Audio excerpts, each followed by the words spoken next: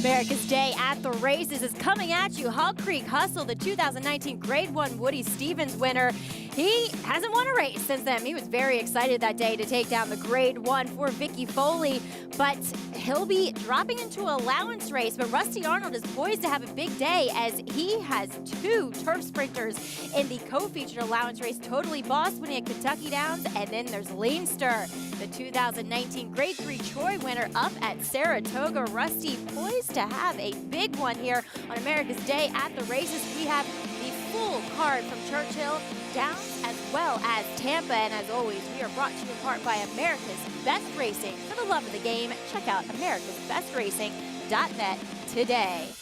Welcome to Belmont Park. I'm Maggie Wolfendale, pleased to be broadcasting here from the beautiful Belmont Park, and we'll have Richard Migliore along for the ride for the first part of the show here. There he is. Ta-da! Champion jockey Richard Migliore, welcome back. It's good to have you a little off the bench. You got the first race out of the way yesterday, and now you're back ready for action. Yeah, shake off a little ring rust, kind of get back in the groove. Absolutely stunningly beautiful day here at Belmont Park, and it's going to be great when we have horses running on this beautiful oval behind us come Wednesday. So a lot to look forward to, a lot of anticipation, a lot of excitement in the air. Yes, it is, and they are drawing as we speak downstairs in the racing office. Looking forward to getting a peek at some of those races. But as I was saying in that open, there's two features today. I would say one sprinting on the dirt, Richie, and one sprinting on the turf. Let's take a look, though, at Hog Creek Hustle. Now, he's been winless since that effort in the Woody Stevens, which was a winning one. But he's run some fast races since then. His last effort, I would say, in a Grade 3 at Oaklawn Park maybe wasn't his best, but he's getting some class relief here as he took advantage of a big pace duel up front in taking the Woody Stevens here last year. And I think that's his best go. He's a horse that's a bit pace dependent. He wants to close. 7/8 is, it seems, his optimum distance. He gets that today. And I think I'm seeing enough speed in here to really set it up for his late run.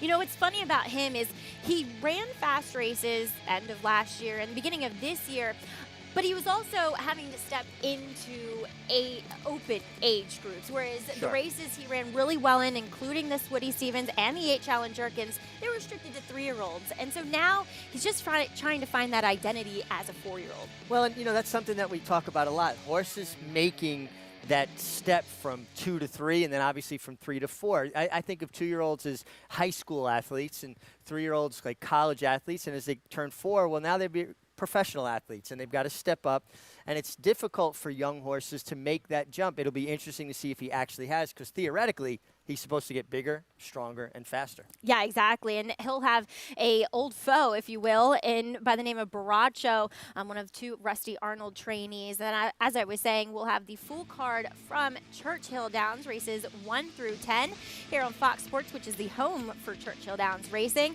1 through 9. And Tampa Bay 1 through 9, their full card as well, as they are out on the track there at Tampa. And if you want to play today's races, make sure you use your Naira Bets account. New members get a 20 free play today only with promo code BET20. Visit NairaBets.com, enter BET20 at sign up, and $20 will be in your account in minutes to bet anywhere, anytime. Use Naira Bets. All right, we're jumping right into the action. So, as I said, horses are on the track here, Meg, for Tampa's first race, and it is a claiming 5 non-winners of a race in a year, going 2 turns, a 1:40 distance. Yeah, an unusual distance, 1:40, gives them just a little bit more of a run to that first turn than if they ran a 2-turn, 1-mile race. Interesting race, lower level horses. I know you and I like to watch horses, and I think it's even more important on lower level horses to see how they're acting on a particular day. This race is devoid of speed. Yeah. I'm not seeing much speed at all, and I thought the 5-horse, 27, I'm going to say Willow, in honor of your new 77 addition. Willow. Last time this horse stretched out to a 1:40, went essentially wire to wire, 10 in the pace, and went on. In this race, this horse might be able to control from the start. Well, and even 3-back was on the pace, going almost 23 flat, but and then 46 flat. But that's probably as fast as you need to be to get the lead going this 1:40 at this level. Now, the 3 is your even money favorite, and boy, Meg, he looks great out on the track. Now, he is wearing front bandages again. They have been on him in the past, but they are applied once again here. Well, and sometimes people make too much of it. Sometimes a horse maybe Right. runs down a bit just where the sand will burn their heels a little bit. So train will put that in sometimes just for support. And this is a 7-year-old horse. He does look terrific. I like that he left the pony and got that good warm-up. I'm all about the good warm-up. So, he's a logical favorite. He gets Antonio Gallardo, a guy who actually came to New York and rode for a few weeks and made a good impression. Looks like a guy who can go anywhere and ride. Seems like he's kind of carved his niche. I mean, he there. is the king of Tampa, I'd say. Yeah, him and Daniel Centeno are the two that stand out to me there. Although, and there's the stalwart Ronnie Allen Jr. He's been there for how many years? Yeah. I mean, I think we had the bug together, so that gives you a little bit of an idea. But Tampa Bay Downs, beautiful little racetrack. I used to love to go there, almost a country fair kind of feel to it, and really beautifully safe racing surface. Exactly, on both. I mean, people that go down to South Florida, as far as trainers, the Christophe Clements, the Chad Browns of the world, they may not want to run a horse on the Gulfstream Park surface. And let's face it, that turf course just gets beat up because it never really gets a break. Whereas Tampa, they take excellent care of it. It's only used during the winter months, and it's almost like a carpet out there. Yeah, it's like a billiard table. They really have it manicured. Great looking turf course, very even, not a lot of undulation to it. And the main track itself, very forgiving. And I've always liked it when you see 3-year-olds prepping for the Kentucky Derby, going through Tampa Bay, the Tampa Bay Derby, because I just think it gives them a lot of foundation. It is a bit of a demanding racetrack. Well, I was going to say, now you will find some horses that don't particularly like it. I mean, we've seen kind of horses maybe that if they like Churchill, they won't necessarily like Tampa, if they're going to be picky. But as you said, it will put some stamina into a horse. Yeah, I think from a foundation standpoint, it's a racetrack that I think makes horses get fitter. Churchill Downs, they tend to keep it a little bit tighter, rolled, sealed, and they run over the top of the ground as opposed to getting down into the ground, which they do at Tampa. Yeah, and you can see it's that very light, sandy type of surface. As they are loading into the gate here, it's claiming 5. We'll throw it out to Richard Grunder for the opener down at Tampa Bay. There's the odds-on favorite. Completely Bonkers. 2 more to go. Crown to the Gold. And from the outside, Malika.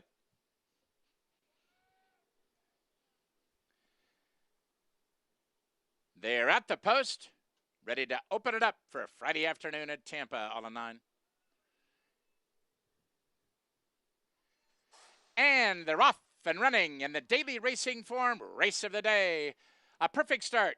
The favorite, Completely Bonkers, is away alertly and into the bit, and now taken in hand. Along the rail, the Wayne Factor now moves through to challenge. There's 77 Willow, and up on the outside, Allegiance. He wants the early lead, hustles up on the outside, and he gets it.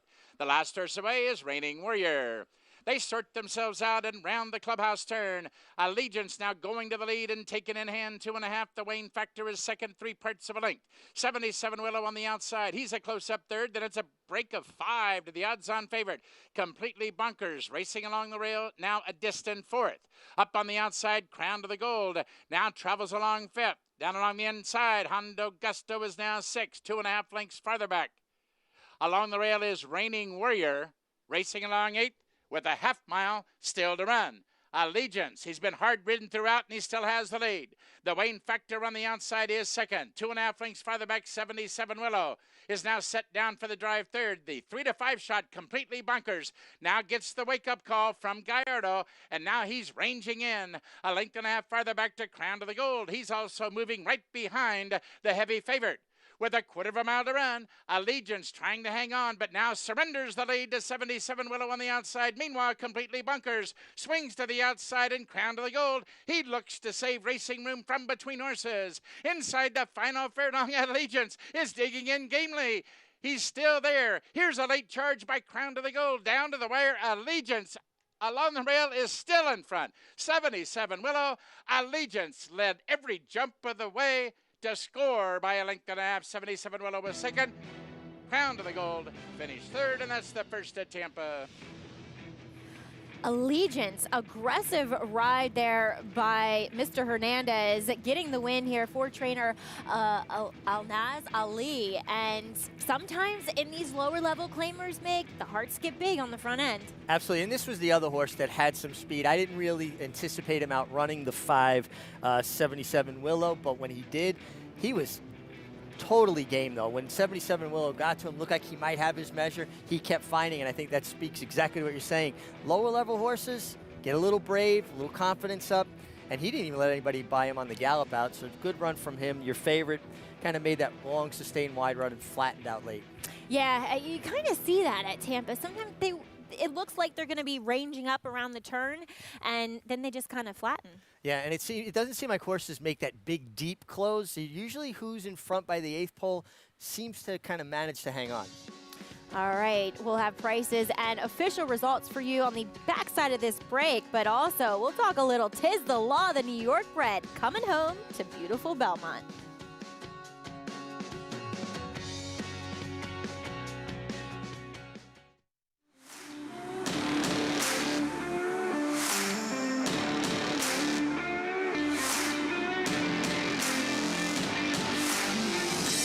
He's a good doing, good eating, good feeling colt that I think whoever gets him, it'd be a pleasure to train. Colt himself is a very sound horse, says yes every day, which I love that about him, and I love his attitude. Run Happy, standing at Claiborne Farm. Adrenaline pumping, hearts racing, the thrill of winning. And it all happens right here.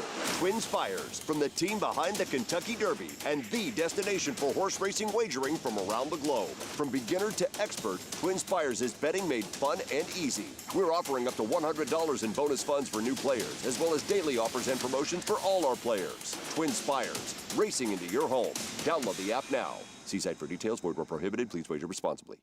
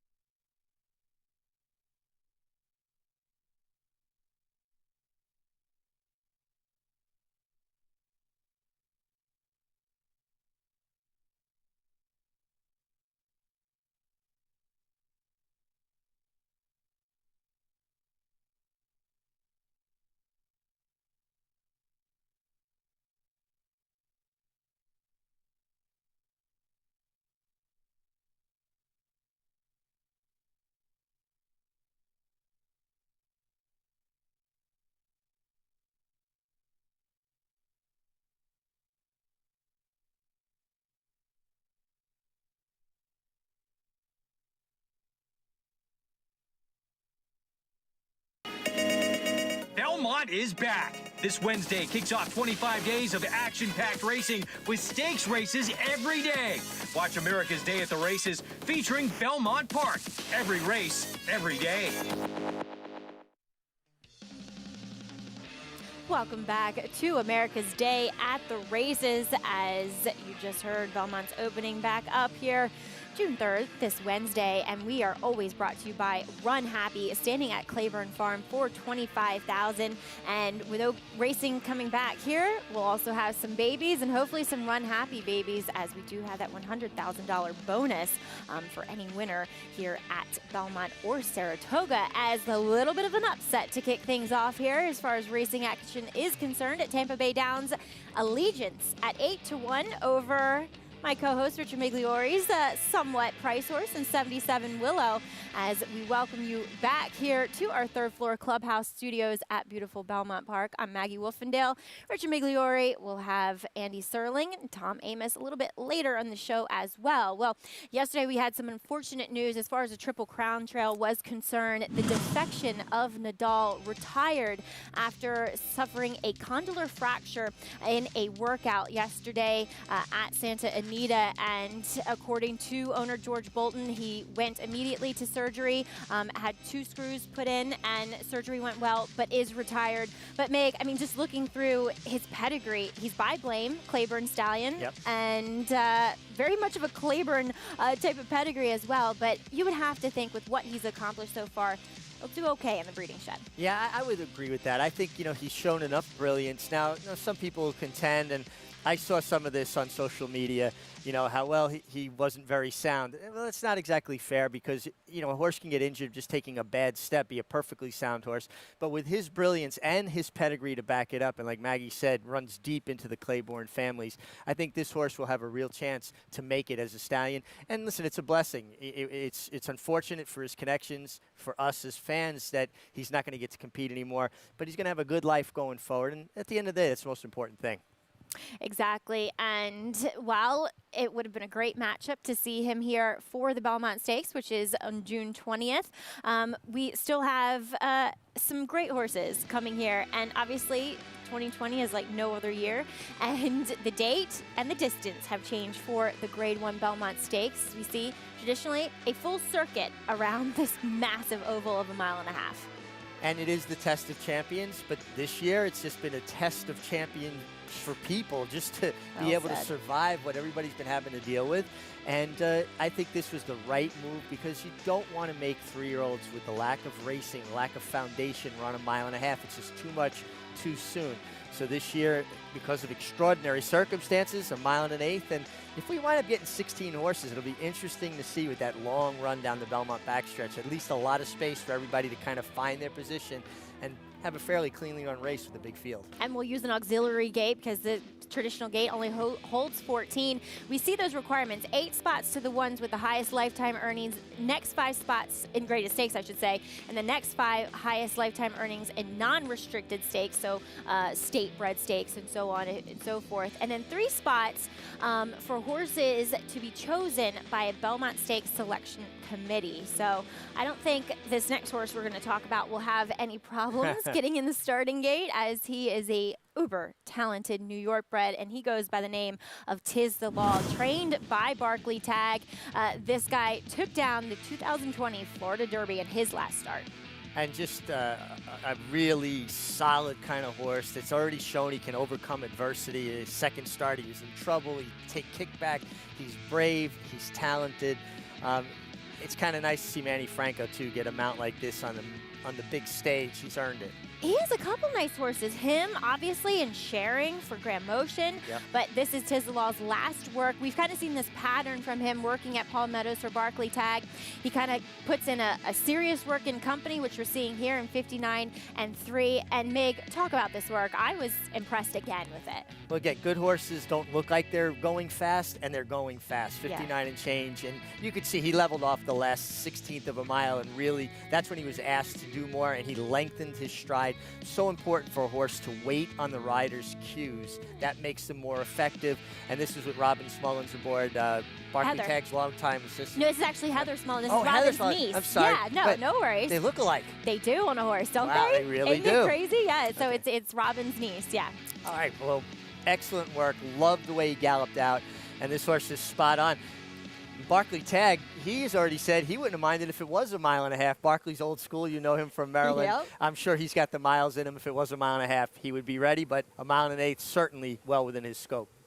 That's for sure, watching his races. And as you said, he's a horse that he's been able and is shown in his races that he can kind of start and stop. Usually horses, once you cut the engine, it's hard to get them back going again. Only really good horses have 2 runs in them. Yep. He looks like he has 3 or 4 runs in know. him, stop and start. And that speaks to his agility, his athleticism, and just how handy he could be. And in big fields and certainly competitive fields, that gives the rider a lot of options. You can, get to a spot, idle, wait for the next gap to come.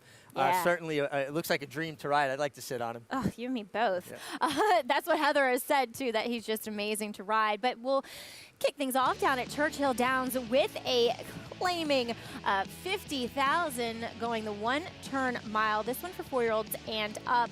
And as always, you want to catch the racing here, you have to tune into Fox Sports as 7 to 5 on the New York Transplant Heavy Roller for Rob Atras.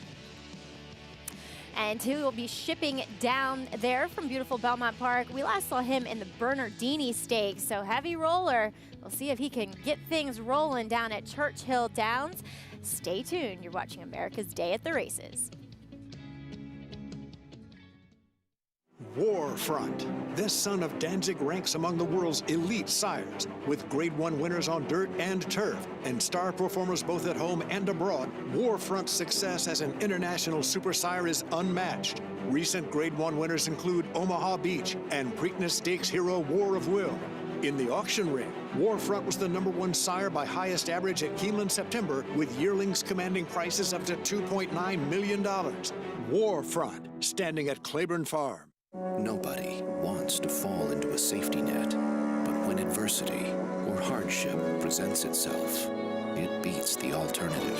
Since 1943, the Jockey Club Safety Net Foundation has been serving those individuals and families in need across every facet of the thoroughbred industry. Help us continue to be the safety net and catch those most in need.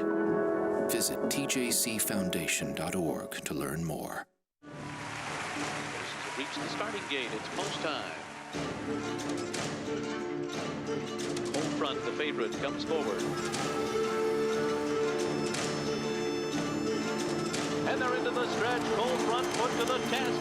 Old Cash on the outside trying to go with him, but Cold Front kicks away. Cold Front 2.5. Cold Front does it again, wiring the field of the Amsterdam.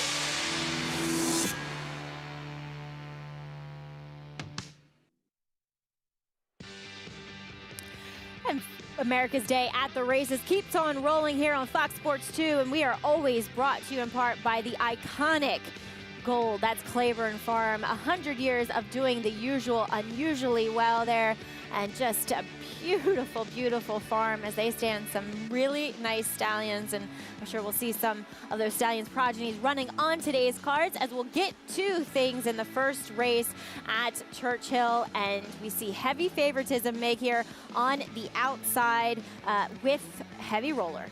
Heavy Roller, Bob Atras sent some horses down to Churchill Downs and does a great job. His horses always look good, they run good, gets a really nice, cozy outside draw, too, going the 1-turn mile. And we'll kick things off here with a post parade. We do have an entry, but keeping it easy for us are drawn in posts 1 and 2. So Jungle Warfare, he leads things off for the West Point Thoroughbreds, John Sadler and Joel Rosario. Nice run last time at Oakland when he got legitimate pace to run out up front. He's going to have to work out that trip from the rail. Always a little trickier in the 1-turn races. Shiver Me Timbers gets a little class relief here for Steve Asmussen, the other part of the West Point Thoroughbreds, and Mark DiDomenico. Yeah, it just seems like he's all or nothing at all. Which Shiver Me Timbers shows up today? That's for sure. His number 2 is Eben. Steve Margolis sends this one out with Corey Lanery. Actually steps up in class off a good second last time. a little bit tougher today. Number 3 is Curlin Rules. He'll be looking to possibly set the pace here for John Sadler. I think he is the pacemaker, and he's a fighter. I'm a big fan of this horse. He really likes to hook up with a horse and fight it out. Lusitano, he's returning to a fast main track for Joe Sharp. And he's a horse that could show some speed, too. I think he's the horse that kind of is going to determine if the 3 Curlin Rules controls things. Mike Maker sends out the son of First Dude, Super Dude. Super Dude has got a good record at Churchill Downs, and he's a horse that I think is definitely a player here. Fort Peck, breaking away from the pony for my good friend Francis Trez Abbott. Now, this horse has shown speed in the past, but usually on slower kind of paces. I don't think he's as quick as some of the real speed in here. Well, we know those silks from around here. That's the colors of Michael Dubb, Rob Atras, Heavy Roller, Johnny V, and the Irons. Man, I love the way this horse galloped Isn't off he a under good mover? Johnny. Man, beautiful mover. Great extension on his love front the way end this horse there. moves. That's so much fun. Just watching it makes me envious of Johnny there. And he's getting a little bit strong with him. But, yeah, he is. Oh, man, Johnny. he's a favorite, and he certainly won me over in the post parade. He's won me over so many times in the post parade watching him from, the rail here because he throws those feet out in front of him. So we'll see if he lives up to the backing as of now. 8-5 currently. And if you want to play the Churchill races, Twin Spires has you covered.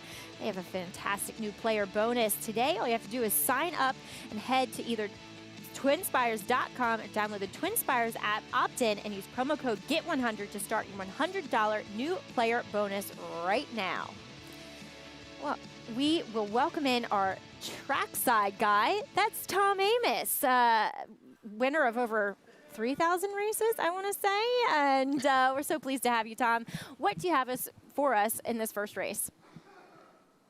Great to be here, Maggie, Richie. You guys sound real good all the way up there in New York. So look at this first race, small field of 7, but a lot of relationships in this race. So, Maggie, you mentioned that we have a couple to entry here, the 1 Jungle Warfare and the 1-8 Shiver Me Timbers. If you bet on the 1 horse in this race, you get both horses. Either of them wins, you get a winning bet. And a field of 7, that's going to mean that you've got, or a field of 8 with the entry, that means you've got a 1 out of 4 chance if you're just using mathematics. Look at Jungle Warfare, the 1 of John Sadler's. He needs a pace setup. Richie mentioned that. If you look further down your past performances, the 3 horses also trained by John Sadler, and that's a speed horse. As a trainer, when you go in the paddock and you've got a horse that demands a certain style and one that demands another, you make sure that's executed by your riders. Look for the 3-horse Curlin Rules to make the lead here out of the gate for John Sadler, and look for Jungle Warfare, the late finisher for John Sadler. Now, who throws a little fly in the ointment? Perhaps the 4, Lusitano, that's also got speed. So I think the 3 and the 4 hook up here, set the way. I think they make the pace legitimate for our field. This entry, Jungle Warfare and Shiver Me Timbers in particular, the natural 1, Jungle Warfare, I think, is a good value at 5-2. And remember, you get 2 for the price of 1 if you bet on the 1 horse in this race. Tom, thank you. And we'll be checking in with you throughout the day as you are taking a look at number 7 on your screen. That's Heavy Roller. It looks so Johnny got the warm-up that he wanted. He's back with the pony now. Mig, now, this guy, he's winless in 5 starts at Churchill, but he's run fast enough races. I mean, his highest speed figure at Churchill is a 92. That theoretically could win this race. And he is coming off of a somewhat disappointing effort as a well-backed entrant in the Bernardini, but that was going 1 mile and 5/16 over at Aqueduct. At Aqueduct, yeah. And you know what? You go back 3 starts ago to his win. He projects to get the same kind of trip, probably laying 3rd, 4th from the outside. Rider doesn't have to do a lot of maneuvering with that outside post with that long run. You got a half mile to the turn. Now, and 2, he's going back to a 1-turn mile. Do you think that helps him out at all? He seems as though he's a horse that can kind of do anything. Yeah, when it sets up right for him. He seems like he's pretty versatile, and the fact that he looks so sharp, he's had a little bit of a freshening because racing had been suspended here in New York, and the way he warmed up and just as pretty as he looked on the track, I'm going to stick with the 3, and I'm going to go with the premise that maybe he could shake loose, and Tom makes a great point. The 4, Lusitano, is the fly in the ointment, and just because he fights for it, but your favorite made such a good impression on the racetrack. I certainly, I'm taking a stab against him. Just looking for value, but he really won me over with the post parade. Well, they are circling, heading back to that long mile shoot. I thought a long shot here in number 6, Fort Peck, was a little bit interesting. He comes off a bit of a freshening, too, has been training down there at Fair Hill for Trez Abbott. And last time he won a hard-fought victory to a fairly comparable field to what he's meeting here at Laurel around 2 turns. So he's back to the 1-turn mile. He might be one, though, that's a little bit more effective going around 2 turns. Because you think maybe he's just a little bit more steady, one pace, like a high cruiser speed, as opposed to, you know, yeah, having that acceleration you need for the 1-turn mile. And still 8-5, holding strong on Heavy Roller here, as he again, as always, got that beautiful solo warm up.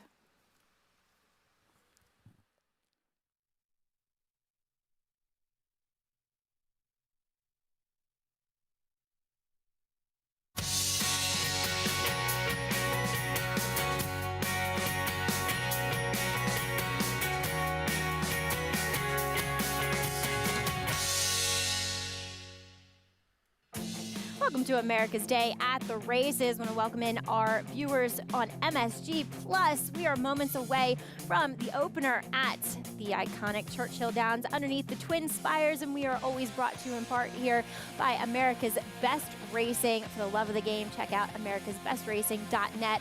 Welcome to beautiful Belmont Park. I'm Maggie Wolfendale alongside Richard Migliori as we have full cards for you from Churchill Downs as well as some action from Tampa Bay Downs. And Mig, they are moments away from going into the starting gate here for race number 1 at Churchill. Yeah, really solid group of hard-hitting older horses, you know, veterans, if you will. You've got a favorite on the outside, and actually taking even more money now, the 7-horse Heavy Roller. Looks great. Bob Atris's horses always look terrific. Love the warm-up under Johnny Velasquez. And outside post, elongated 1-turn races, always an advantage. So, you know, there's a lot to like about him, except possibly his price. Yeah, that's true. Now, we were talking to Tom Amos before, and he was stating that we have an entry in here. So you theoretically get the 2 for the price of 1. And currently 5-2 on Jungle Warfare and Shiver Me Timbers is a decent price. As we look at Jungle Warfare, his last effort, and he's probably the stronger of the 2 for that West Point co-ownership. And I thought this was a good effort, Meg. Same kind of level, same kind of field, steady 5-wide pursuit all the way around the racetrack, and he finally grinded out the win and actually drew off a bit in the end as well beneath Joel Rosario. Yeah, but he got a good setup too, in my estimation. When they go, you know, sub 23, sub 47 in a 2-turn race, that's very fast, because usually the first turn will moderate that. They kind of ran on the first part, so it kind of set up well for him. I'm not seeing a tremendous amount of speed here, except for maybe the 4. If the 4 takes on the 3 Curlin rules, then we'll see a faster pace than I would anticipate. But Curlin rules, you know, when a horse gets headed twice in the stretch, which happened last time, and he kept fighting back, those kind of horses win my heart. I like a horse that fights for it. This horse fights for it. I mean, he was a half a length down on the inside to the second place finisher in Arrival, and he came back again. Now, whether sometimes I feel as though maybe something went awry with the horse to his outside, or he just gave up, you still like to see a horse battling back like that. Well, that's always the question. Did the outside horses hang, or did the inside horse fight back? But this horse has had a you know, a propensity to do this in the past. He did it at Santa Anita, and I actually remember watching that race where he got passed and came back that day. So he is a horse that enjoys the battle. Some horses shy away from the fight. You know, the way I like to say it, some boxers can take a punch, but they can't, or they can throw a punch, they can't take a punch. Yeah. Well, he obviously can take a punch as well. He kind of enjoys it. He says, hit me harder. Let's go here. But as I was saying, I thought Fort Peck may be a little bit interesting here. Just for the freshening, we see Heavy Roller coming in off a similar type of layoff. Obviously, since there hasn't been much racing across the country, these horses just kind of freshened up. And I think that's important for some of these horses who had hard campaigns, like Heavy Roller, who ran 10 times in 2019 and rattled off 4 wins as well. Well, that's what's so exciting, too, about coming back to racing at Belmont Park next Wednesday. You're going to have a lot of fresh horses, so we should have some big fields. We'll throw it to Travis Stone for race number 1 at Churchill Downs. In the rough. Good beginning for Heavy Roller toward the outside. Eben is showing speed. Curlin Rules hustled right off the mark.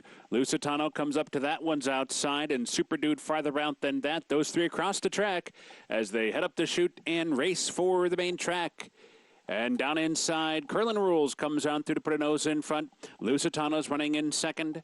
Super Dude on the outside, right up and on the pace, racing third. Fort Peck over to the inside to be fourth. Heavy Roller pushed along in fifth, 5 lengths off the lead. Then it's Eben advancing in between horses outside of Shiver Me Timbers.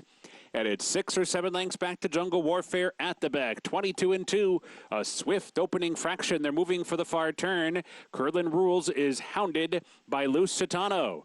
That opening half was 44-4. Super Dude 3 wide, right up and on this hot pace. Fort Peck set to strike in behind. Heavy Rollers 5th and getting closer. Eben set to strike as well down inside 6th. Jungle Warfare from the back of the pack is rallying with a 4-5 wide bid. Suddenly only 4 lengths behind at the quarter pole.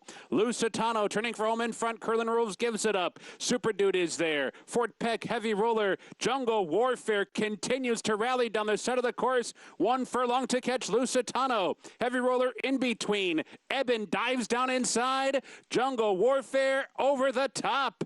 Jungle Warfare to the front, and Jungle Warfare is a last to first winner. Half length on the wire. Heavy Roller was second. It's tight for third. Super Dude or Lusitano.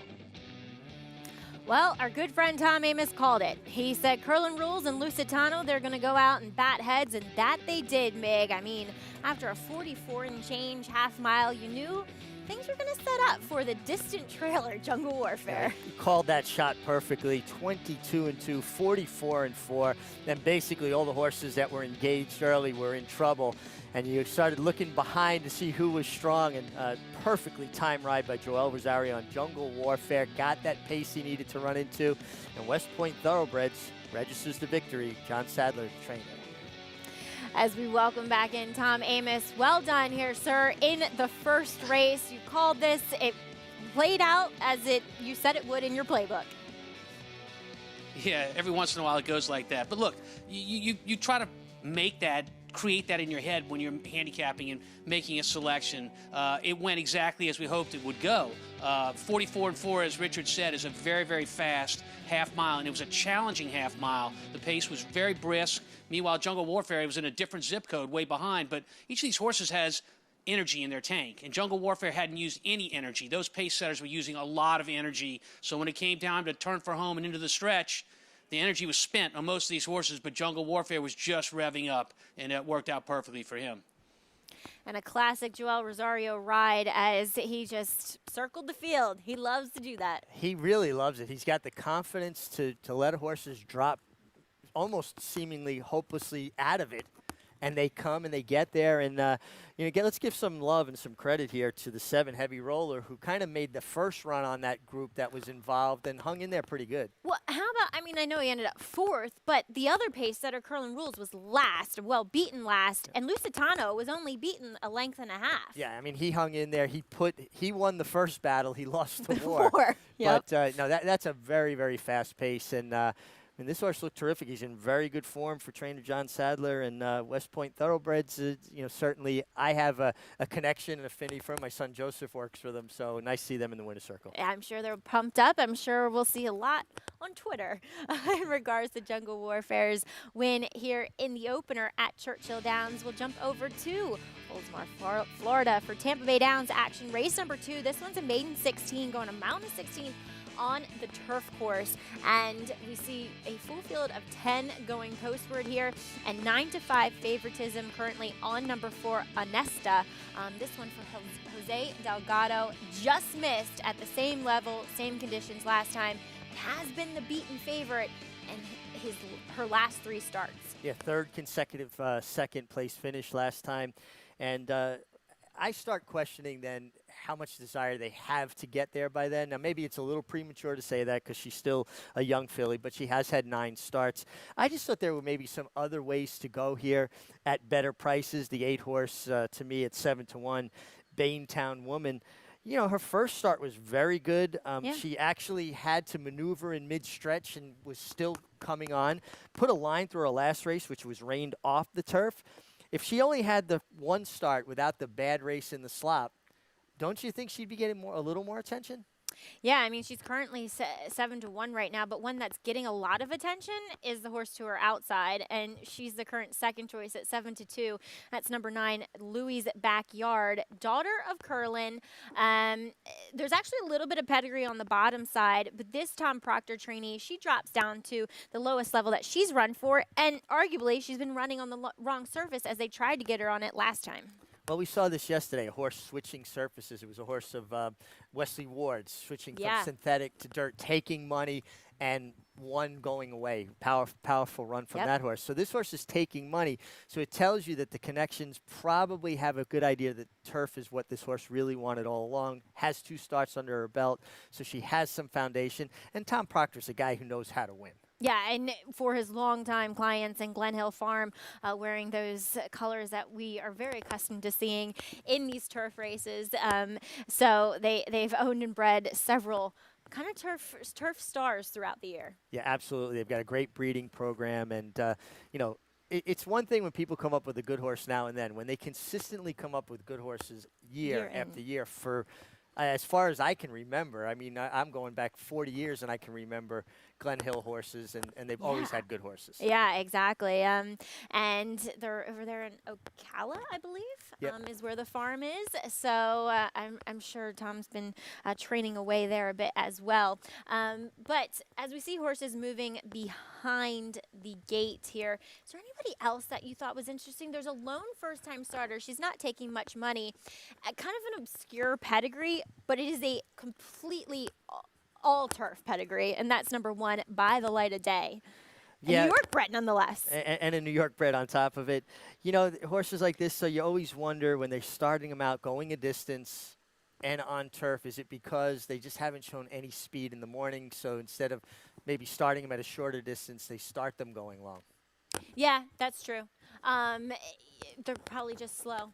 Yeah. Right. I mean, usually that's the impression I get. But sometimes on the turf, it's a little, because it's a more forgiving surface, it's not as tiring and taxing, that it's okay to debut going long on the turf, I think. But we did see number 7 there at Lincoln Center.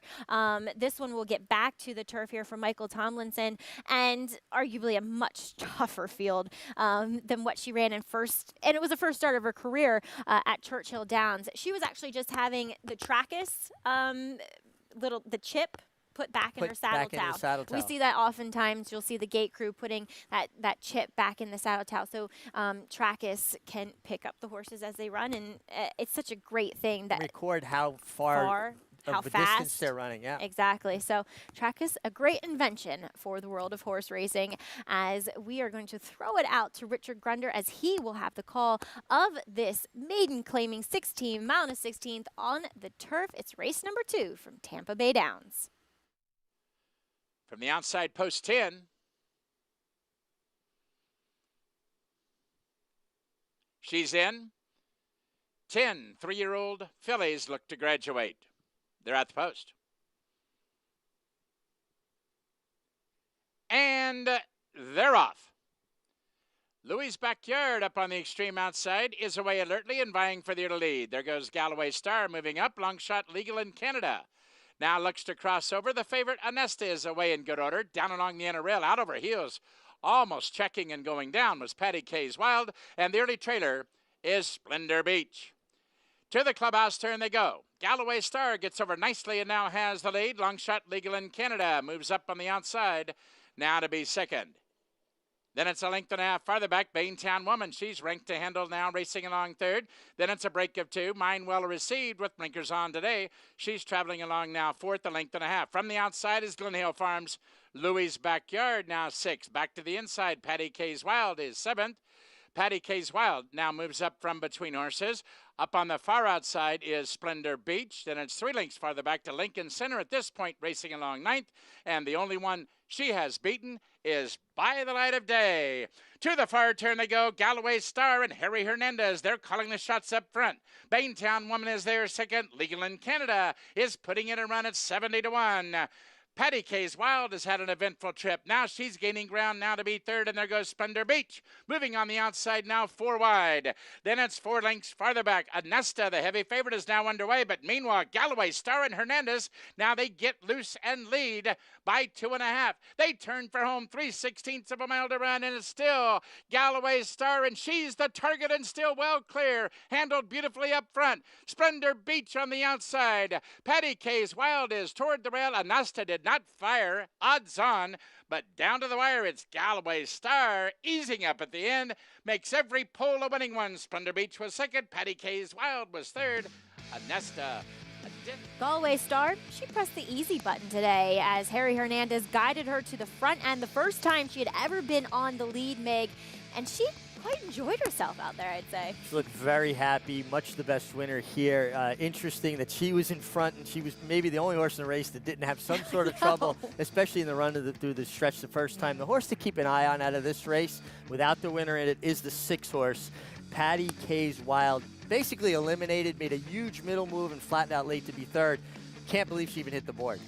Yeah, for Kelsey Danner. She can be pretty dangerous. She's had some luck up here in New York as well. Well, stay tuned to America's Day at the Races. What do horses do when the racing days have come to an end? We'll find out here in New York as we check in with Rick Schosberg and the New York Thoroughbred Horsemen's Association.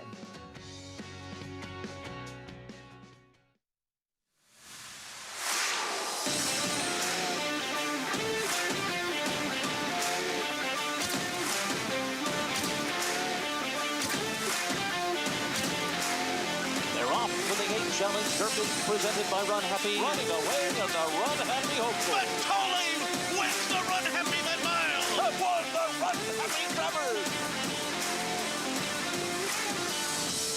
Run Happy, standing at Claiborne Farm. Since 1913, the Petaluma Creamery has believed that the best dairy products come from happy cows. It's why owner Larry Peter insists that every cow we milk is born and raised naturally to produce the finest non-GMO 100% organic cheese and butter for your family. Shop our delicious line of Spring Hill cheeses. Pick your favorites, and we'll ship them right to your front door. Visit SpringHillCheese.com today and start serving your family the highest quality cheeses available. Petaluma Creamery, the best dairy comes from the happiest cows.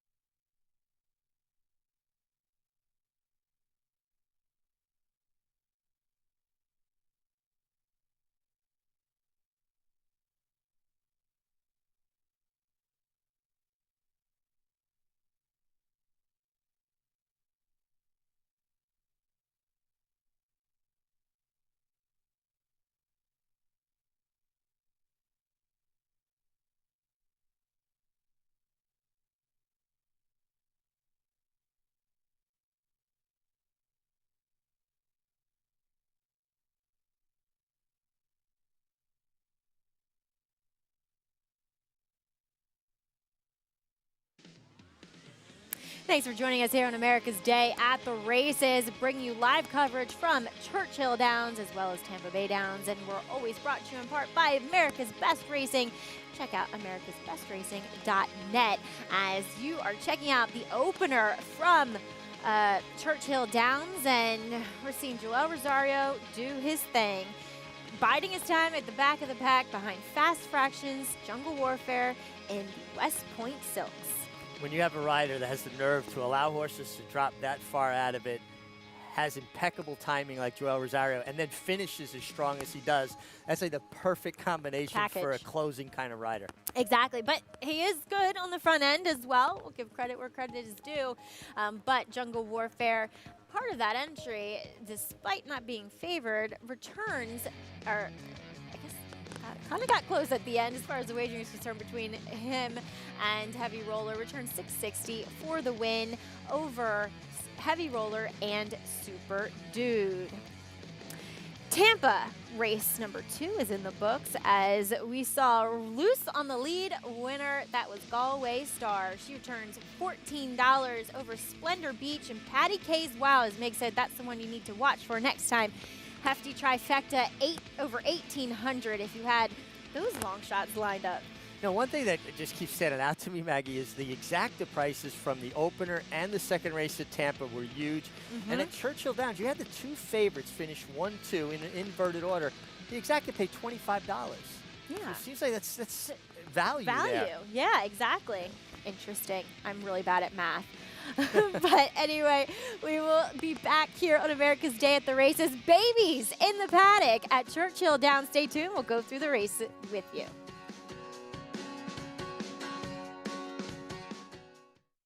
Adrenaline pumping, hearts racing, the thrill of winning. And it all happens right here. Twin Spires, from the team behind the Kentucky Derby and the destination for horse racing wagering from around the globe. From beginner to expert, Twin Spires is betting made fun and easy. We're offering up to $100 in bonus funds for new players, as well as daily offers and promotions for all our players. Twin Spires, racing into your home. Download the app now. See site for details. Void where prohibited. Please wager responsibly. Whether you have Derby dreams or Midsummer Derby dreams, this is Tom Durkin to tell you a registered New York bred can take you there. That New York bred Exact and the Whitney by multimillionaires Diversify and Mind Your Biscuits shows the kind of quality that allowed New York breds to earn more than $93 million on the world stage last year. On-track successes have spurred New York bred sales result. At the March OBS sale, Chestertown sold for $2 million. And this New York bred 2018 yearling brought $1 million at Saratoga. So get with the program at nybreds.com. Ironicus. This graded stakes-winning millionaire defeated over 20 Grade 1 winners, including Canadian champion and Horse of the Year Up with the Birds. A Grade 2 winner and course record setter at Saratoga, he won 3 graded stakes and was runner-up in multiple Grade 1 events. His first yearlings have sold for over 7 times his stud fee. The leading money earner at stud for emerging Sire of Sires Distorted Humor. Ironicus, standing at Claiborne Farm. Racetrack Television Network brings you every race, from every track, on every screen, every day. With monthly packages starting as low as $5, RTN gives you great value and access to more live HD streaming and race replays than anyone. Visit RTN.tv today to sign up and watch on almost any device, including Roku and Amazon Fire. Use promo code TRYRTN for a 5-day free trial.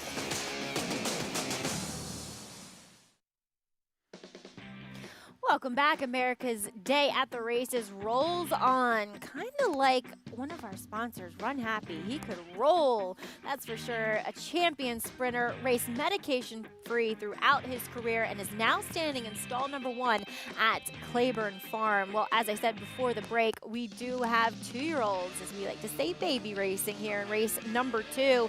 And yesterday, I should say, Meg, we saw the fillies version of this race, and lopsided in the wagering, a lopsided race at the end of the day with the Mark Casse trainee, Beautiful Memories. I believe that's her name.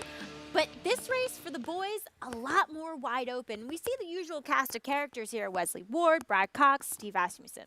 Yeah, people that have shown a proficiency with young horses, having them ready, having them schooled. And just from what I could see watching them in the paddock, the main contenders all look very professional, and they certainly look really good in the flesh.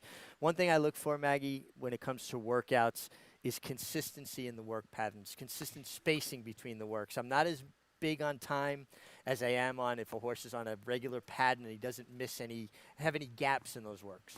Well, you're checking out number 8 there. That is actually a son of Orb, who stands at Claiborne Farm. Orb of the Burrow, 10-1 for this Eric Foster trainee. But Meg, as I was looking at them in the paddock, good-looking horse. That one probably needs a start, but has the framework to be a pretty nice runner there.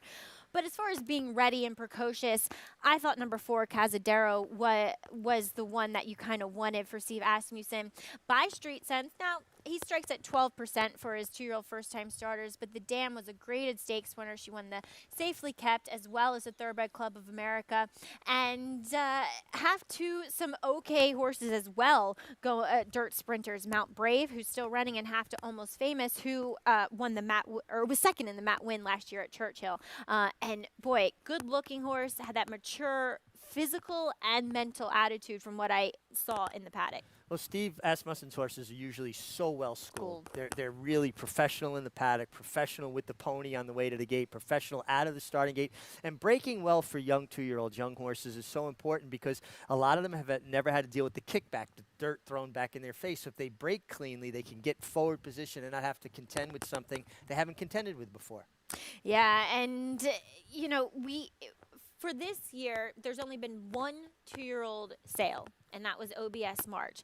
We actually do see some horses coming out of that, and that includes number 1 here, Nautilus, for Brad Cox, sold for $130,000 at that sale. He's got a very nice work pattern to his credit as well, and kind of interesting, the other Brad Cox in here, they're kind of on the same schedule.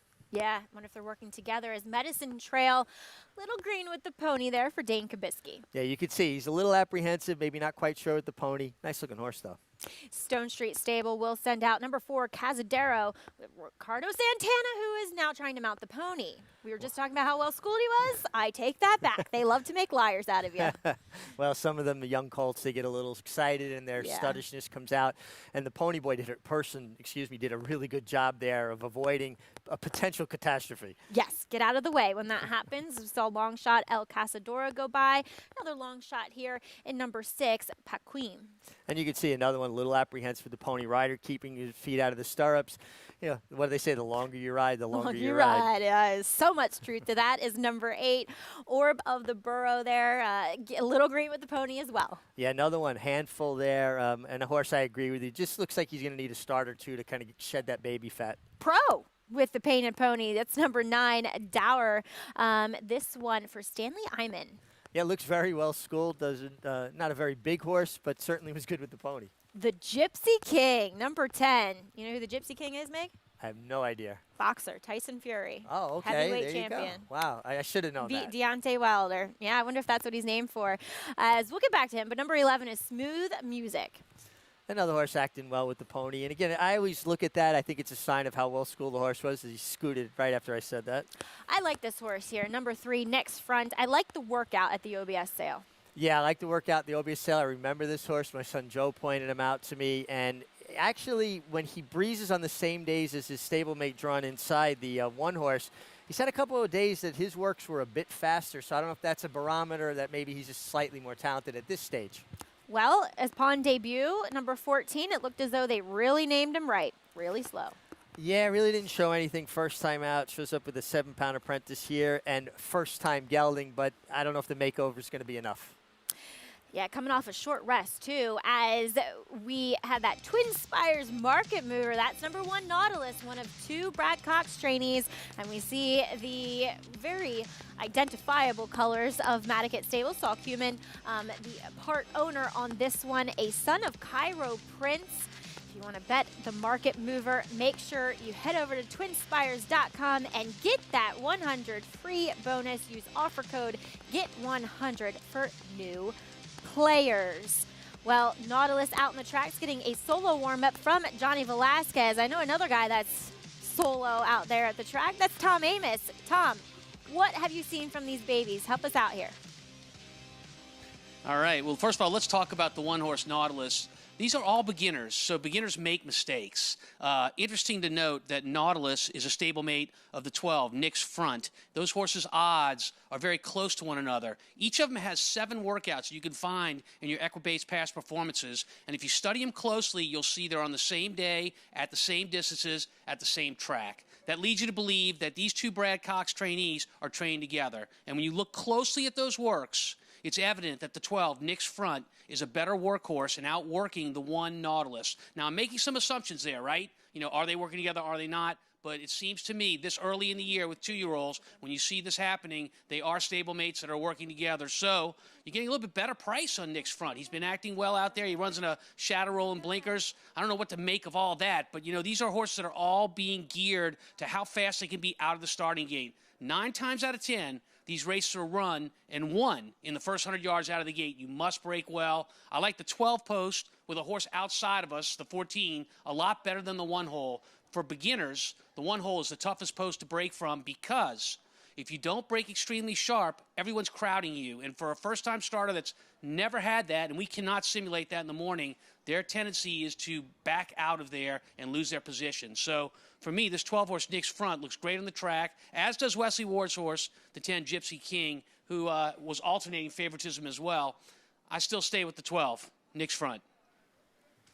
Well, Tom, great insight there. We did see, of course, as I said, they love to make liars out of you. Nick's Front acting up with the pony, but he was beautiful prior to that.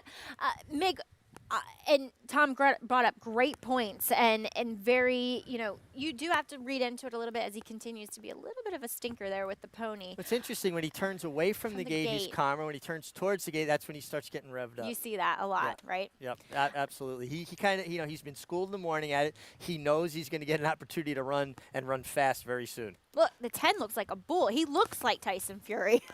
He really does. I mean, he is solid. And, solid. But, you know, as of this year, we haven't seen Wesley maybe firing as much with his 2-year-olds as he has in the past. But he hasn't had the Keeneland meet to really unveil a lot of them. And let's face it, Wesley is a guy who gets his 2-year-olds ready quicker than anybody, and that's what leads to a success. So now, since he hasn't been able to run in that early April kind of races, everybody else has caught up a little bit with him, right. And so he hasn't been able to capitalize on having those horses ready quicker than anybody else. Well, it's a great point you make, because a lot of these races, Tom said it, is won by horses that are going to break sharp and get their position going forward, not get crowded. And Wesley has his horses so revved up early that they're just smarter from a mental standpoint, as well as, you know, more honed physically. Exactly. And he did look the part, though. And Nick's Front, real quick, did work a quarter mile, 20-4. And what I liked is did not look like he was going 20-4. Really not asked for much. Really got over the ground well. Had a nice, big, extended stride to him. Was pretty green behind the gate. We'll see if he's green when they spring the latch, as we'll throw it out to track announcer Travis Stone, who has the call of these babies here on Fox Sports, the home of Churchill Downs.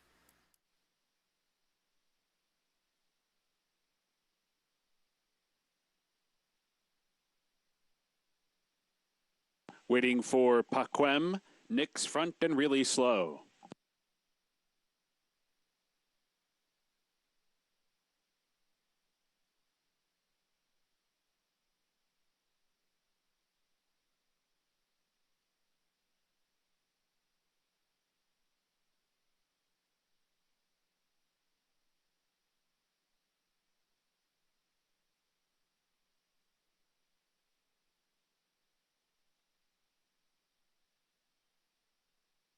Last one in will be Really Slow.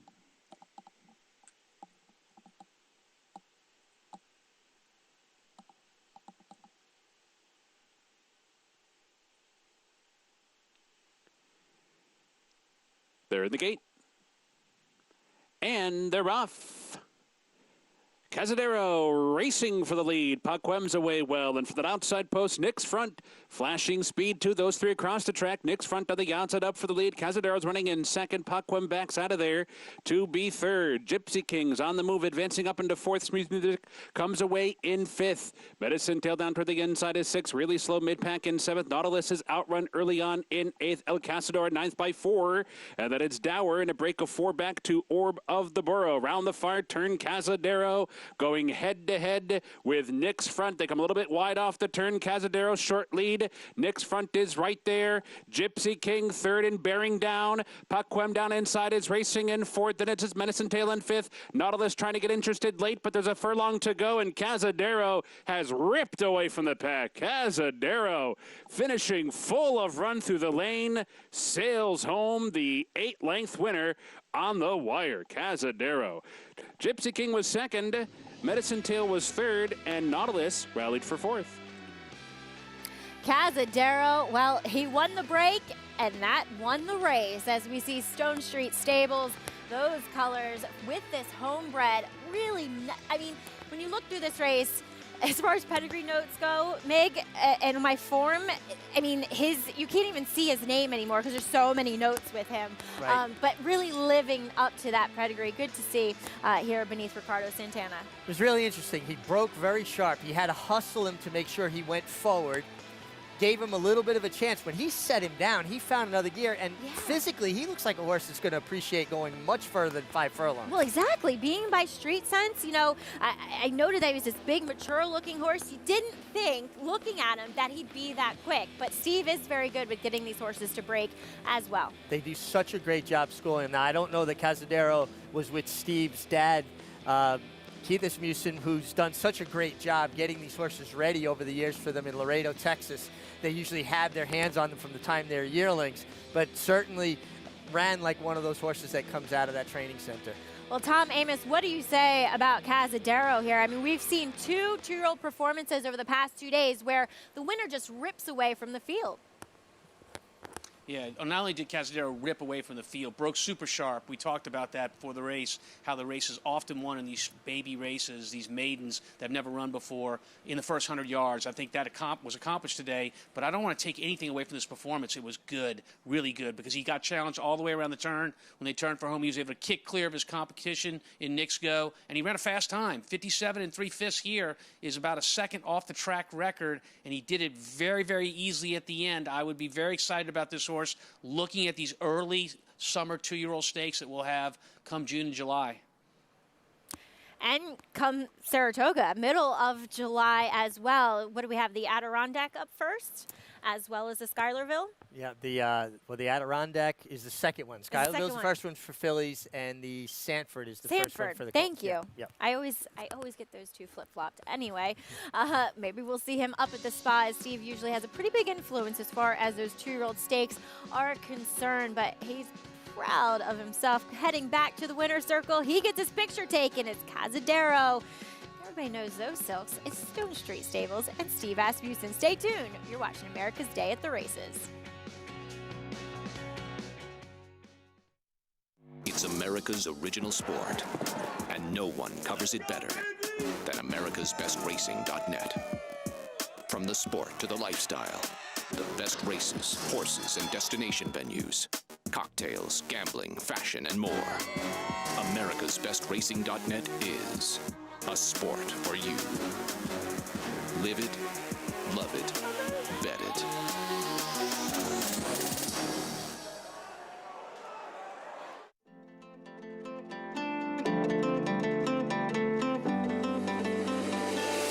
Thanks to all breeders, owners, and trainers who have supported medication-free stallion Run Happy.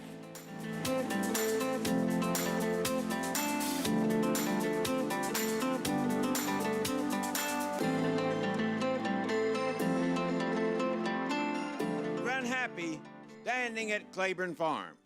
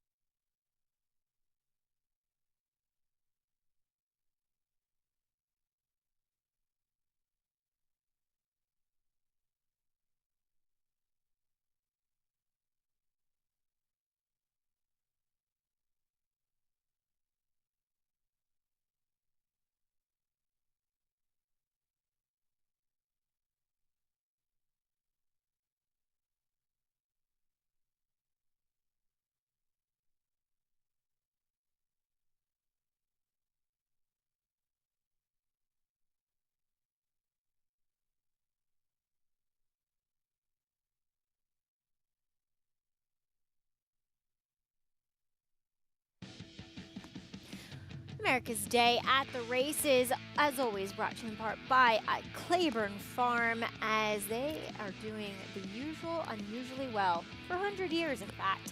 As if you ever get out to around Lexington, make sure you check out Claiborne Farm as you are checking out Churchill Downs here on Fox Sports, the home of Churchill Downs, and we just saw an impressive 2-year-old winner from the C. Vasmussen Stone Street Stables barn, and Cazadero, aggressively ridden from the gate by Ricardo Santana, and he drew away from this field as I welcome in my co-host Richard Migliori, and I love the way this horse finished up.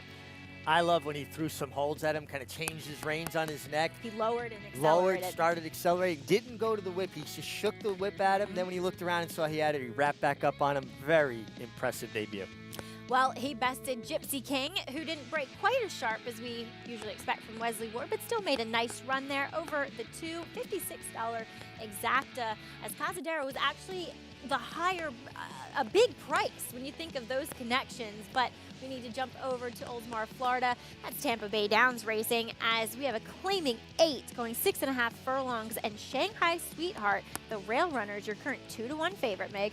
Well, I think getting a lot of respect because of the races at Gulfstream Park. People see her coming out of what arguably could be construed as tougher races. Still has to work out the right kind of trip from the rail, because going 6.5, she might not have quite as much speed as she had going a mile.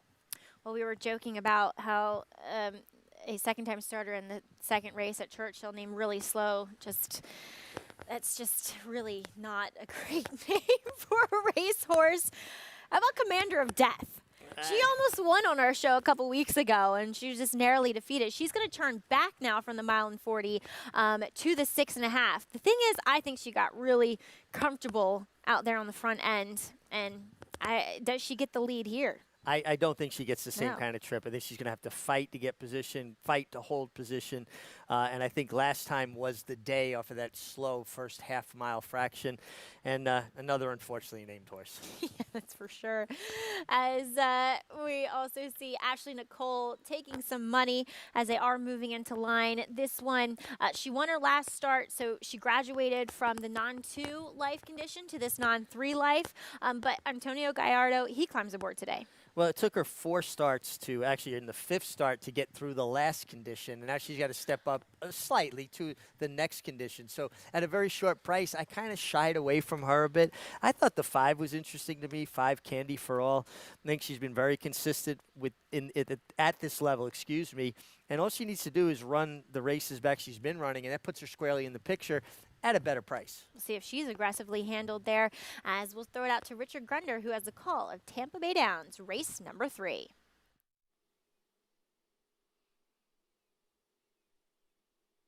And they're off. Anna Mazel breaks for the lead, but there goes the favorite, Shanghai Sweetheart. The Miami Invader moves through, and now going to the lead, Commander of Death, also away alertly and far back in the early going is Fiddler. They link up with the main track, Shanghai Sweetheart. Now strikes to the lead, 3 parts of a length. Commander of Death is on the chase now, second, a break of 2.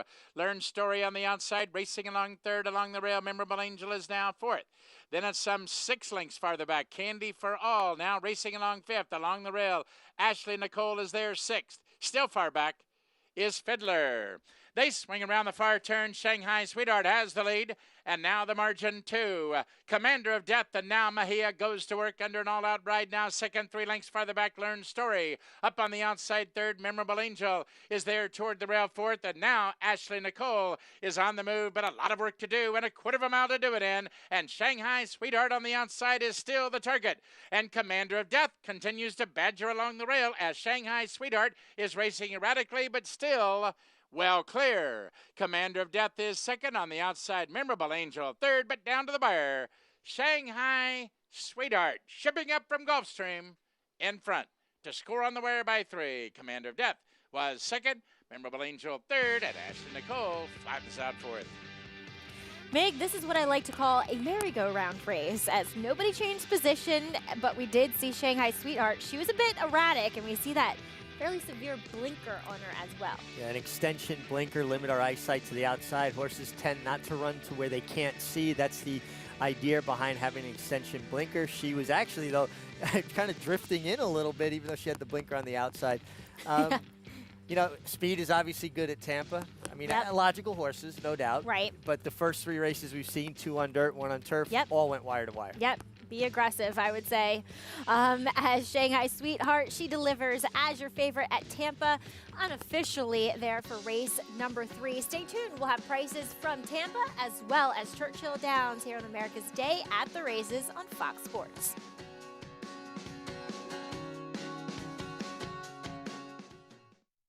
Eclipse champion Blame. Ranked among the top stallions of his crop, Blame has sired over 50 stakes horses. His recent top performers include Kentucky Derby hopefuls Nadal, a $700,000 juvenile purchase and winner of the Grade 1 Arkansas Derby, and Shotsky, winner of the Grade 2 Remsen Stakes, plus recent Grade 1 performers Mississippi, Alandra, and Natalma Stakes winner Abscon. Outstanding value, outstanding results. Blame, standing at Claiborne Farm.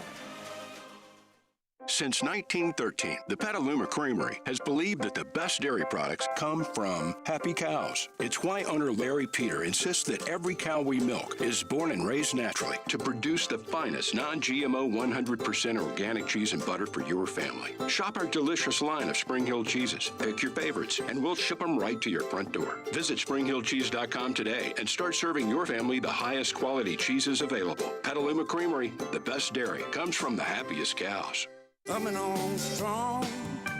Minute to stardom. On top, coming down to the final 16th, opening up a 2-length lead. Feel my love for you. Wild About Star, shining big here in Berry 1. Oh, why did I wrong?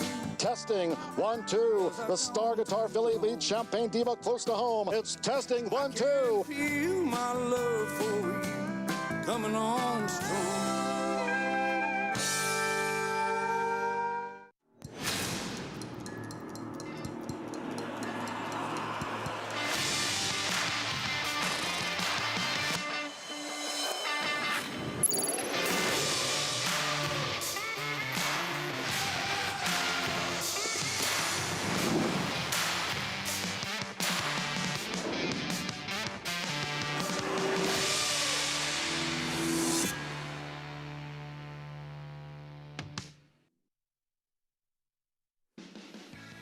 Well, it's a glorious day down there at Churchill Downs here on America's Day at the Races on Fox Sports as well as MSG Plus, and we are always brought to you in part by America's Best Racing. Welcome back to the show. Maggie Wolfdo, Richard Migliore, as well as Tom Amos along with you at the moment as prices are in at Tampa Bay Downs. Shanghai Sweetheart delivers as your 2-to-1 favorite. $620 for the win. That 1-2 exacta, $40-40.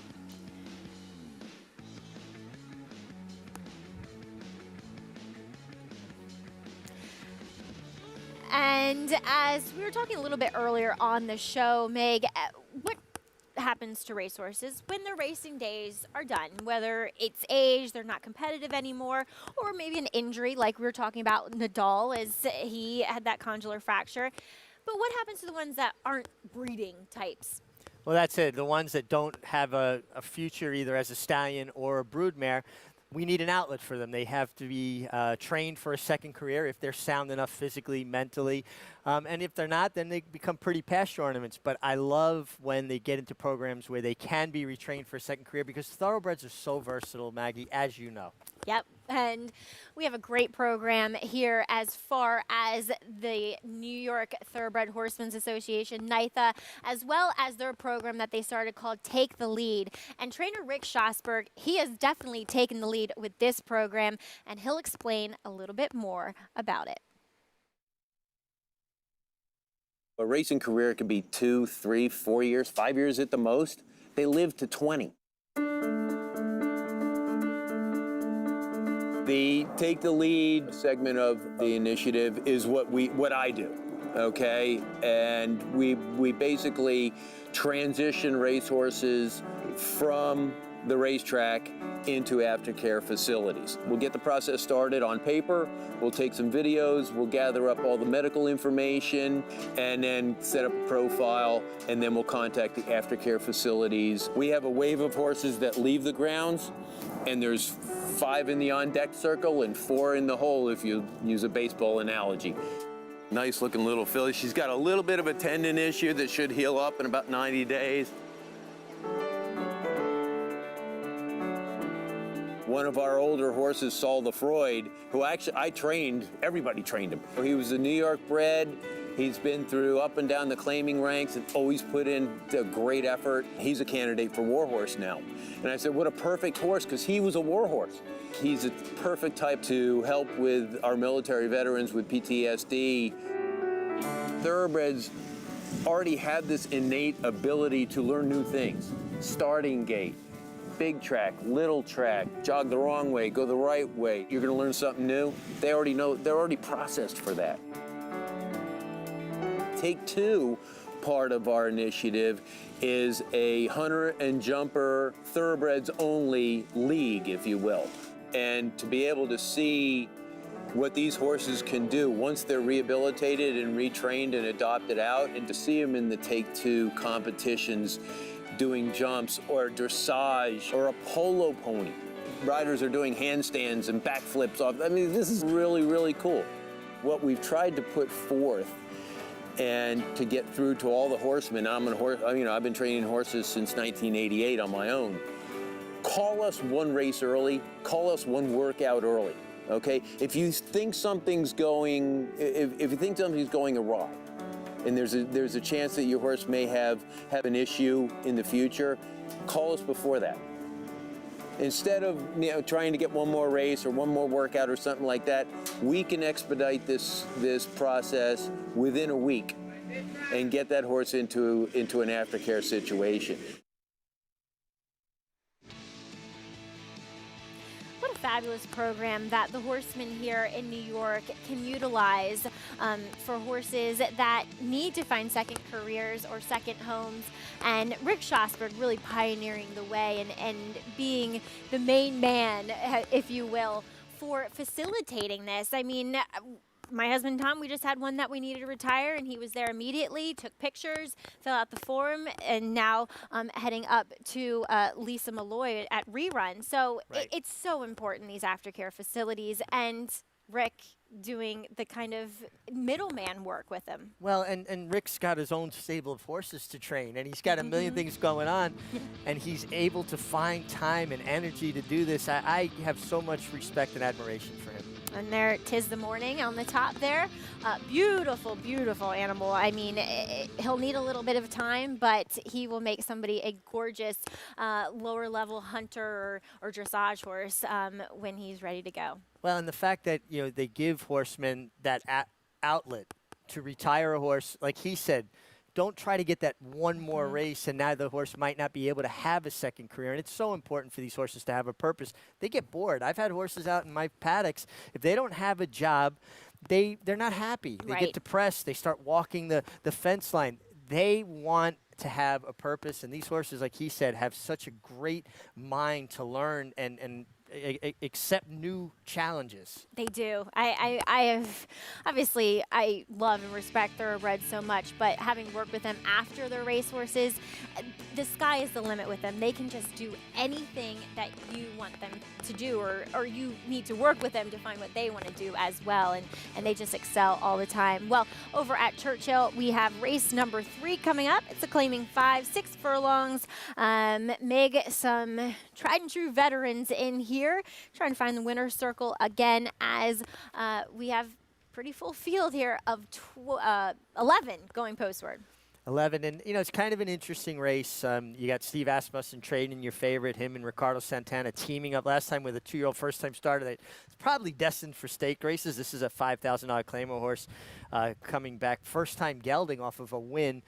I thought there were a couple of interesting horses here at bigger prices that their form might be a little muddied up from some of their synthetic track races, where their dirt races might be a little bit stronger. Absolutely. And with Steve winning today's second race with that impressive 2-year-old, he is closing in. He's only 2 wins away from the all-time Churchill Downs winningest trainer. Dale Romans still holds it at 737, but Steve at 735. So the win here could get pretty tight. Yeah, pretty impressive stuff. I mean, you think about the amount of horses that Steve has, and he's able to handle all of it and wins at such a gaudy percentage. Years ago, it was unheard of for the leading trainer in the country to have more wins than the leading jockey in the country. Now it's the other way around.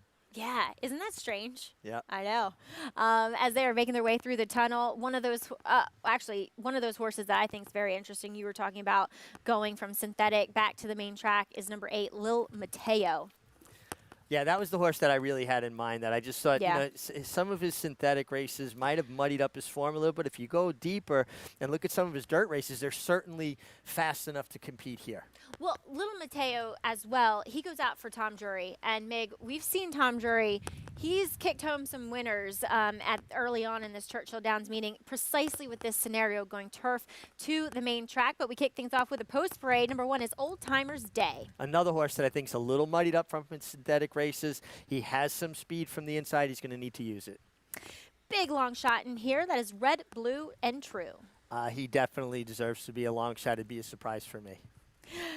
Number 3 is Proven Warrior. Again, another horse going from synthetic to dirt. This one was a reclaim, though, by trainer Kim Hammond. Oh, I'm sorry. Number 3 is out. Home View. There. Mom brain going on here. Home View is number 4. This one for Marianne Scherer. Turning back in distance off of some decent races at the fairgrounds. And there's your favorite. Number 5, Flight Time, as you said, returns as New Gelding. New Gelding off of a win at Sam Houston, and looks great on the racetrack. Doesn't he? Number 6 is Friday Night Star. Horse that possesses speed. He showed speed on synthetic as well, but his dirt races aren't too bad. About 4 back. Number 7's out here. There's the one that we're interested in. Number 8, Lil Mateo, Tom Drury, and Malcolm Franklin. I remember Malcolm from my Maryland days. Yeah, I remember riding with him in Maryland.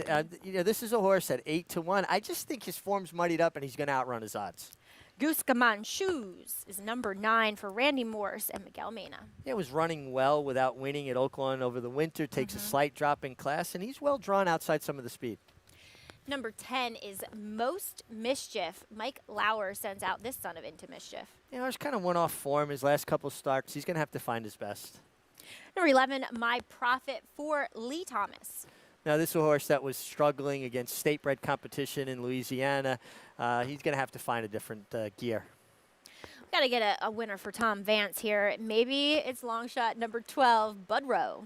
Well, here's a horse that, you know, he's got races that could be good enough, but he's going to have to run his very, very best to be competitive. Number 13, Champ's a Champ, draws in off the AEs for Ryan Kenny.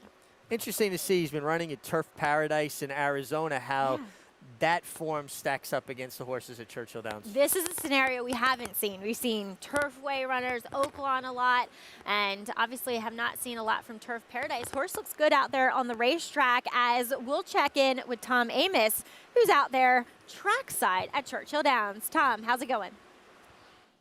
It's going good. I just watched the horses go by in the post parade like you guys.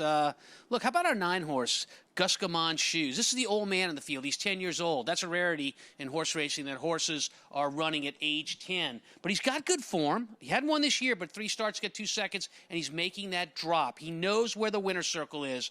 56 starts, 12 wins. So I like that in a horse. He's one of our favorites, along with the 5-horse Flight Time you guys talked about. First time gelding for Steve Asmussen. He did look best in show on the racetrack warming up. But when you look at his form, it's definitely a little bit more spotty. So here's a horse, Flight Time, that won at Sam Houston Race Park at this same level, and it was a condition-type race. That's a much, much easier race than what he's going to face today. So between those two, the 9-5 favorite, Flight Time, and our other favorite, who is sitting now at 5-2 in the old man, I'm going to take the old man here, our 9-horse, Guskaman Shoes. Oh, Tom, I love it. Guskaman Shoes. I had to look up the track, Mig, that he ran at 4 back. That CLS? Columbus? Are you familiar with that at all? I am not. I know I didn't ride there. As he was second in a listed stake there. As you want to play the races at Churchill Downs, use a Twin Spires account. If you're not a member, use new player promo code GET100 and $100 deposited into your account. And you got a full field to kick things off with here in race number 3. A lot of horses going into the starting gate here, and boy, is it a puzzle, Meg. I keep going back to number 8 in here, but is there anybody else that you find interesting? I think number 3, Proven Warrior, I mean... The scratched. Oh, why do I keep doing that? Yeah, you're I'm stuck obsessed on with Proven yeah. Warrior here. Sorry. So is there anybody else that you find interesting here as far as like long shots are concerned, maybe to fill out exotics? Well, I think Tom made a terrific case for the 9, obviously, being the second choice. And when he called him the old man, he kind of, struck a chord with me being an old man myself. But the 1 horse, and we'll go on that theme, Old Timers Day, speed from the inside. I think his form is a little muddied up from some of the synthetic races. I thought he might be a little bit interesting. Yeah, I wasn't inspired by his last race where the winner completely blew the turn and he still couldn't run by that runner. We want you to stay tuned here as we take a quick pause to welcome in our Fox Sports regional viewers.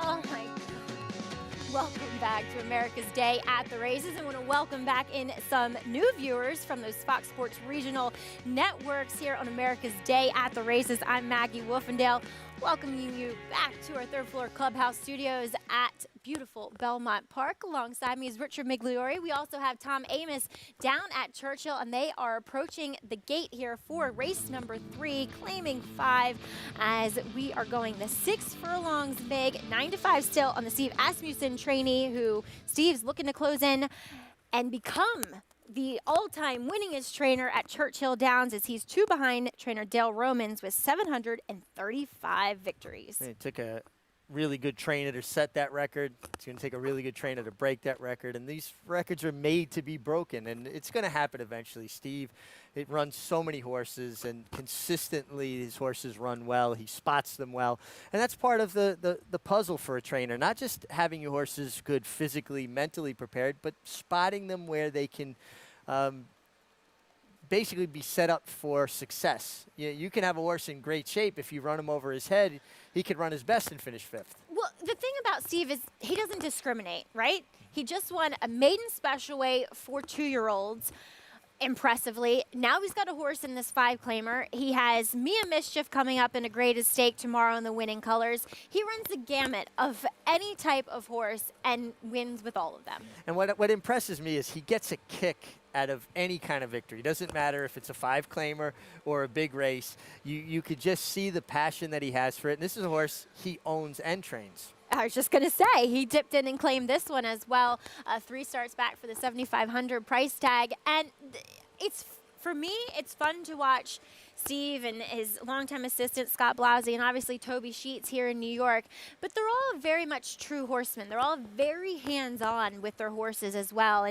And we're lucky enough to be stabled next to Steve up in Saratoga. And he's on the pony every morning. He's always escorting a horse to and from the track and always teaching them something and nurturing them. And you see his sons out at the barn in Saratoga, one son galloping horses. And, he comes from a true horse family. His mom trained horses. His father rode and trained horses, now breaks all their babies. His brother, Cassius Milson, one of the best jockeys of all time. I was watching, so Tom, my husband, was showing me, oh, shoot, I can't remember which race it was. Oh, my God. Arc de Triomphe, maybe, when he went It wasn't with Montjou? It was a race before. Okay, I'm trying. But he anyway, Schwab Dancer, I think he won an arc on. But go ahead. Okay, I want to. It wasn't Epsom because they were going the other way. Anyway, but and Gary was in the Gary Stevens, one of our colleagues, was riding in the race as well. And I said, why are all these American jockeys over there? And it was the year that Frankie Dettori got hurt, and somebody else as well. So they were there, riding for Godolphin. Well, Cash left for there in 1982 after winning the first Japan Cup, and he revolutionized the way the riders in France rode. They wanted to look like Cash Asmussen on a horse. Very cool. As we'll see if Steve Asmussen rode a couple races in his time as well. Had the bug here in New York. That's right. We'll see if he comes home a victor again. 736. Will it be here in race number 3? As you're watching Churchill Downs, Travis Stone has the call. And they're off. Bud Rowe to the outside is away well. Flight Time mid-pack hustled out. Friday Night Star is there. Home View and down inside is Old Timers Day. Racing up the backstretch, Flight Time the fastest of them all.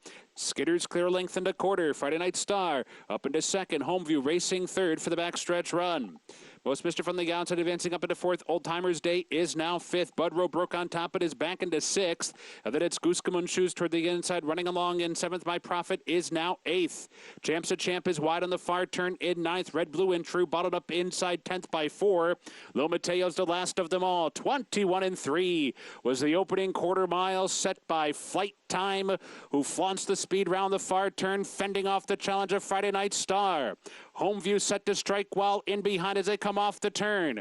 Farther out than that, here comes Goose Kamoon Shoes. Also there is Most Mischief putting in a bid. Farther back is Bud Rowe trying to get on track. Champ's a Champ down the center of the track. Old Timers Days in behind. 1 furlong to go. Home View's coming up on the inside of Flight Time. Bearing down is Most Mischief. Old Timers Days in behind them. 100 yards to go. It is still Flight Time in front. Home View final try. These two heads up and down. Here's the wire photo. Too tight to tell. Home View or Flight Time very close. Most Mischief and Old Timers Day. I am horrible at calling these, Mig, but I think number 4 Home View got his head down on the wire. But how valiant was number 5 Flight Time? Oh, he fought off all comers, and it just looks like he lost the bob in the last step. But he did not want to lose. He had challenges inside of him, outside of him. He was in a barroom brawl. He was the last man standing. He just got unlucky. Disappointing trip there for number 1 Old Timers Day, who has to settle for 4th, but could never extricate himself off the rail. Just checked and steadied pretty much the whole way. That's why you got to come out with the mindset you're going forward from the rail, and his rider was going backwards, got shuffled back, then kind of ran out of room. Not the most well thought out ride. Well, as we welcome in Tom Amoss here. Tom, we saw number 5 Flight Time. He tried but could not sustain the inside run from number 4 Home View. And we see it a lot sometimes at Churchill. That inside path, sometimes the best path to the winner's circle. Yeah, look, Flight Time ran too good to lose. That was a very, very fast and challenging open half mile, opening quarter and 21 and change. They haven't put the numbers up yet, but I can tell you, no matter who you bet on this race, no one is wishing for Flight Time's win more than Ricardo Santana, because when you let a horse through on the rail to beat you out of that barn, you're going to get an earful after the race. So we'll see what happens here. But a good race by Home View. He's coming out of those races at fairgrounds. You're familiar with that with your husband training down there, Maggie. Those 5,000 claimers are as difficult as they come. That they are. And you see a lot of horses that, have run a lot in those kind of claimers. And obviously the Scherer name, very well known down in New Orleans. And we see Home View making his way, I think, back to the winner's circle here for Colby Hernandez, who had a big long shot win on yesterday's show in a turf sprint for Michelle Lovell. Coming up the rail there as well. Ta-da. Coming up the rail again here. And, yeah, it's a bad feeling as a rider when you spread the rail and a horse comes through. You want to make it as tough as you can on the competition within the boundaries of the rules. So I agree with Tom over that. You always feel bad when one gets through and beats you. But these horses put on quite a show. For lower-level claimers, yeah, they couldn't have put on a better race. Yeah, and, when it's a house horse as well, Steve might be giving Ricardo a little bit of an earful, and I can hear Ricardo now saying, "Yes, boss. Yes, boss." I've been walking back from the winner's circle a couple times after races in Saratoga. Sometimes it's better to just accept it, take it, don't make excuses. It happened. Move on. Yep, and that's a lot of times the exchange I see between Steve and Ricardo, who is his main rider. And yep. Home View getting his picture taken as we see horses making their way onto the turf course, back to the gate for Tampa. Their 4th race coming up, Mig, as the good thing about Tampa, well, you always get full fields. And like I said, with racing kind of stymied across the country, Tampa has been running throughout, and they actually got approved for 8 more racing days to extend their meet a bit here. So they're running today and tomorrow, and I believe the first as well. So here's the field for today's fourth. It's a Claiming 10 non-2 life mount, a 16th on the turf course. Outside runner 9-5 on number 10 Snow Lion here for trainer Jorge Delgado and Daniel Centeno. Yeah, very logical horse on paper. The only thing he has to overcome is that outside post. Outside posts are difficult. We've seen speed be very good, turf and dirt there so far. Daniel Centeno is a rider I believe could go any place and make an impression. You know, he chooses to ride Tampa and Maryland, and he kind of splits his time up. He's found kind of a nice niche, but I think a guy with ability to basically pick where he wants to ride. Yeah, and good news for Maryland Horsemen. They're going to be racing tomorrow, I believe. Yep. So they were always ready and waiting. They're just waiting for Governor Hogan's approval. Meg, now, as you said a couple moments ago, speed at Tampa, no matter if you're on the green stuff or the brown stuff, it's been dangerous today. Who do you think is getting to the lead? This is a race that looks very devoid of speed. I think the one-horse husband-in-law is the most likely pace setter, but the rider's going to have to come out with that intention, especially from the rail. You don't want to give the outside horses an opportunity to fold over and make a decision for you. Come out and make it clear. I'm going to the lead, and then usually everybody kind of moderates around you if you show strong enough your intentions. Yeah, you know, what's interesting is number 2, Maspero. He had speed, and now in his last 2 starts, he's been completely devoid of it with a guy who we've known to put horses on the lead. Chucky Lopez riding down there now, veteran, loves to be on the lead. He's a good speed rider. They do add blinkers, so maybe their intention is to try to get that speed back. I think that's the key to the race. Let's watch when we leave the gate. Rider's intention, and this is a race that's right for someone to try to take the initiative and seize command of it. Did you ride much at Tampa? I did. I really had good experiences there. I won the Tampa Bay Derby 2 years in a row and the Tampa Bay Oaks 2 years in a row. Wow. Yeah, or actually the Florida Oaks. Who were the horses that you won the Derby on? Oh, boy. Oh, I'm sorry. Wheel Away and, really nice horse, Burning Roma. Obviously, both of those strike a chord. Wheel Away, did he go to the Derby? He went to the Derby. He did go to the Derby, Took the lead at the 8th pole, and Fusaichi Pegasus. You got excited for half a second. My face tingled for about 3 seconds, and then I saw Fusaichi Pegasus roll by me. Fusaichi Pegasus, it had been a while since we had a favorite win the Derby. He was a favorite. He was a favorite. Got a really nice trip following me around there. You towed the line for him, so to speak. But he's been one that has gone on to sire some horses, some nice horses as well. And looking at them as they approach the gate here at Tampa, is there anybody? We've only gotten a brief look at them as far as on the track. And I saw the blinkers that are being applied to Maspero for this start back. He has worn them in the past, but just looks as though he's got a shortcut. A cheater blinker, maybe that extends 2 inches. So not taking so much of his peripheral vision, just from behind what he can see. Exactly. I just, from, like you said, briefly watching the horses on the track, the 9-horse really made a nice impression. They were crossing over to the turf, just had that look that I favor and certainly looked good on the racetrack. Well, look, he goes out for Kent Sweezy, who, Kent has picked up some serious clients. Whisper Hill Farm is the owner of this one here, and he's done very well. He used to be an assistant for Jimmy Jerkins. Speaking of horses being turned out well, I'm sure he probably learned it from Jimmy Jerkins, a guy you had a lot of success for. Yeah, Jimmy rode for his dad a great deal. We became friends at Hialeah many, many years ago when Jimmy went on his own. I was pretty much his go-to rider, and they know how to feed their horses, and I think that has a lot to do with how good they look on the racetrack. Absolutely, as you can recant several stories of Artie Schiller, and well, we don't have enough time for all those stories as we need to get it out to Richard Grunder as he has the call. Tampa Bay Downs, race number 4.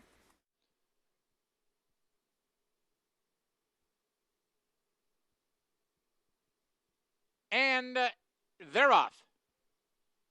Away and running, Maspero breaks for the lead. Toward the rail, there's Husband-in-Law. Now moving up and from the outside, 392 looks to cross over. Indian Buzz is away with the top flight. Now he's going to the lead. And Sky D is taken in hand and drops back and trails the field. Under the wire for the first time, Indian Buzz gets over to the rail and has the lead by a neck. being shadowed by 392. Up on the outside, now racing along second. Then it's a length and a half farther back to the inside. Husband-in-law is there third. Up on the outside, that's Son of So, now traveling along fourth. Then it's a break of two. Maspero tucked in toward the rail now fifth. Yachty is there from between horses now sixth. Street Legacy, the favorite, with clear racing room on the outside, followed up by Snow Lion. Then we go back to Rio Nero, and the trailer is still Sky D. They settle for their journey up the backstretch. Indian Buzz, the long shot at 30-1, has the lead 3 parts of length, 392. Up on the outside, racing along second, Son of So to the outside third. Husband-in-law is there toward the rail fourth. There goes Snow Lion. On the outside, Centeno waits no longer. He'll make first run. A length and a half farther back, Street Legacy now gets the wake-up call, and now on the move, but midway in the turn, it's Snow Lion on the outside. Centeno makes first run and has the lead now by a neck. Indian Buzz, under an all-out ride, is now back to second. From between horses, Son of So is third. Street Legacy swings to the outside. A lot of work to do, but meanwhile up front, Indian Buzz is digging in gamely, and from the outside, Snow Lion down to the wire. Snow Lion on the outside. Indian Buzz is still hanging around. Snow Lion on the outside, and Indian Buzz trying to come back again. Head bob to the wire. Very, very tight. Yachty flies on to be third. Street Legacy was fourth. Well, we'll wait for the official result, but how resilient was the leader, number 6, Indian Buzz here? I mean, the odds-on favorite, number 10, Snow Lion Mig, dead aim. Did he hang a bit, or did he get the win, or did Indian Buzz come back? I think he got the win, though. I think he got the win. You know, sometimes the head bob will get you, but it looked to me like he got the win, but he was the best. He made a long, sustained, wide run. Tough to win like that on the turf. Certainly the post position didn't help his trip when you're stuck out there. But I think this underscores the fact that speed is good regardless of surface right now, because the 6-horse Indian Buzz at a big price was dead game, did not want to lose, and maybe speed being good carried him just a little bit further. Yeah, I mean, I thought for sure he was probably done at the head of the lane. And actually, first time on turf for this Son of Creative Cause. We've seen his progeny do well. And out of an Indian Charlie mare, and I've throughout my years, I've seen Indian Charlies be A-okay on the turf. Yeah, I tell you what, we got to wait till this photo's posted, because it looked like the outside, but that was a funny angle, too. It was a funny angle. We're being told in our ears, though, the 10 got it. 10 did get it. Well, that was a close one, and a good ding-dong match down to the wire for these 10 claimers. I mean, we've seen some good battles down to the wire, Meg, today. Good competitive racing. Even if they're lower-level horses, they put on quite a show. And that we saw back in race number 3 at Churchill Downs. Homeview getting the best of 6-5 favorite. And he returns $30.60 for the win, $98 exacta. Mischief, another long shot, rounds out the trifecta. Churchill Downs, race number 3 in the books, as we will be back. We have racing coming up, and we'll complete the cards from Churchill Downs as well as from Tampa Bay Downs. Stay tuned here on Fox Sports as well as MSG Plus. You're watching America's Day at the Races. We'll also get a sneak peek at the draw happening here at Belmont Park for opening day on June 3rd.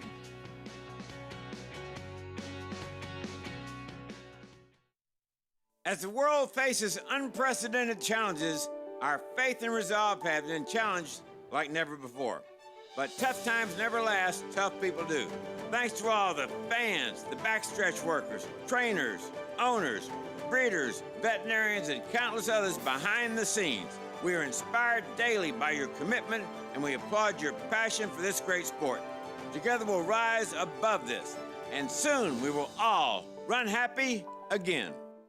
Nobody wants to fall into a safety net, but when adversity or hardship presents itself, it beats the alternative. Since 1943, the Jockey Club Safety Net Foundation has been serving those individuals and families in need across every facet of the thoroughbred industry. Help us continue to be the safety net and catch those most in need. Visit tjcfoundation.org to learn more.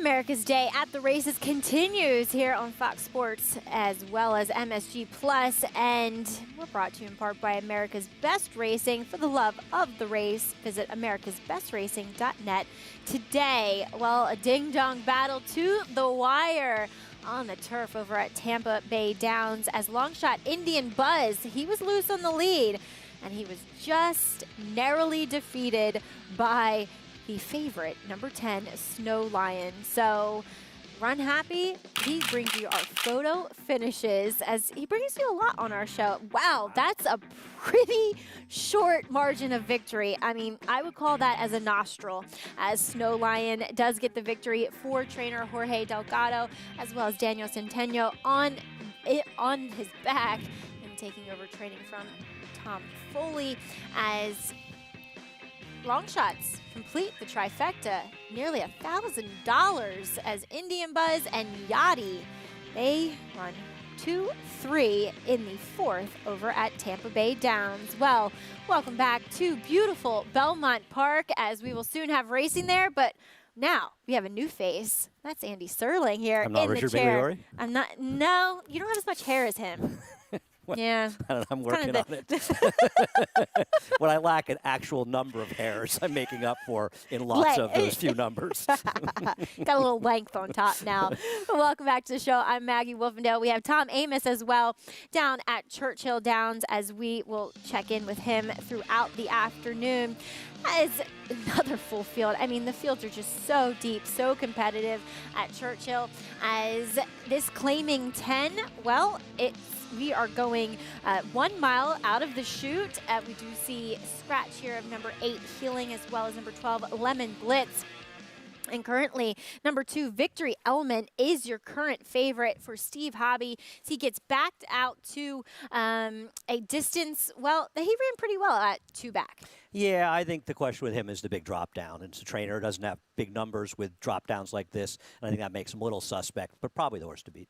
Definitely get some class relief here as they are ready. We'll have a post parade for you on the backside of this break here on America's Day at the Races. Stay tuned.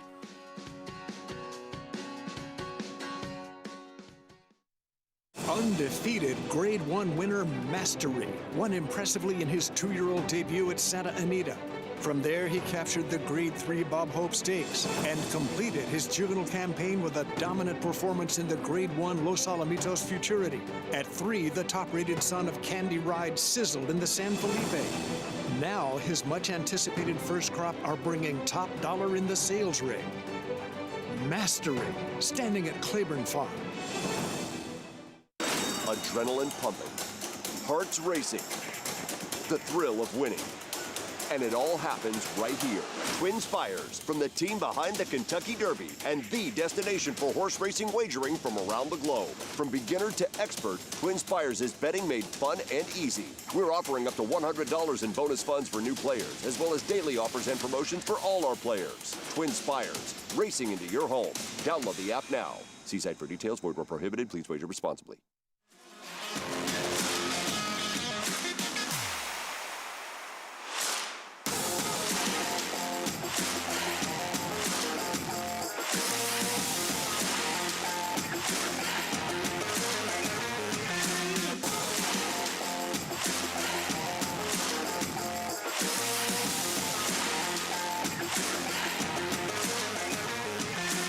Run Happy, standing at Claiborne Farm. Racetrack Television Network brings you every race, from every track, on every screen, every day. With monthly packages starting as low as $5, RTN gives you great value and access to more live HD streaming and race replays than anyone. Visit RTN.tv today to sign up and watch on almost any device, including Roku and Amazon Fire. Use promo code TRYRTN for a 5-day free trial.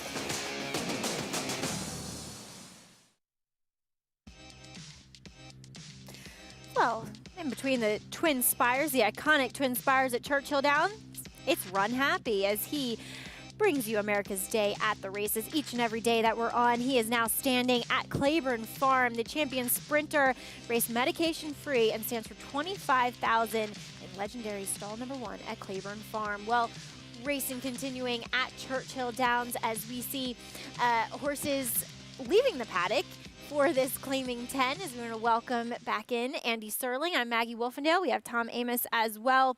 And this one, Andy, I mean, they're going for number 2 Victory Element here.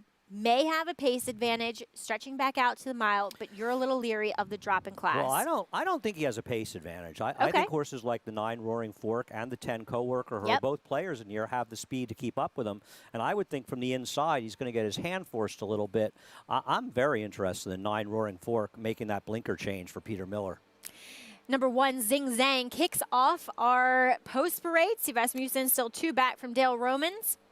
On the all-time winningest Churchill Downs trainer is number 2 is Victory Element, your favorite for Steve Hobby. Yeah, I mean, he takes a big drop in class off a poor performance. And to me, that's always a bit of a concern, especially at a short price. Well, Andy, this is a name we know from New York, our good friend Dooley.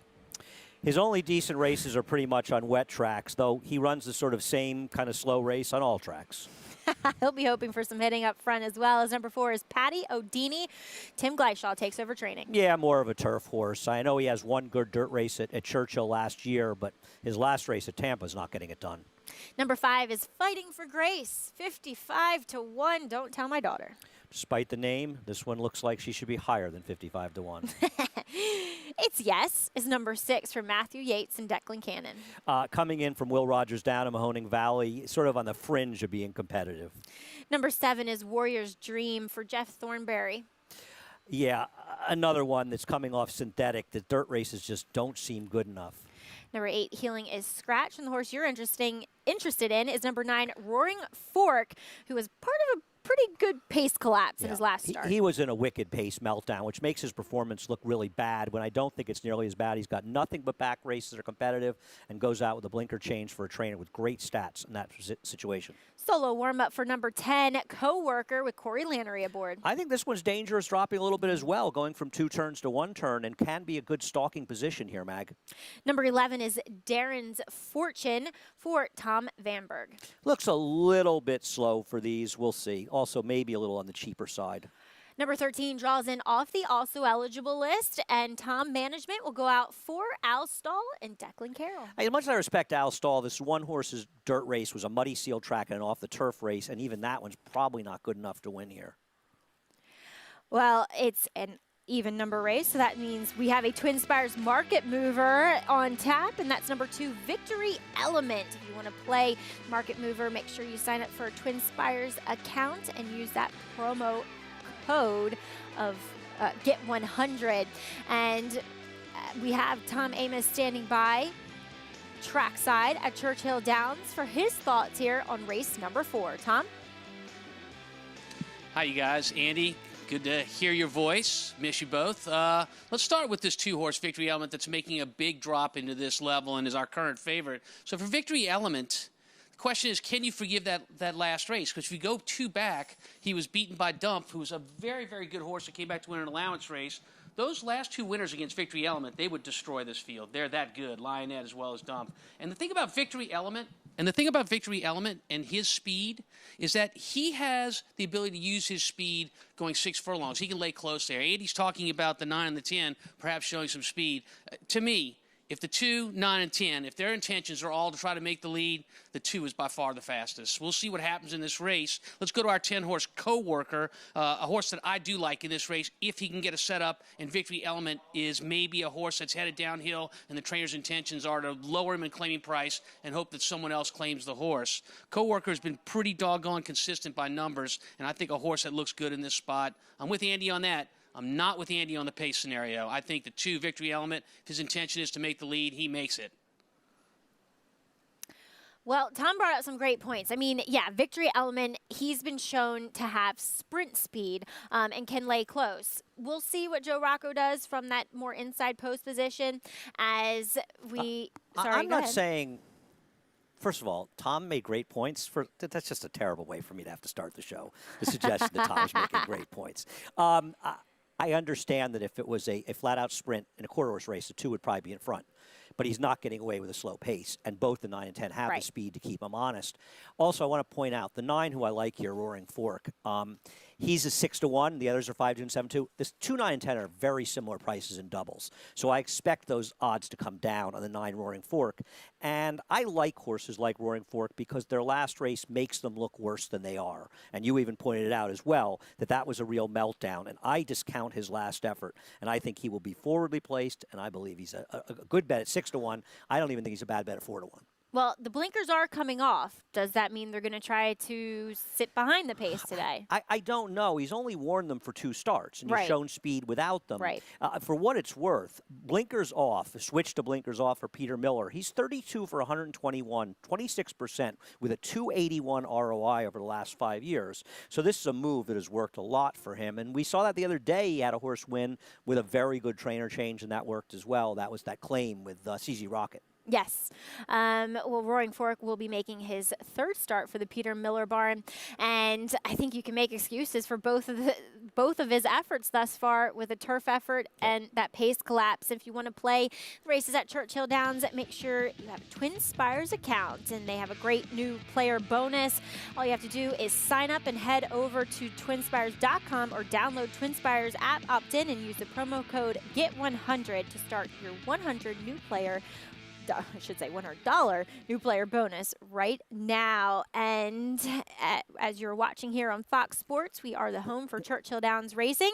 They're making their way to the gate here, Andy, as you want to touch on number 2, Victory Element, one more time. You know, first of all, I will say one of the values on the board is that the 4 Patio Dini is 7-2. I have no idea why that horse is short price. Because I think his last race at Churchill in this was against way better horses. Night Ops, Pirates Punch. I mean, What about his they're last race stakes- of loss in an off-the-turf race at Tampa Bay Well, at 6-5? maybe they're banking on the fact that it's 2 totally different dirt surfaces. Good luck I don't to know. him. Good luck. If that horse wins, I have to lose. As far as Victory Element, I understand why he can win, but from my perspective as a horse player, taking short prices on horses taking significant drops off of bad races is a bad betting proposition.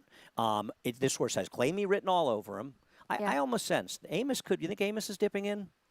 He's been known to claim a horse from now and He again. has been, He's from been the known. set. We can find out. He's probably late enough that he'd be willing to tell us if he's dipping in. I don't like these horses from a gambling perspective, Mag. Tom, did you drop on this one? No, I did not drop on Victory Element. Take a closer look. So the horse hasn't run in 30 days. So by rule at Churchill, you have to have a workout in between races. There's that one mandatory workout. It's very slow, 51 and 4. They're just signs here that tell me this is, like Andy says, a horse that is for sale. You're getting 2-1 on him. I'll take better value elsewhere. Well, okay, to play devil's advocate a little bit here, Steve Hobby, he's been winning at a high percentage this year. He's 1 for 9 on a 50% drop on the dirt of the last 5 years to 33% ROI. That says to me 2 things. He doesn't win when he drops, and he doesn't do it very often. He's doing it for so a it's reason. probably a bad sign because he's just that's not even 2 a year when you think about it. All right. Well, they're almost loaded into the starting gate for race number 4, Churchill Downs. We send it out to Travis Stone with the call.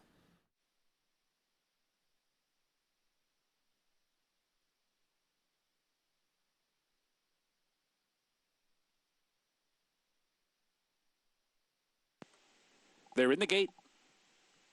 And they're off. Tom Management veered to the outside soon after the start. Co-worker with a good beginning toward the outside. Victory Element flashing speed at the rail.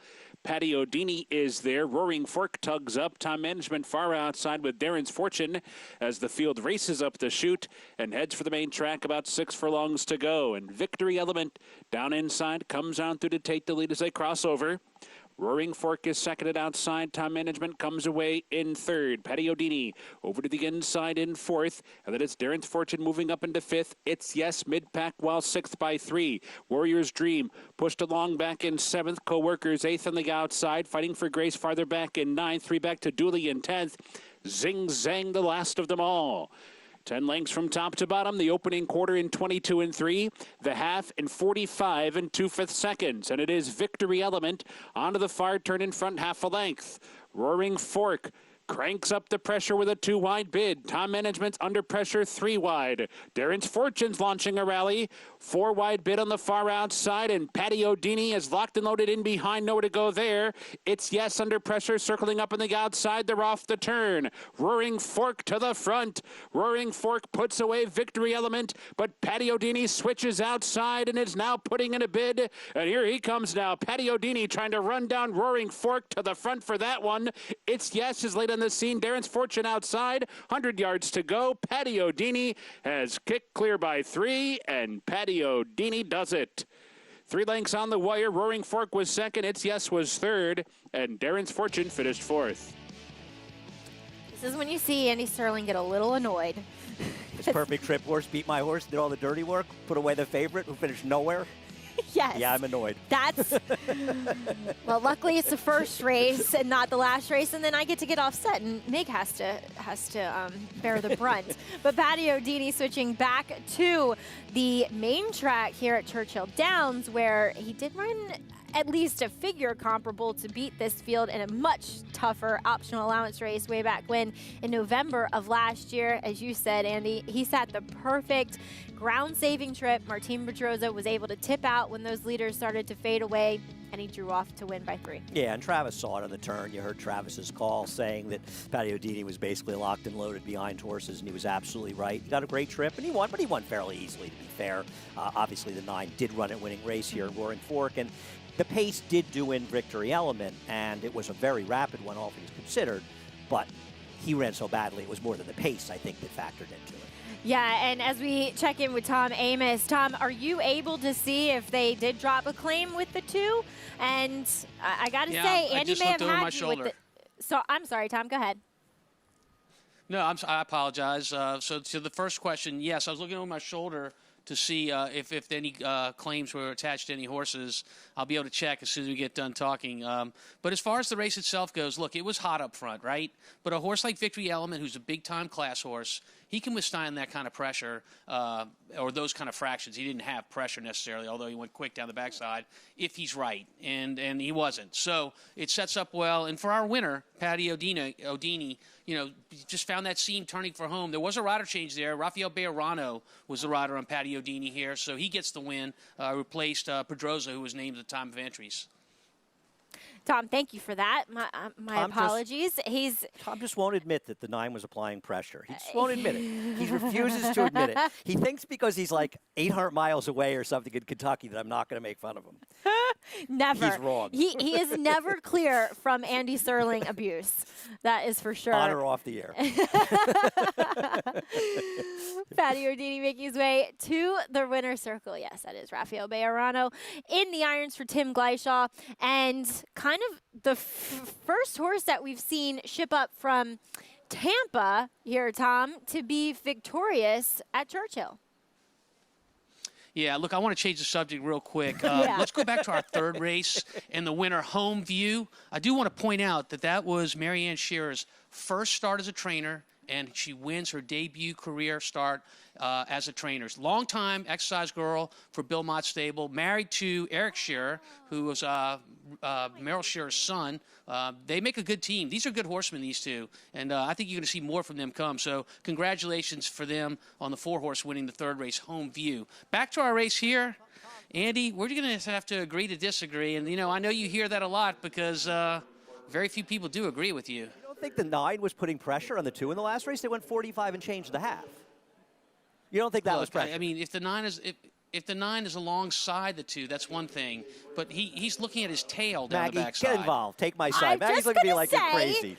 Okay, they weren't head-to-head, but the 9 was only a half a length down, Tom. I'm sorry. I'm slightly agreeing with Andy with this one, though I don't usually do. I got a question for you, Tom, though. Considering the success in the third race, have you considered maybe Colleen taking over your stable? We know she's the smarter half of the entry, so she probably gets up earlier than you, too. There's a problem there. She does all the books, and I wouldn't want that responsibility, so we're going to keep it like it is. Well, Tom, I did not realize that that was Marianne. I know her just as Marianne that galloped for Bill Mott, and she is a great hand on a horse, so congratulations to her on picking up her first career victory as a trainer. She'll know you now as Maggie Wolfendale, the person who didn't know who I was. Well, no, I don't know if she knows me because I know her from Everyone galloping knows you, horses at fairgrounds. So it's a different scenario when you see people with a helmet and without a helmet on in the mornings. But they are heading back to the gate here for Tampa Bay Downs race number 5. Excuse me. Do your pedigree work here, Mag? No. You didn't? You're such a zealot. Okay, I did. Please enlighten me. Well, I think, first of all, you have to talk about the two that ran, obviously. Yeah. Both the 9, Dr. Parker, and the 1-horse Hail Rich Legacy. Neither one did any real running in there. Dr. Parker, the more likely. I thought the two, and they're taking a little bit of play looking through, that were worth discussing of the firsters were the 5, Cake and Eat It 2. There's a couple of foals from this dam that actually ran. The dam was more of a turf horse. But she had 2 foals. One was okay in the dirt. One was okay in the turf. And the 4, Furry Cap. For Patty Burns. I know the trainers just won for 53 at the meet, but this was the 4th foal, and actually the 3 foals, a couple of them, 4 foals, a couple of them ran all right. So I thought those were the 2 you might want to keep an eye on the firsters. Can you tell us a little bit about the sire, though, of Furry Cap, and that is Furry Cap Corey? I remember him vaguely. I know that name. Yeah, I remember him vaguely. It's a great name. I don't know what it refers to. We do see, I mean, he's a son of Tisnow. We see a son, or grandson, I should say, of AP Global Response. I'm assuming these are Florida sires. Yeah, I'm guessing as much. I mean, I would assume, you look, I mean, there are some sires you see more McLean's music. Bodie Of the 9, but also Bodie Meister and Fed Biz, the number 6. Who I think Fed Biz had more success, though, as a turf sire so far. Yeah. The little success he's had. Yeah, Nothing because special, but he a was more. a bit more proficient on the synthetic, wasn't he? Wasn't he? Did he run in and do well in the Alan Jerkins when it was King's Bishop? No, I'm saying he ran well in both Yeah, service. but he probably was running out there when they were on synth. Yeah, exactly. Well, I would say the 4 and 5 are the 2 firsters, and they're taking money. They're the ones that are third, I guess, second and third choices at 5 to 1. That's where now, to play devil's advocate a little bit about the horses who have experience, a lot of times in these 2-year-olds races, it's who makes it to the lead. And are they going to have an advantage over the ones at the start that haven't run? I think the 9 may. The 9 was close enough to the pace, but let's be honest, that wasn't much of a pace when you think about it. I mean, look at the pace in the other race. They went 21 and 2, 45 and 2. Dr. Parker chased a pace of 22 and 2 and 46 and 1. So he just may have been chasing the slower pace. And it's a good point. Listen, experience is invaluable in these races. Yeah. We'll see what plays out, though, as Richard Grunder, he'll have the call of these 2-year-olds here in race number 5 at Tampa Bay Downs. Parker. A bit fractious behind the gate. Remains the favorite at 9 to 5. Also, number 8, Financial Game. Restless in the gate. Mena steps off. Now reunites. Financial Gain continues to be restless as Dr. Parker is in. Mena reunites. And here come the babies. And they're off. Fury Cap is away sharply. Up on the outside, there's the favorite, Dr. Parker, away in good order. Little Green Machine from between horses, far back in the early going Financial Game. Around the far turn they go. Fury Cap and Jose Ferreira have the lead. Dr. Parker on the outside, racing along second. Little Green Machine is right there third, 3 lengths farther back. Hail Rich Legacy is now fourth. Then it's 5 lengths farther back. Financial Gain is now on the move fifth with a quarter of a mile to run. Dr. Parker, the favorite on the outside. Fury Cap is coming back gamely. These two sprint clear by 5. Hail Rich Legacy up on the outside now, racing along third. Little Green Machine is fourth as they turn for home. Fury Cap and Ferreira regain the lead. On the outside, the favorite, Dr. Parker, continues to run at the leader. 4 lengths farther back to Hail Rich Legacy, but this 2-year-old came well prepared, and his name is Fury Cap. Absolutely demolishing the field by 6 or 7. Dr. Parker was second, Hail Rich Legacy was third, and Little Green Machine was fourth. Congratulations to Patty Burns, who had Furry Cap ready to rock and roll. He rocketed out of the gates by Jose Ferrer. And as I said, it's who gets the lead a lot of times in these short 5 furlong baby races. And Anthony Calcebetta, I guess, the owner and breeder of this horse. So congratulations to him as well. And, you know, it's funny, we were watching. It looked like the 9, Dr. Parker, was sort of going easier, but you and I were watching, and I think we both agreed around the 5/16 pole. Dr. Parker just wasn't putting the 4 away. And Right. Furry Cap, I think we both felt, was probably going to win the race, and win it he did. I was saying to you, Maggie, we may be seeing Dr. Parker in maiden races next winter when we're covering Tampa Bay. Yeah, he might be in a maiden 10 next Might be. next winter as we take a look at Tampa. And we'll take a look at the start here, and this is what wins the race. Well, yeah, I mean, it's, you know, it is, you're not going to know. I mean, obviously, if you had seen some workouts and stuff, you might have an indication, but it's getting out of the gate, and it's having speed. And obviously, Patty Burns did a great job getting this horse ready to break sharply. Jose Farrar did everything right. He sent aggressively. He realized, I got to be aggressive. You know, we're going 5 furlongs. I'm not going to sit and rate along in the lead. And he rode this horse hard, and it paid off. Furry Cap Corey, he was a router out on the West Coast. No wonder I never heard of him. Yeah, exactly. We're in a grade 2 precisionist My East Coast stakes. bias. All right, we'll have prices and official results for you as Furry Cap, he's trotting his way back to the winner's circle here on America's Day at the Races, as well as more action from Churchill Downs. Stay tuned.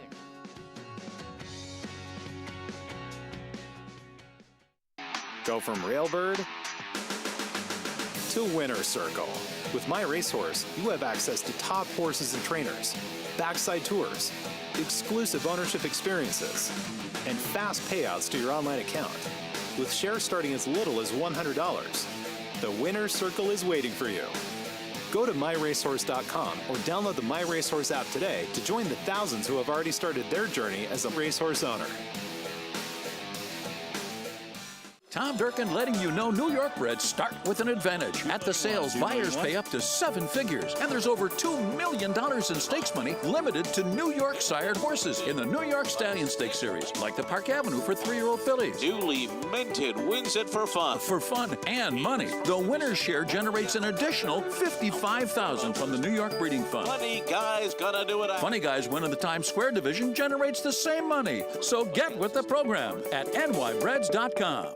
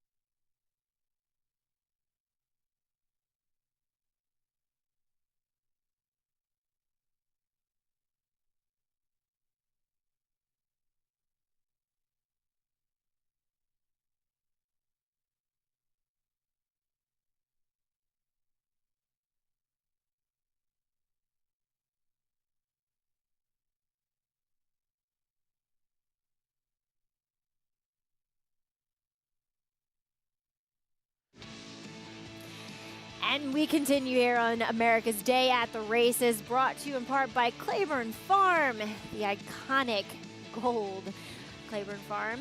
They have one of the best breeding operations in Paris, Kentucky, as we see the winner of today's 4th race at Churchill Downs. It was all about number 4 in here, Patty O'Dini, son of Patio Prado, switching back to the Churchill Downs dirt, which he didn't like the Tampa dirt that much.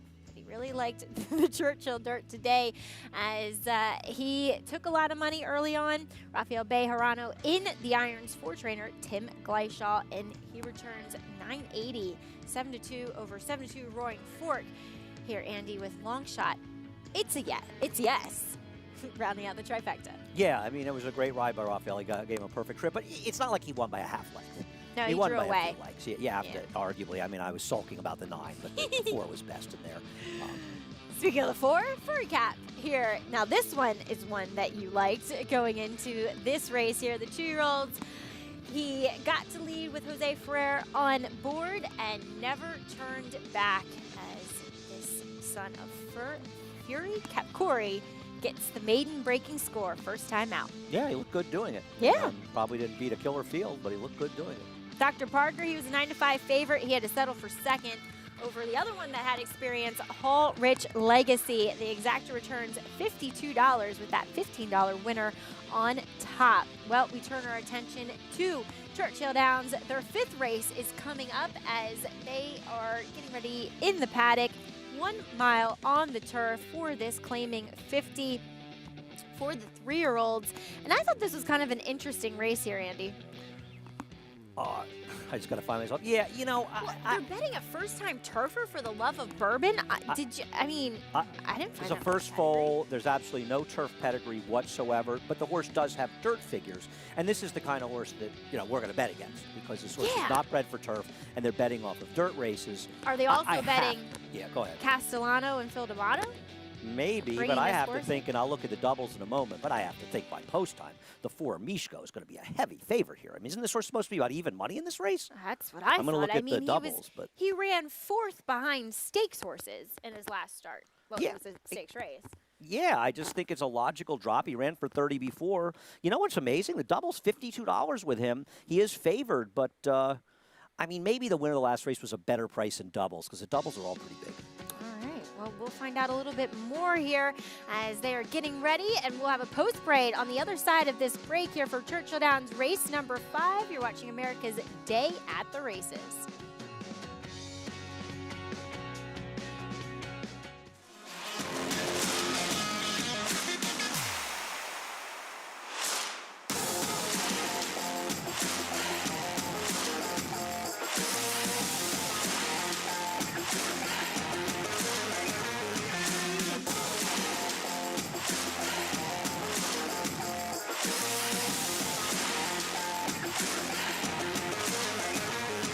Run happy, standing at Claiborne Farm.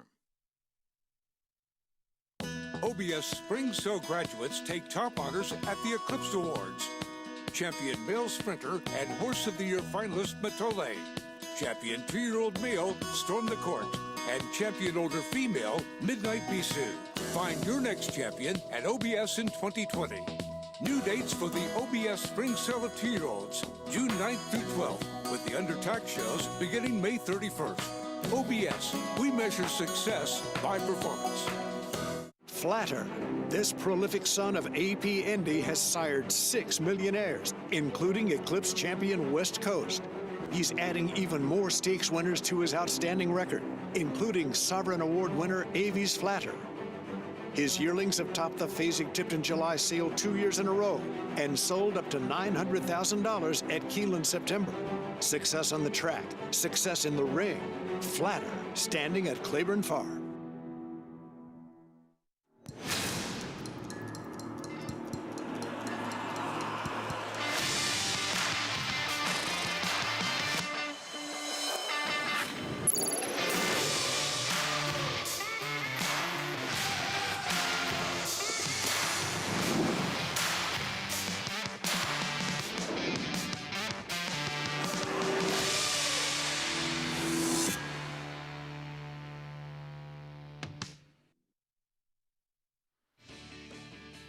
America's Day at the Races marches on here, and we are brought to you in part by America's Best Racing. For the love of the race, visit americasbestracing.net today.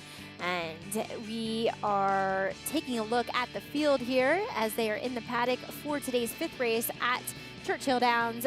3-year-olds going 1 mile on the turf for a tag of $50,000. And you and I scratching your head as far as current favoritism is concerned, but Mieszko in here should end up your favorite by those times. He will end up the favorite. He's a clear favorite in doubles. And, I was saying before, his double $52, if you look at a parlay, reflects about 4-to-1 odds based on the last winner, which says to me the double horse is a much bigger price in the doubles than it was on the win end in the last race. I think a lot of money came in the win end. Because I'll be very surprised if Mieszko is over 2-to-1 in this race. In fact, I'll be shocked. And, one of the edges you have is that some people just aren't surface conscious.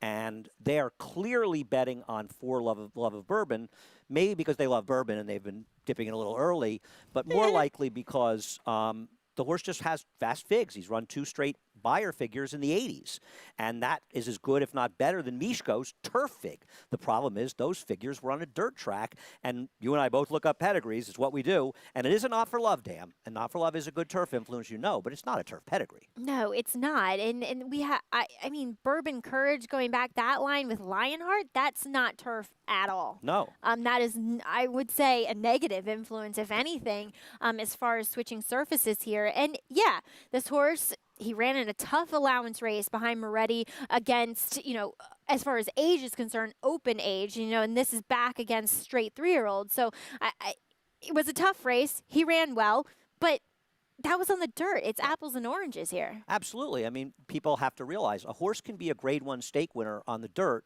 and not be able to be claimers in the turf, and vice versa. Right. You can be a horse that's a major stake horse and just can't run a step on the dirt.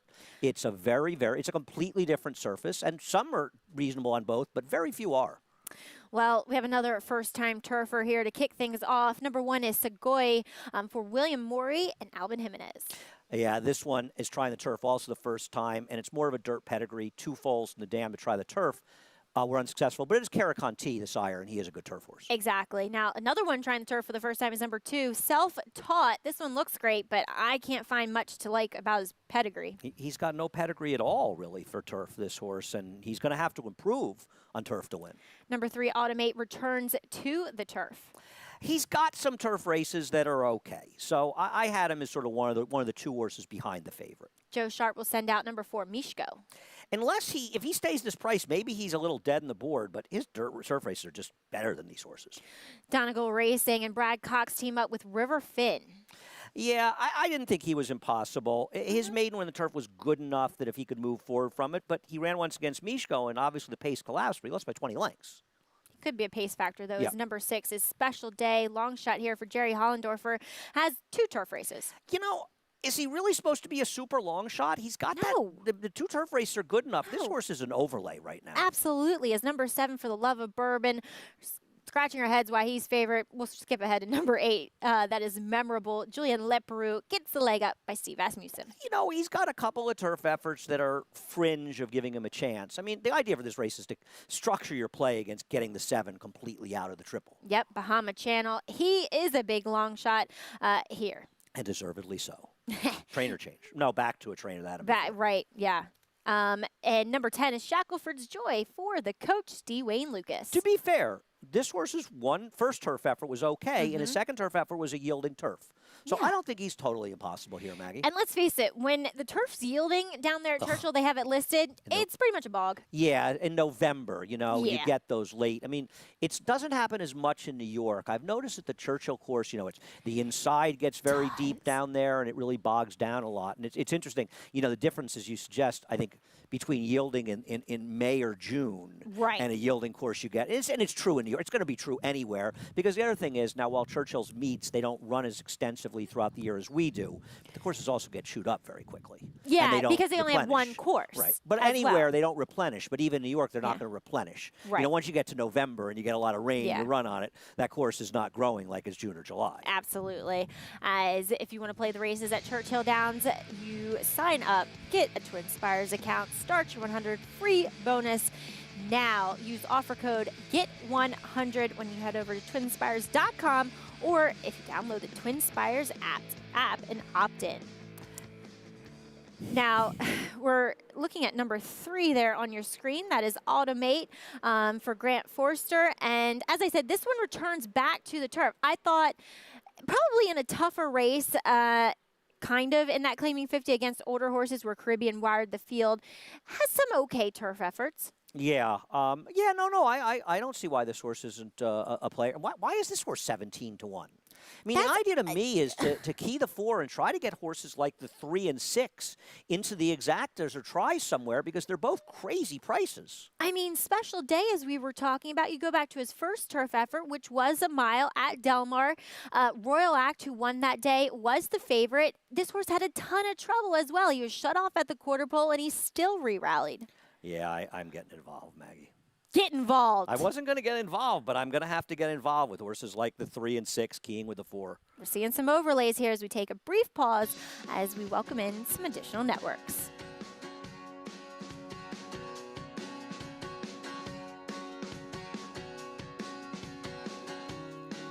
You're watching America's Day at the Races as we welcome in our viewers from Fox Sports Southwest.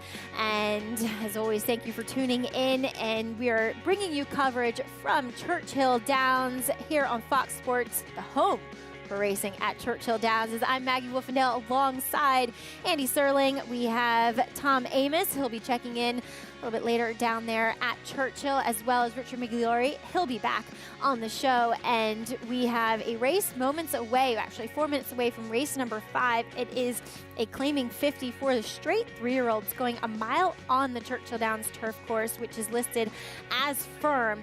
And number 4, Mishko, your current favorite, morning line favorite, as well as he just gets some class relief here, dropping out of Stakes Company. Yeah, I mean, Mishko, turf speed figures for turf races can be deceiving because you'll see that he took a big jump up to an 80 Beyer speed figure if you're looking at those PPs because he was running in a stake race. And we did see Hieronymus come back and run respectively in that stake at Churchill on Saturday, but he didn't run back to the 91 Beyer he got that day. So I would downgrade a little bit. And his 73 the time before it makes him probably the horse to beat. And he should be the favorite in here. He's very logical dropping down. But I think there are other horses that can win in here, including horses like the 3 Automate's a big price, as well as the number 6 Special Day. I think you and I both agree that Special Day, I think people are disregarding him because of his dirt race in the last 3. But if you take a look at his turf races, arguably the best race he's ever run was his debut on the turf back in November at Del Mar. Yeah, I am mystified at this horse being 24 to 1. I mean, you get great connections, Jerry Hollendorfer as well.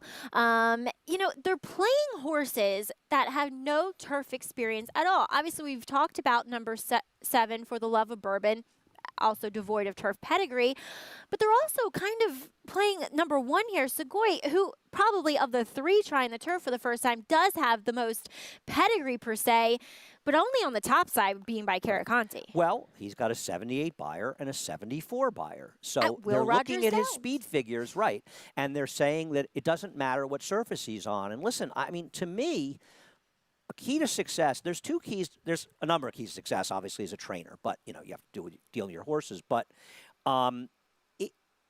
you have to put them on the right surface. It seems simple, but and listen, they're trying the turf. It's early in their 3-year-old year. I'm not knocking the trainers putting them here. They want to see if they can handle it. But you've got to be on the right surface. You've got to be the right distance. I mean, there's a horse in Rainier State named Teak Van Flew. The day his connections realize he doesn't want to go 2 turns at a round of ground, they're going to do well with him because he ran very well yesterday. He did. He just can't get that distance. And you want the right distance, obviously, but you also want to put them in places where they belong. Yeah. You need to get them into the right spots. And I think some of these trainers, they're trying out to see, you know, the condition came along, they fit the condition. Why not see if they can run the turf? And if not, they'll go back to the dirt. But as a bettor, you're getting an advantage here because horses like the 1 at 9 to 2 and the 7 certainly at 3 to 1, to me, these are massive underlays.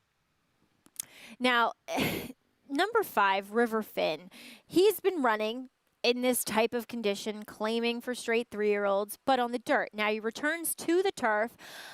He has 1 good race on the turf, which was his maiden breaking score at Fairgrounds, and 1 poor race. It was over a course that had some give in it, listed as good, in which Mishko actually dead heated for the win. Do you give him a look at all to get back to his firm course win? Oh, I think he's far from impossible in this race. I think he absolutely can be a factor in this race. Yes, if he gets back to that race. You know, maybe he didn't like a little give in the ground. He did run particularly badly, but so badly that you want to tend to give him a bit of an excuse, and he's come back and run well in the dirt since then. So something obviously had gone wrong. I played some exactas the 4 with the 3 and 6.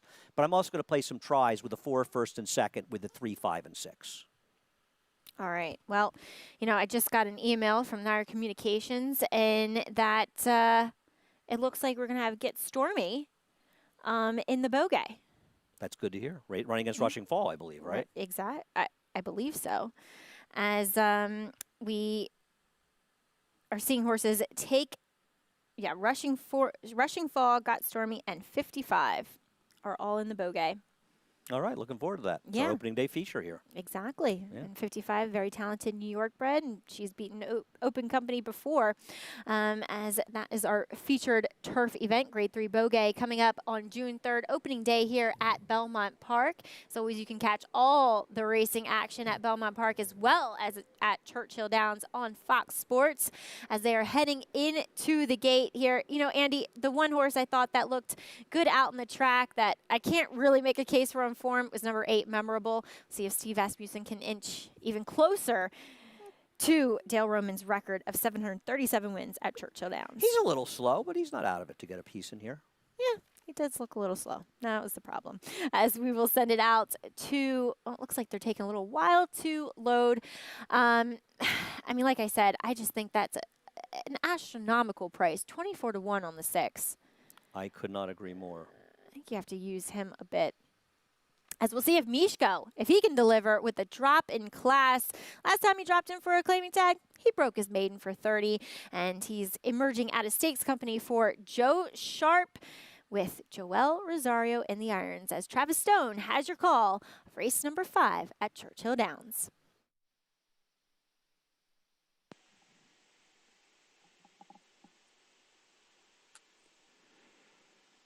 They're in the gate.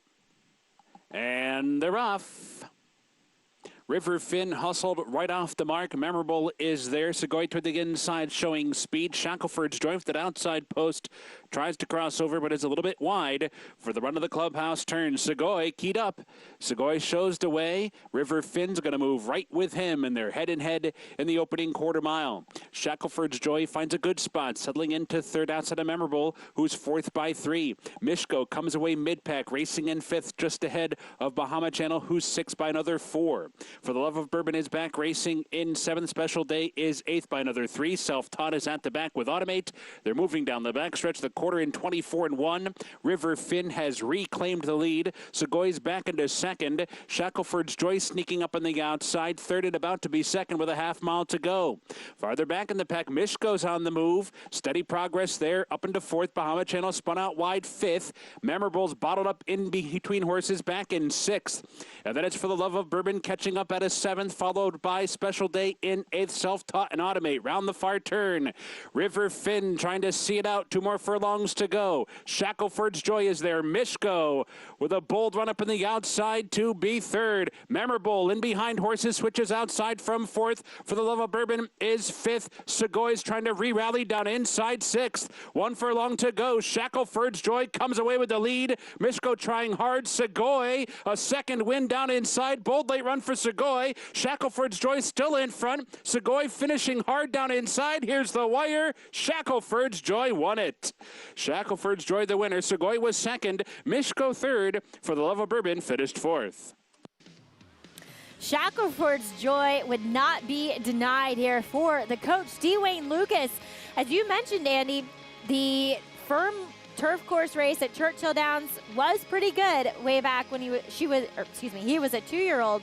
So if you just put a line through that other yielding course race, put him right in the mix. And another race where John Velasquez got in good position from an outside post in a turf race. We've seen this repeatedly. We saw it yesterday. We saw it last week with Graham Motion's horse. Johnny is doing an excellent job of getting his horses into position from difficult post positions, and you have to give him a lot of credit because they're in that turn pretty quickly at a mile. And I got to tell you something, Mishko, he had no excuse, and you can't like the way he was lugging in the stretch, Maggie. I mean, you can see Joel Rosario just has one hand on his right rein and is hitting him left-handed because he is lugging in quite badly there. But an interesting run from the first-time turf horse, and number 1, Segoy, the son of Caraconti, lost the lead before the turn and then re-rallied only to be beaten a long head. Neck, a half length. Yeah. It looked like he was completely finished around the turn, and he came back on. No, I agree. And, another nice call from Travis. Travis a friend, but Travis really, Travis is a horse player. Accurate. He's a horse player, so he's watching these races very much with a horse player's perspective, and he picks up horses moving into races very well. No, he's just so accurate. He hits every horse as to what they're doing. Obviously Travis a friend, but great job out there, Travis, at Churchill Downs, as we'll have the prices and official results for you coming up. Churchill Downs race number 5, America's Day at the Races, continues after this break. Since 1913, the Petaluma Creamery has believed that the best dairy products come from happy cows. It's why owner Larry Peter insists that every cow we milk is born and raised naturally to produce the finest non-GMO 100% organic cheese and butter for your family. Shop our delicious line of Spring Hill cheeses. Pick your favorites, and we'll ship them right to your front door. Visit SpringHillCheese.com today and start serving your family the highest quality cheeses available. Petaluma Creamery, the best dairy comes from the happiest cows. As the world faces unprecedented challenges, our faith and resolve have been challenged like never before. But tough times never last, tough people do. Thanks to all the fans, the backstretch workers, trainers, owners, breeders, veterinarians, and countless others behind the scenes. We are inspired daily by your commitment, and we applaud your passion for this great sport. Together we'll rise above this, and soon we will all run happy again.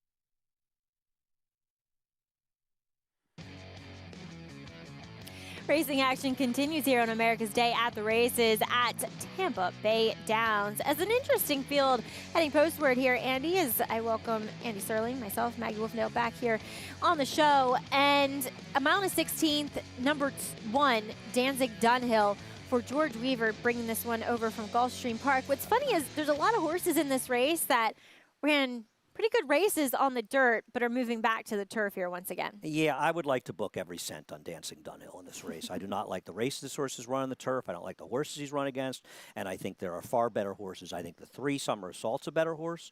I like the 4 Cadet Connolly, who he was involved in a pace that fell apart last time, and I thought he ran actually very well in that race against better horses, and he gets Lasix for the first time. For my money, the 4 Cadet Connolly is the one to beat here, and I think Alley Oop Johnny, he was also involved in the pace last time, and he didn't run as well as Cadet Connolly, but I think if you're going to use him on that supposition, you're supposed to show the pricier Alley Oop Johnny. So my idea is Cadet Connolly with the 3 and 7, about a couple dollars in exactas. Alley Oop Johnny, he ran up here in New York, and I loved him when he switched to the turf that day. And he ran 3rd, but has done okay. And as you said, bit of an excuse for him in his last start, and has run some good races prior to that one. So Alley Oop Johnny, a little bit dirtied up from his last effort. We'll see what he can do here today for John Rigateri. and Three Crowns Farm. I mean, Yes. I was I'm going to waiting. say, there's the second time starting Jonathan Thomas horse. They love betting Jonathan Thomas at Tampa. He's done well there. That maiden win was terrible. It was terrible. That's what I thought. But he did show that he has some pace, and at least watching these races from Tampa, it doesn't hurt to be on or near the lead. That's for sure. As we throw it out to Richard Grunder for the call of Tampa Bay Downs, race number 6.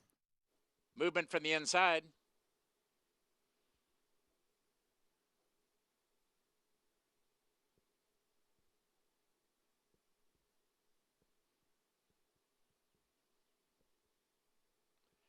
And they're off. Summer Assault is away alertly, and there goes Gravitas from the far outside. Centeno will try to drop over and save ground. Alley-oop Johnny comes away with a top flight. Up on the outside, Mecca Corda, and the last horse away is Long Shot Buffalo Max. Under the wire for the first time, Summer Assault in hand and on the lead by 2. Gravitas settles into stride now to be second. Along the rail, there's the favorite. Dancing Dunhill saving ground now third. Top Age is now fourth. Up on the outside, Alley-oop Johnny now racing along fifth. Back to the inside, Cadet Connolly is now sixth in the two-path. That's Mecca Corda now seventh. Then we go back to Maddie's Express, and the trailer is still Buffalo Max. They turn up the backstretch, and Summer Assault and Suarez has him relaxed on the lead by 3. Gravitas Centeno looks for win number 3 on the day. On the chase second, Tapage on the outside now racing along third. That's Danzig Dunhill now being shoved on a bit now to be fourth. Up on the outside, Alley-oop Johnny is now on the move fifth. To the far turn they go. It's Summer Assault with the lead. Gravitas now moves up within striking range second. Up on the outside, that's Tapage now third. Back to the inside, Danzig Dunhill is now fourth. Far outside, Alley-oop Johnny is fifth with a quarter of a mile to run.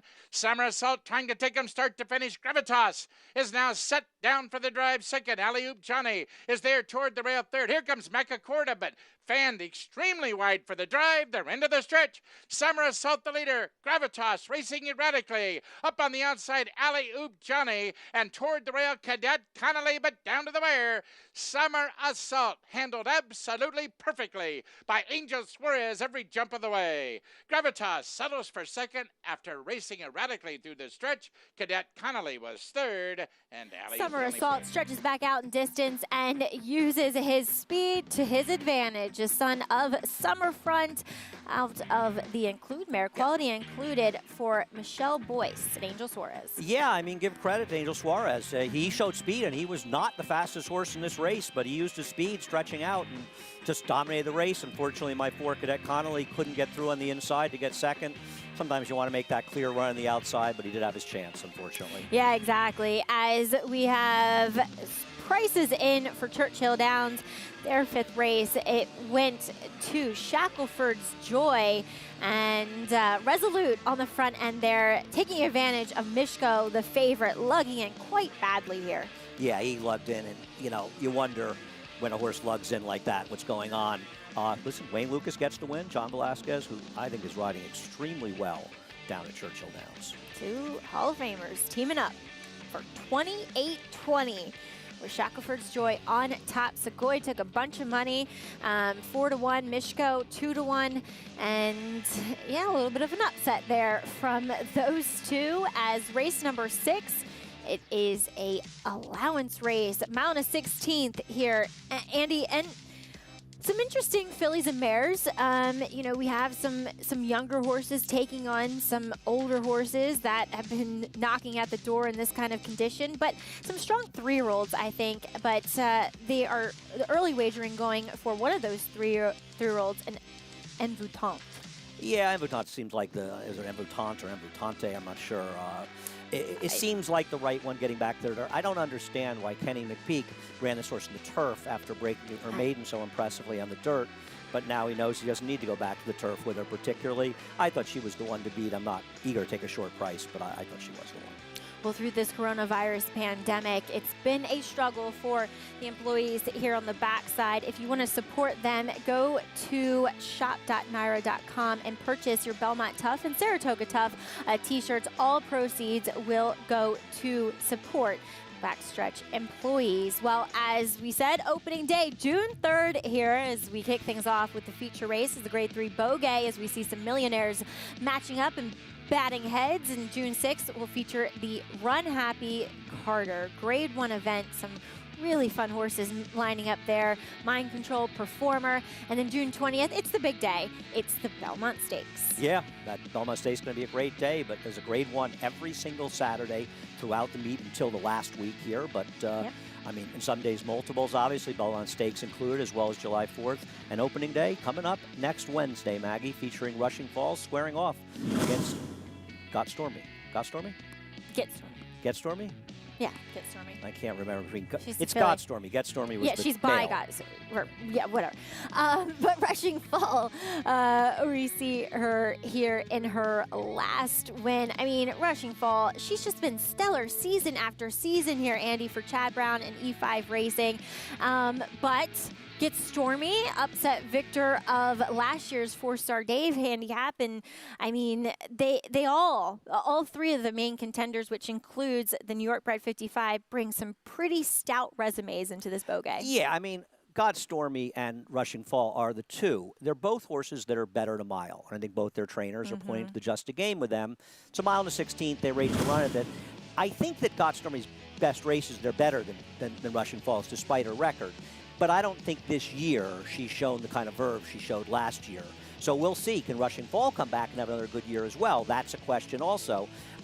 They are so good, it's hard to imagine now. I obviously haven't seen the entries and I haven't seen the PPs, but they're the two big names for sure. Yeah, totally. I don't want to discredit, though, the New York bred 55 in that she has run well against Open Company before. She can't beat these horses if they run their good races, though. You don't think maybe the mile and a 16th? I didn't think that she was as good last year as she was the year before. Her last two races weren't as good, I thought. 55's a neat horse, but in general is a reason that most for running. And did she win? She didn't win. She ran in did she run the Boston Spa? It's hard to keep it straight. I know Chad had a few in there. But I think generally she's been running against the New York breds and been running well against. She's a really neat horse that's consistent, but she's not as good as those horses. Not unless they don't run their races. Yeah, Rushing Fall, I would say, is definitely the horse to beat. But our first Saturday, our opening Saturday here, as we were talking about the Run Happy Carter handicap, Grade 1, Fort Marcy for the boys on the turf, going a mile and 16th as well, or a mile and an 8th. The Intercontinental, as we'll see Newspaper of Record possibly coming back in that, cutting back to the 7 furlongs. And then the Westchester, Grade 3, mile and a 16th. We extended that because we're running the Carter on the same day.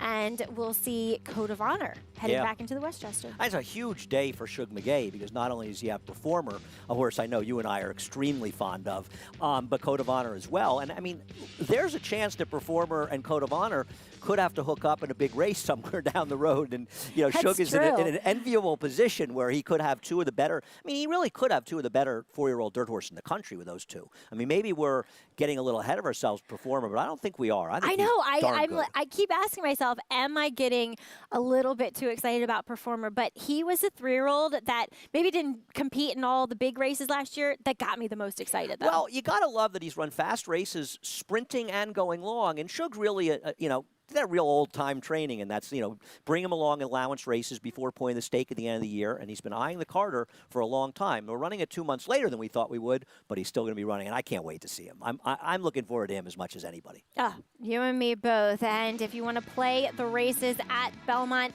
make sure you check out the free Equibase PPs and check out NYRABets.com/Fox Sports to attain those PPs and get a head start on the opening day here at Belmont Park. Well, that'll do it for me. I need a nap, rest up for opening day. Richard Migliore will be in my seat. Stay tuned. You're watching America's Day at the Races.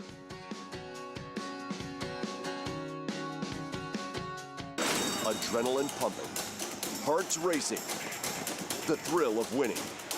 And it all happens right here.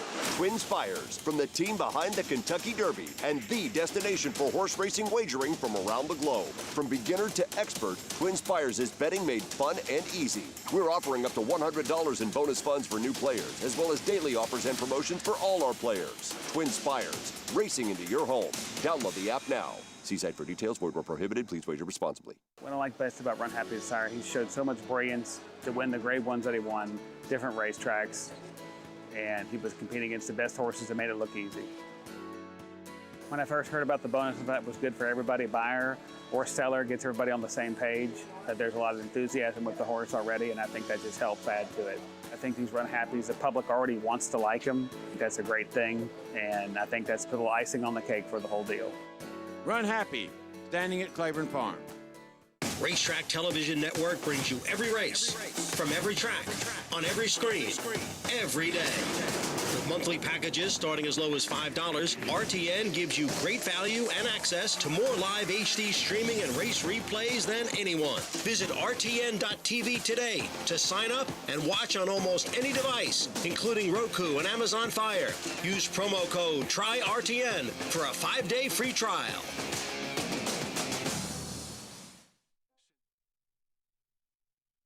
Has believed that the best dairy products come from happy cows. It's why owner Larry Peter insists that every cow we milk is born and raised naturally to produce the finest non-GMO 100% organic cheese and butter for your family. Shop our delicious line of Spring Hill cheeses. Pick your favorites and we'll ship them right to your front door. Visit SpringHillCheese.com today and start serving your family the highest quality cheeses available. Petaluma Creamery, the best dairy comes from the happiest cows. Belmont is back. This Wednesday kicks off 25 days of action-packed racing with stakes races every day. Watch America's Day at the Races featuring Belmont Park. Every race, every day. Welcome back to America's Day at the Races. Andy Sterling now joined by the one and only Richard Migliori, who's getting his act together just to my right. And, of course, the show brought to you by our good friend Run Happy.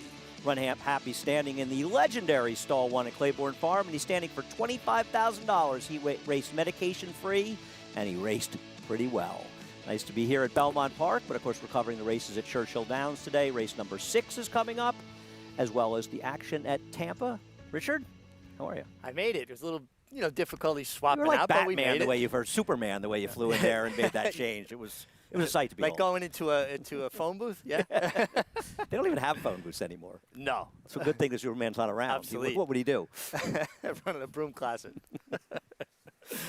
Race number 6 at Churchill. They're going 1 mile and a 16th.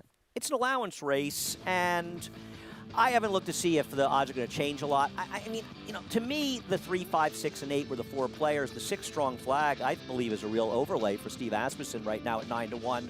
I don't have an argument with Anbutante Richie getting back to the right surface, dirt. Yeah, definitely getting back to the right surface. She possesses speed. My question about it was, do you think she is the pacemaker, or is she going to have company up front? I think there's other speeds in here. I think you'll see the horse on the inside going, a horse who's stretching out. The 3, Dream a Little Dream of You. And I wonder if the 9 will be aggressive on the outside. But I think it'll be sitting a good spot, 4th or 5th behind them. I think she should be in a good spot. Right. But I saw it the same way. I thought I saw speed in here, and she's not going to get that cozy trip she got at Gulfstream breaking her maiden. I don't disagree with that. And I think that's an important point, because if you look at it, it was significantly better than her other efforts from a speed figure standpoint. But she didn't run badly in those races. She improved off them. I like her, but I'll be honest with you, Richie, I don't think she's a super short price horse in this race. No, neither do I. I thought this was a very competitive race. And, of course, you've got to give the 5, Tempers Rising, a long look, just get in the class really. I mean, she's been facing some pretty accomplished fillies. I agree. Now, I don't love Tempers Rising. That race she comes out of Fair Run Oaks, because remember, that was the day that Finite just completely failed to show up. Now, she got a good buyer figure in there, but overall, I'm a little bit skeptical of the overall quality of that race. And she's kind of stake-faced and taking money off it, but she's still a player for Dallas Stewart. No doubt she's a player. I'd say she had dead aim, and it seemed like it was her race to win at the 8th pole, and she just kind of ran on evenly. She didn't really kick on when the winner came outside of her. I thought that in some respects, as good a trip as she had, it might have been a little disappointing from that standpoint. I don't disagree. I don't believe the winner, a Juddmonte horse for Brad Cox, has run back since that race. I don't think she's come back, so it's a little hard to judge. Listen, I mean, I don't think it was a solid effort. I think sometimes people see they ran in stake races, and they tend to say, you know, a horse that ran the same race in allowance race and a horse that ran the same race in a stake race, they might bet more money on the one that ran in a stake race. And I don't know if it's necessarily better, but her 3-1 is much better than 7-5 on the 8, and I don't think the difference is that substantial. No, I don't either. And are you surprised at the fact that the 8 is actually that short a price? Yes. One of the things about her getting back to the dirt is she has that big 6-length win on the dirt. And people do love horses that win by big margins sometimes more than they should. Yeah, I agree. I think it jumps off the page at you. Well, then she tried turf, but look how big she ran on dirt. And that was a maiden race. This is significantly different when they face winners. And let's be honest, margins are more about who you're in against sometimes than who you actually are. The number 1 hitting the racetrack. Rhea Monk, a speed. Tyler Gaffalione riding for Rudy Brissett. Yeah, coming out of sprints and has shown speed in sprints. Going 2 turns, you have to think she shows speed. The number 2 is Harmony Victory. Paolo Lobo, Florent Giroux.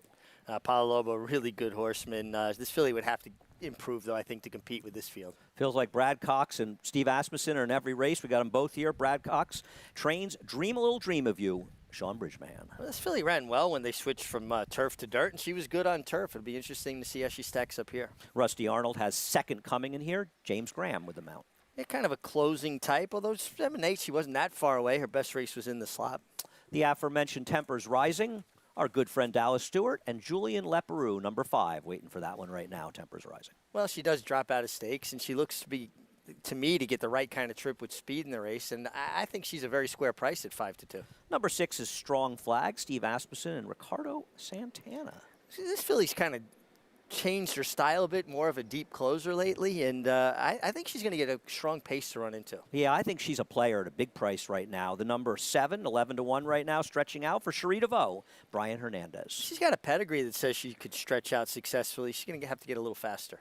Envoutante, the current heavy favorite, 3-2, Kenny McPeek and our friend Jose Ortiz. Well, obviously a very live player here. I'm just a little surprised that she's as short a price as she is. Off a maiden win, Cherokee Maiden for Jerry Hollendorfer and Martine Garcia, number 9, rounding out the field. It took her 9 starts to break her maiden. I don't see her coming right back and winning the first condition. Yeah, I agree. Though she did get back to a dry track for the first time in a few starts, but it's not like she improved dramatically on it.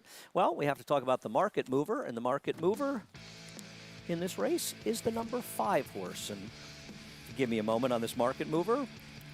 Give me a second here, please. It's time for the Twin Spires Market Mover, where we identify the horse that's attracting the most support in money late in betting. If you want to bet the Market Mover, if you like another runner in the next race, sign up at Twin Spires. The Market Mover, number 5 horse we talked about just before, Richie, Tempers Rising. 5-2, a little low for me, but she's a player. No, she's definitely a player, and she has been facing good horses in stakes, graded stakes. I don't know that she towers over anybody in here. Like you said, some of the fillies coming out of allowance races have run pretty similar races. Well, we have our good friend Tom Amoss standing by with a little more on Tempers Rising as we head to Churchill. Thank you, Andy. So, yeah, this is a filly that I watched a great deal down at the fairgrounds. And, look, those races, whether you want to knock how the Fairgrounds Oaks set up and didn't fare for our big-time favorite in that race, those were good fillies. Those groups leading up to that race, and she participated in all the preps for that, were very, very good groups. So Tempers Rising definitely gets some class relief. But she doesn't do herself any favors out of the gate. Oftentimes she doesn't break well, puts herself in a bad spot, and it's hard to make up that kind of ground against good horses. This may not be a stake race, but it might as well be. There's some good horses in here, and that leads us to our 8 horse. I'm not going to butcher this name, so I'm just going to say the 8 horse trained by Kenny McPeek, who has very good form on the dirt. It's a couple of grass races in between, but dirt form is very, very good and gets the services of Jose Ortiz.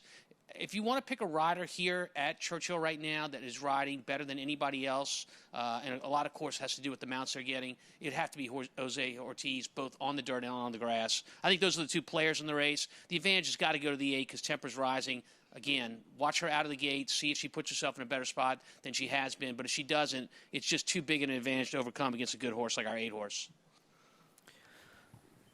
Thanks a lot, Tom. Always good to hear from Tom Amoss, spending some time with us this week at Churchill Downs. And Richie, talking about the 5 and the competition, I don't disagree with Tom. They were decent horses in there. And the 3-year-old fillies have really improved a lot in 2000. I thought the 2-year-olds last year were a little bit thin. Right. But we've gotten a lot of stronger runners here. Still, I'm not sold on this filly. Listen, I'm looking at the 8 over her, and she's 8-5. I don't think there's that much difference between them. Well, it's interesting, too. Tom talked about her gait habits. A lot of times they have a tendency in which you see a lot in her bumped break, bobbled break, steadied break. It's because they don't stand properly in the gait. You get a 1,000-pound animal, you have to have them physically squared up so they're balanced on all 4 legs. And the ones that are anxious or just a little bit too nervous tend to not stand square, and then that leads to their problems leaving the starting gate. Heavy long shot for for Rusty Arnold, who always has a busy day. He's got a strong contingency of 2 horses in the stake, both Totally Boston and Leinster, and then race number 8. They're the 2 horses to beat in a super competitive race. I also think Baracho, one of the 2 horses he's bringing back in that race number 7, looks like it should be graded. It should be a graded stake. And we've seen this. I mean, the grade 3 stakes at Churchill seems like they should be at least grade 2s. Yeah. Some of these allowance races, yesterday's allowance race, 5 furlongs on the turf with Morticia in that group, that looked like a graded stake as well. No, I agree. I think Wraith, the horse who won the 7th race, is an improving horse for Claiborne Farm and Bill Mott as well. I'm looking forward to him. Rusty has some horse in day that look like they have their players. This one is a bit of a long shot in here, second coming, though. Yeah, bit of a long shot, and like I said, she broke her maiden when the track was sloppy. She does get some pace to run at. I think she will kind of fall into a decent enough trip, but I like some of the other closers better. Yeah, I think there are more interesting horses. For me, I would probably, what I try to do from a gambling standpoint is try to let the board be my guide, and I think the 6 Strong Flag is the one who's getting overlooked. I mean, did finish a good second, the horse Piece of My Heart that came back to win the Gardini, and while she didn't run well in there, she didn't have great position. I think she'll run better, so I would try to get her into the exacta with any of the 3, 5, and 8. That would be my play, to try to get the 6 first or second with those horses. Yeah, I thought with the amount of pace that at least I'm seeing on paper, now they don't run the races on paper, obviously, I thought she was a very logical closer in here, and I could see her coming up and getting a good piece of this. Yeah, I thought she was interesting. It's 7-1, once again. It just seems like a value play here. Well, we're showing Churchill, and Fox is the network of the Churchill Downs races, but also the network of the Belmont races as well. As starting on Wednesday, Belmont will be revving things up. We'll be covering all those races on Wednesday. 10 race cards. Still waiting for the overnight. Not sure why that's taking as long as it is, but because we drew a couple hours ago. That's a pet peeve of yours. You know me. Waiting on the overnight. Richie, I got so many pet peeves. You could fill the Empire State Building with the number of pet peeves that I have. But well, it's exciting though. Yeah. Racing coming back, live racing coming back. The first live sporting event to come back to New York. Yeah. So since we shut down back in March 15th. Yeah. March 15th. So great to be here. I kind of feel the excitement and the preparation going on. Workers, busy getting the plant ready, and the turf course looks phenomenal. I agree. It's going to be great to have racing here. Listen, it's been really nice, I think, for us just to be here doing the show out here. It's nice to just be at Belmont Park, but obviously when the racing starts, and all of the races at Belmont Park throughout the entire 25-day meeting, along with all the races at Churchill Downs throughout the rest of their meeting, they'll all be shown on Fox Sports, and we're fortunate enough to be covering them. And I got to tell you, I am really enjoying handicapping and talking about these Churchill races. It's the first time I've ever spent this much time looking at their races, and they've really delivered, and it's been a lot of fun. Really deep fields. You could kind of mine for that nugget of gold and get paid for it. I've been watching the exacta prices. I think there's been a lot of value in some of these exactas. It's just a really interesting handicapping conundrum when you get big full fields of really consistent, solid, hard-knocking horses. Right, and I think like this race where I'm going to key horse the biggest price, look for some prices. Travis Stone with the call of race number 6 at Churchill Downs.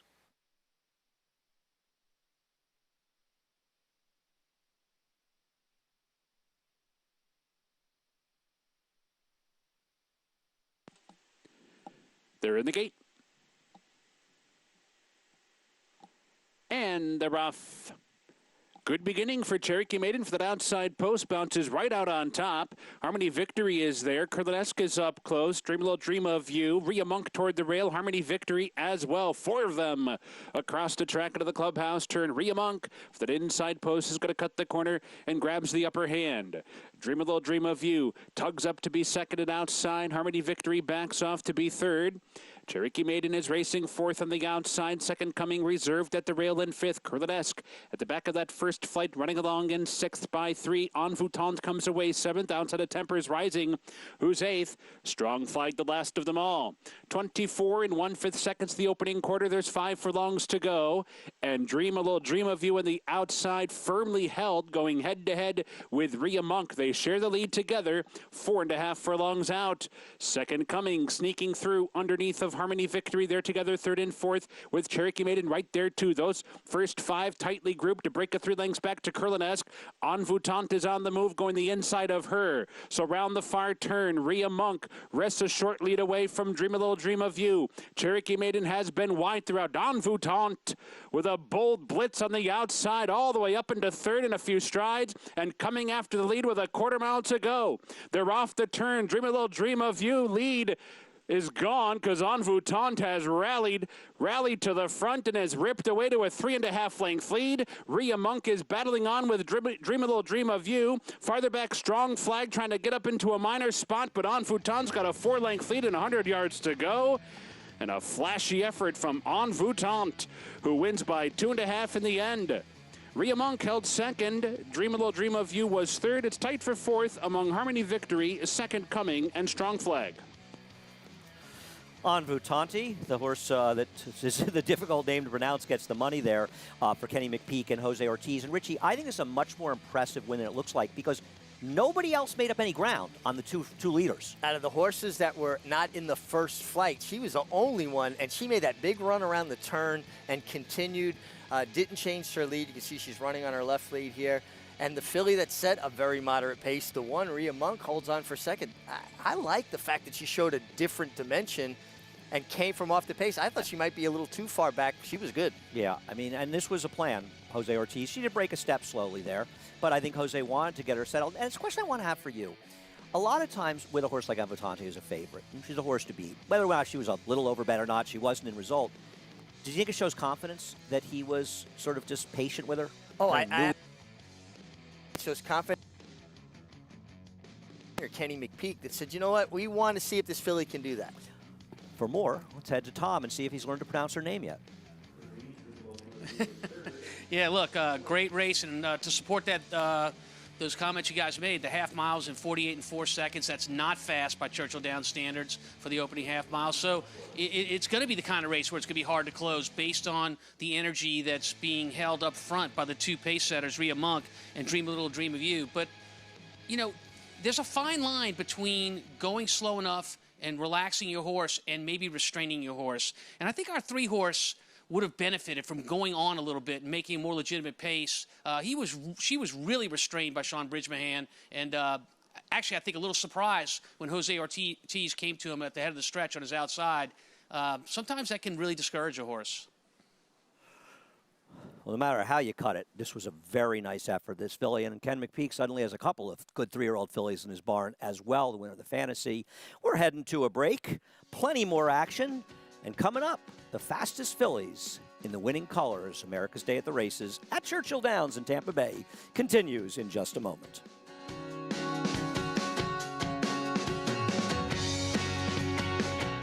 It's America's original sport, and no one covers it better than americasbestracing.net. From the sport to the lifestyle, the best races, horses, and destination venues, cocktails, gambling, fashion, and more. americasbestracing.net is a sport for you. Live it, love it, bet it.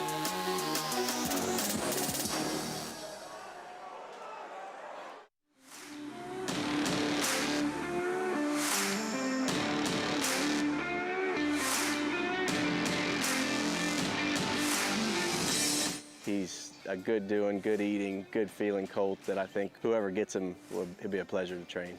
Colt himself is very sound horse, says yes every day, which I love that about him, and I love his attitude. Run Happy, standing at Claiborne Farm.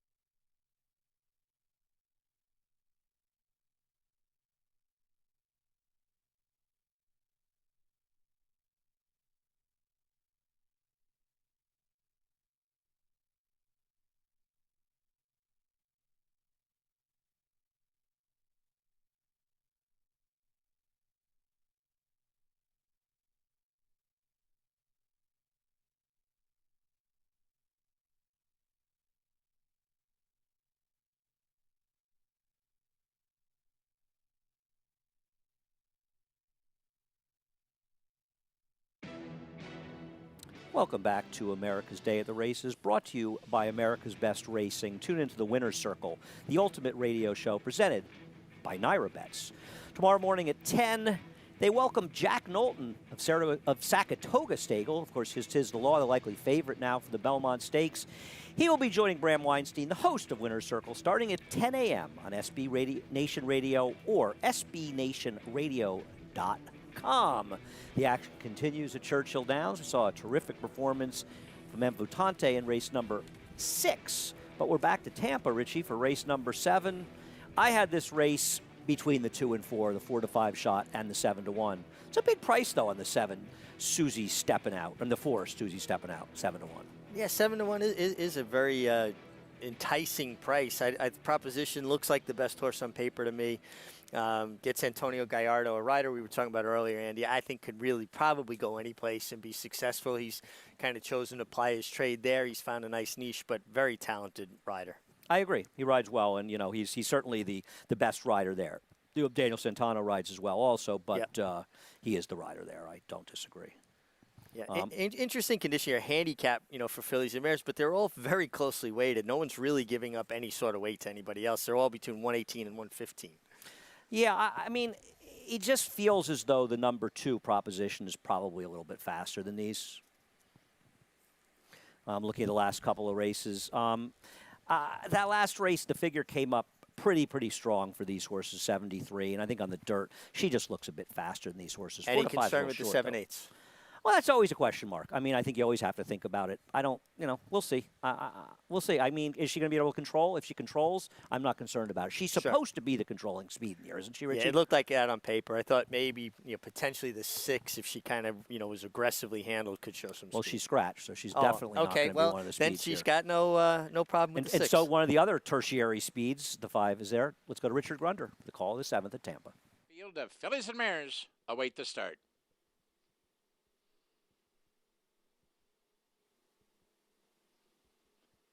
And they're off.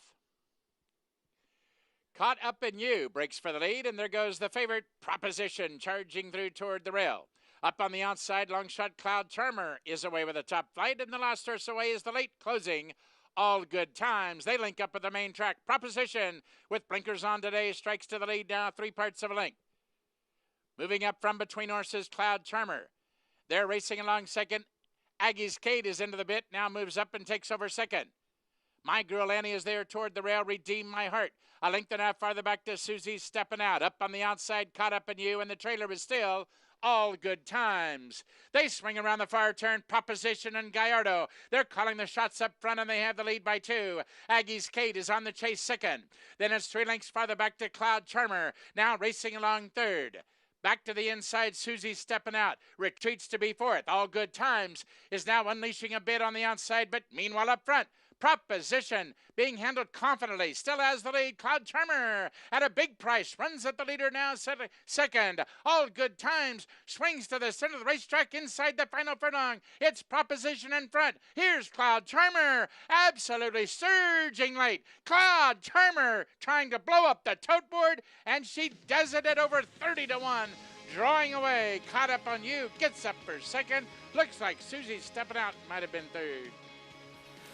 Coming in from Thistledown, has not run in 8 months, and Cloud Charmer, the big price, runs them down. I saw Thistledown, I thought of my man Ron Palucci, but it was not, actually. But this is Timothy Ham getting the job done. That's 2 in a row, I believe, for Angel Suarez. Yeah, and you could see just inside the 8th pole, the favorite, the 2 Propositions started shortening stride. I guess the 7/8 did get to her that final furlong. The winner was good, and Tim Ham, a guy I actually rode the Florida Derby 4 years ago in Monarcos' Florida Derby. And this daughter, of course, of Flatter right here.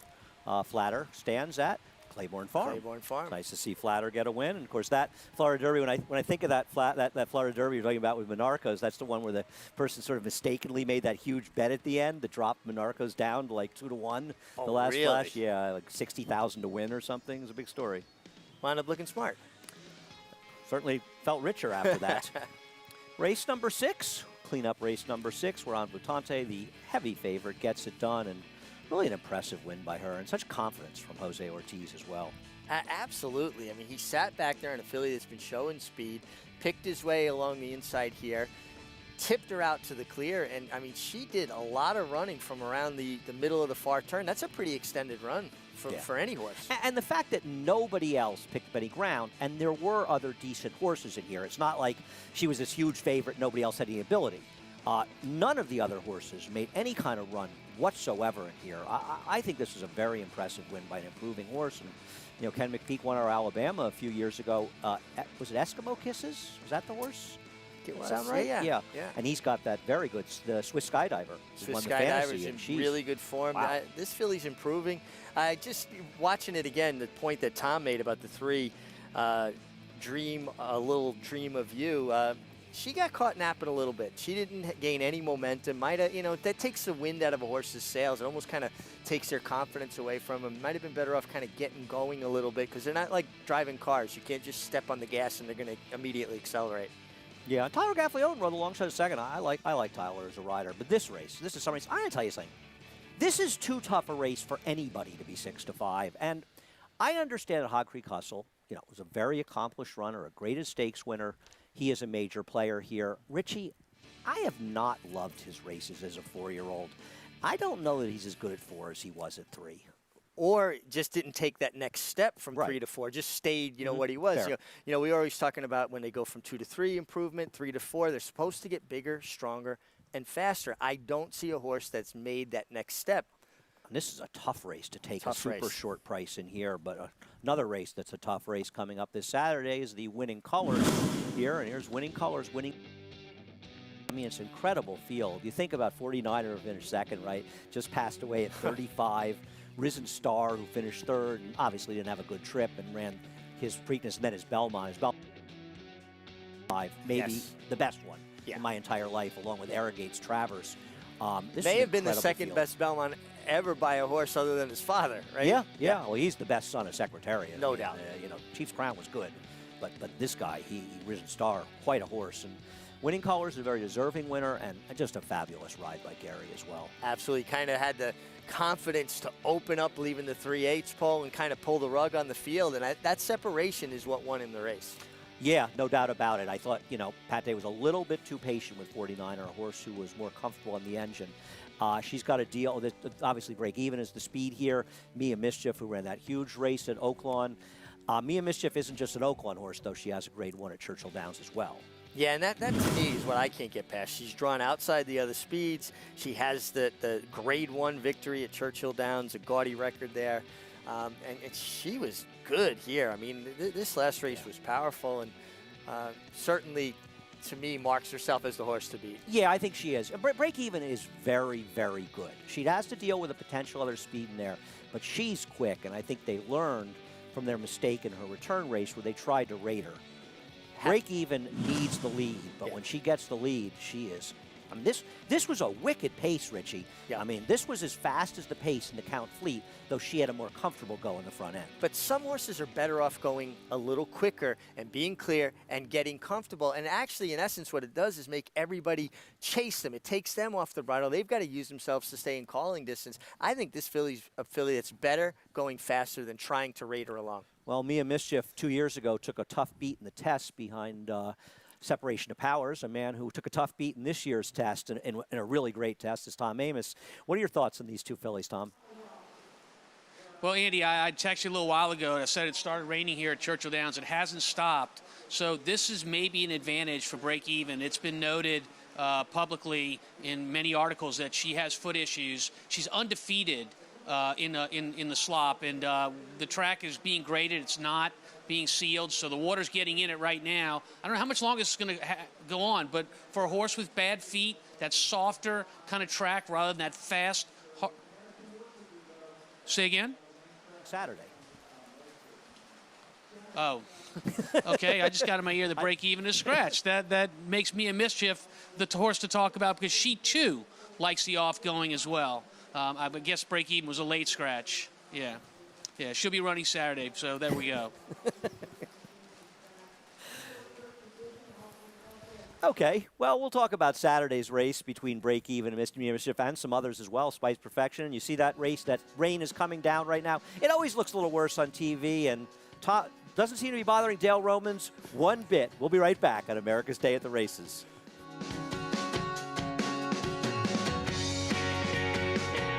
This proven son of Giants Causeway has sired 4 millionaires, including Claiborne Farm stallion Lee.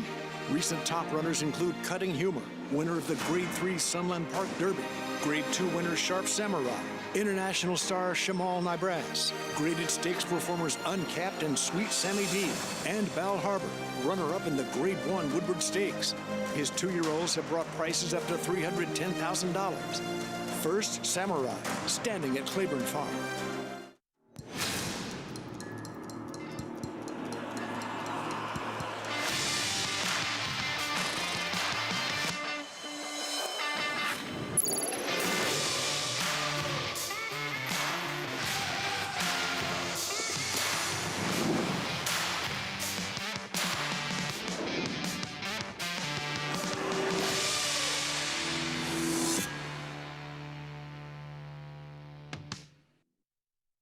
Since 1913, the Petaluma Creamery has believed that the best dairy products come from happy cows. It's why owner Larry Peter insists that every cow we milk is born and raised naturally to produce the finest non-GMO 100% organic cheese and butter for your family. Shop our delicious line of Spring Hill cheeses. Pick your favorites, and we'll ship them right to your front door. Visit SpringHillCheese.com today and start serving your family the highest quality cheeses available. Petaluma Creamery, the best dairy comes from the happiest cows. I think the bonus is really interesting. Mr. McInvale, as usual, is thinking outside the box, doing a wonderful job promoting his horse. Buyers will really appreciate having an opportunity like that to come back and run their horses at these top tracks and earn that bonus. It's a wonderful incentive both for people in the market and people that own these horses. And I mean, what a great bonus it would be for anybody that wins. I think it's wonderful. Run Happy, standing at Claiborne Farm.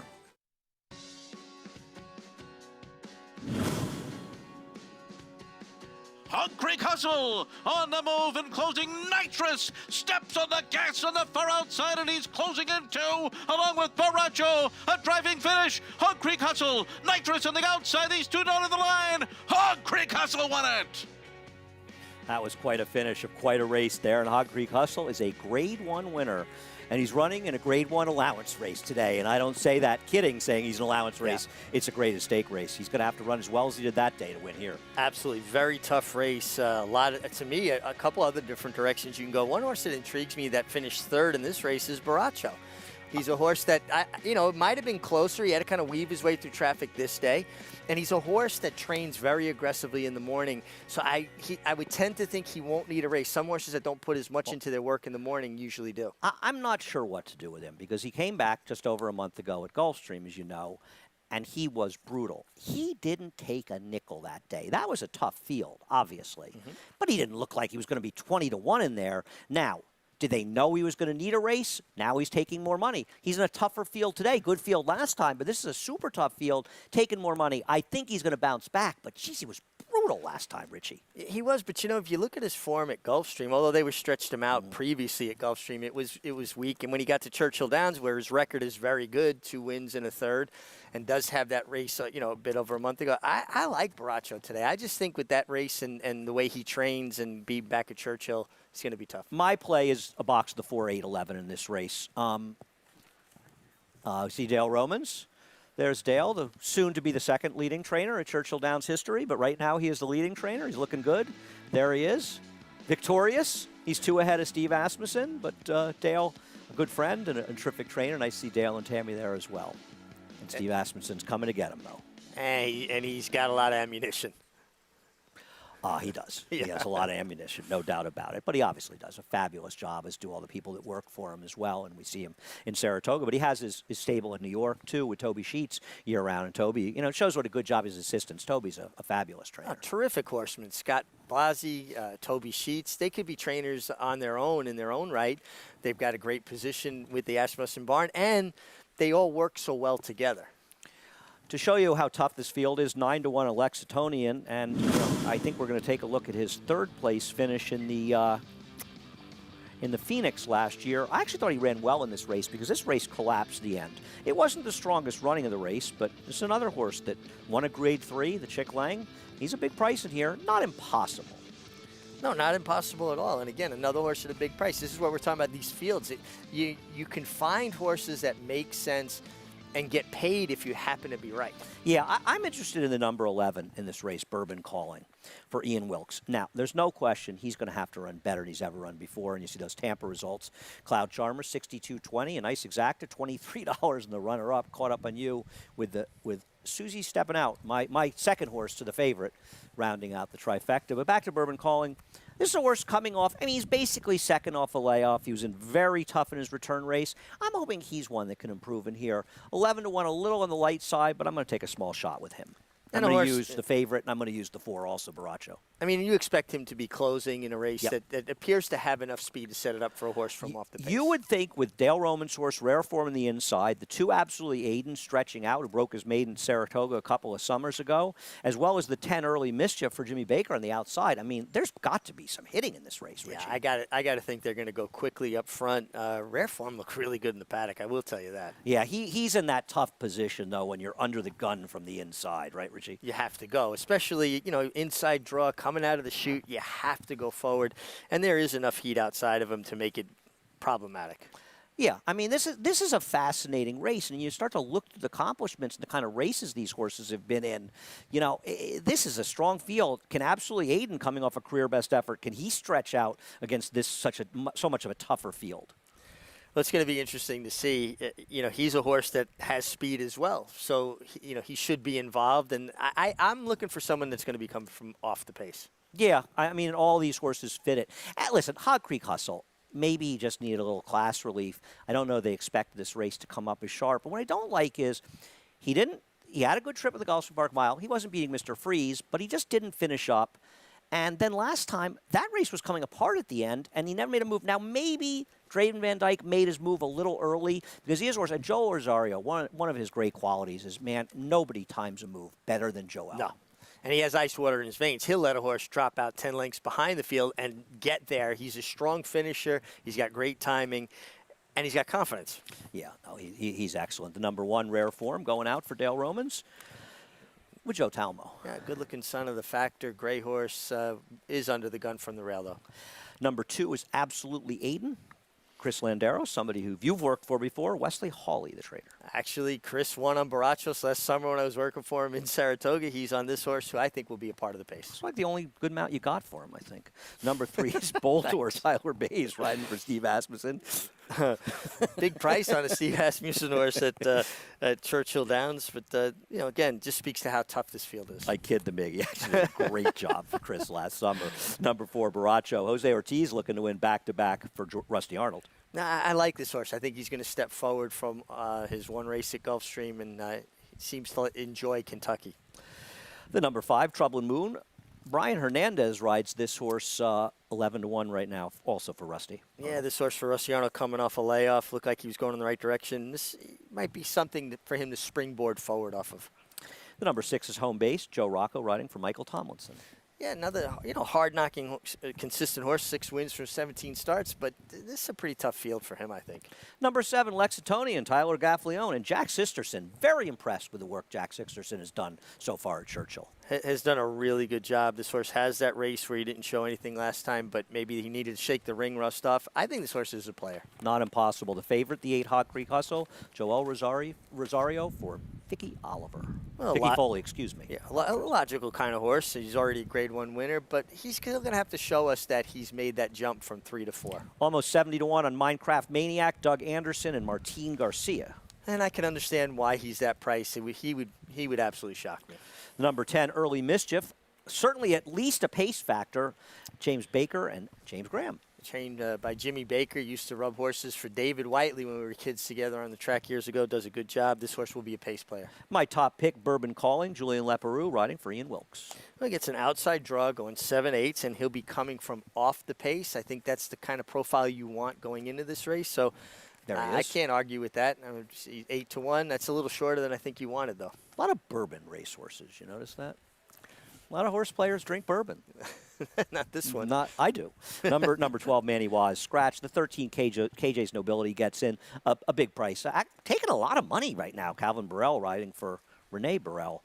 This horse is little over bet here, Richie. Yeah, it seems like it, but Calvin at Churchill, maybe he's going to drop him out, drop to the rail, and do that bow rail stunt that he tries to pull. But you got to have horse to get through those spots. Good luck to him getting down the inside. If you want to bet a market mover, and we have those market movers, or any other runner in the next race, you can sign up for TwinSpire's $100 new player bonus. To sign up, head to TwinSpires.com or download the TwinSpires app. Opt in and use the promo code GET100 to start your $100 new player bonus right now. Tom Amoss has figured out what day it is, who's running, and he's going to talk about the 10 early mischief.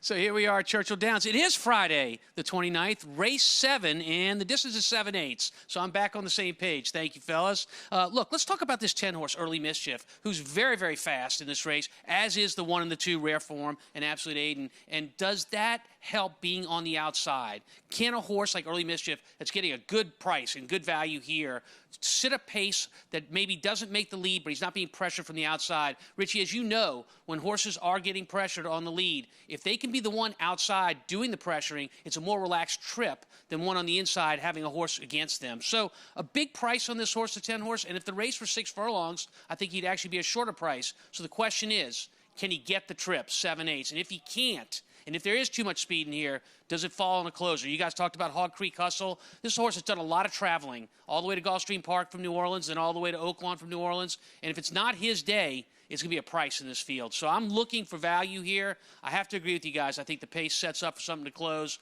not necessarily Hog Creek Hustle. I want to ask you a question, Tom, about Early Mischief. And listen, he's almost 30-1, so I would never knock him, and he does have that good outside position, the speeds. He's never won a race, though, when he hasn't been able to control. Does that worry you? Yeah, look, that's a golden rule, isn't it, Andy? When you're handicapping and you can find a horse that is what we call a one-dimensional speed horse who runs his best races when he clears and makes the lead and can't finish on the end when he's pressured, then you have to go against him. I'm sure that's why he's 30-1. But oftentimes when you see these races that you think are loaded with speed, particularly speed to the inside in the 1 and the 2, sometimes things happen out of the gate that change the complexion of the race. I know it's a lot to ask, and, when you're picturing the race in your head, it looks like the 1, 2, and 10 are going to go rapid up front, and something's got to give, and something's got to close. Yeah, no question. They aren't run like they look on paper. If they were, we'd all be rich, or we think we'd be rich. Good stuff from Tom Amoss. I would say as always, but now that whenever he knows what day it is, the stuff from Tom is pretty good. Hog Creek Hustle has drifted up here to 9-5, Richie, and I got to tell you something. I want to see it from this horse this year. You've got horses that I think can take a step forward, and he just hasn't taken that step forward as a 4-year-old. He's looking at this race as a prep for the Run Happy Met Mile, and I'm sure others in here are looking at it that way as well. There's really no more prestigious race that's not a Triple Crown race than the Run Happy Met Mile. He's looking to get in there. I don't think he's a miler. And I got to tell you, though, Tom makes a great point. This is his 4th start this year as a 4-year-old. At his 4th different racetrack. Yeah. So he's been shipping around, and I'm not convinced that he's made that jump. He just looks like the same horse to me physically. I wouldn't, for me, I would go against him as the favorite. I'm going to use him on top of horses like the 11 horse. I don't want the exact actually be 8-11 and pay $50 and get nothing. Sure. But I think he is a vulnerable favorite in this race, and there are other horses to look at because, you go through, and it's not like it's a field that you can find something to recommend about every horse. Now, some may ultimately not be good enough. 7 furlongs may be a bit far. But there aren't horses in this race. There's nobody in here that stinks. Everybody here is pretty good. Absolutely. And I think Baracho, to me, was as close to him last year. If Baracho made that step, which we don't know off of the one race at Gulfstream, he's the horse I like. Maybe it's because I have a little soft spot for him because it was one of my 1 wins at Saratoga. Well, you had 1 win that was a brutal disqualification and an unfair disqualification, terrible, in my opinion, terrible. as well. Here's a question. Baracho's taking a ton of money. Yeah. It feels like he's a little low at 5-1, to be honest. But when you reconcile that with the fact that he was a huge price last time out, he was dead on the board last time. Right. The board is telling you a very different story today. So actually giving us a bit of confidence if you like him. Yeah, no, I think he I think he's a very dangerous horse in this race. We'll see if he can bounce back. And, you know, Rusty's got 2 in here. He's got 2 in the next. And I don't know. Is it really raining anymore down there? Doesn't look like it. Yeah, it looked like it kind of lightened up, like it was a passing shower. And that, Doesn't seem that like turf course, sand-based, can take a lot of rain. Takes a lot of water. Drains very well. Seems to run through it. Yeah, so I'm not really concerned about it. Of course, we have the big race tomorrow. That war in the last race, the Mid-Julep. Another race that seems like it should have a different person, maybe a grade 2. Well, these races, they get strong fields, and it's a very, I mean, it doesn't have the star quality of the Beaugay, but it's very competitive. They're almost in the gate. Let's head up to Travis Stone, the voice of Churchill Downs, for the call of race number 7. They're in the gate. A few of them fractious in there.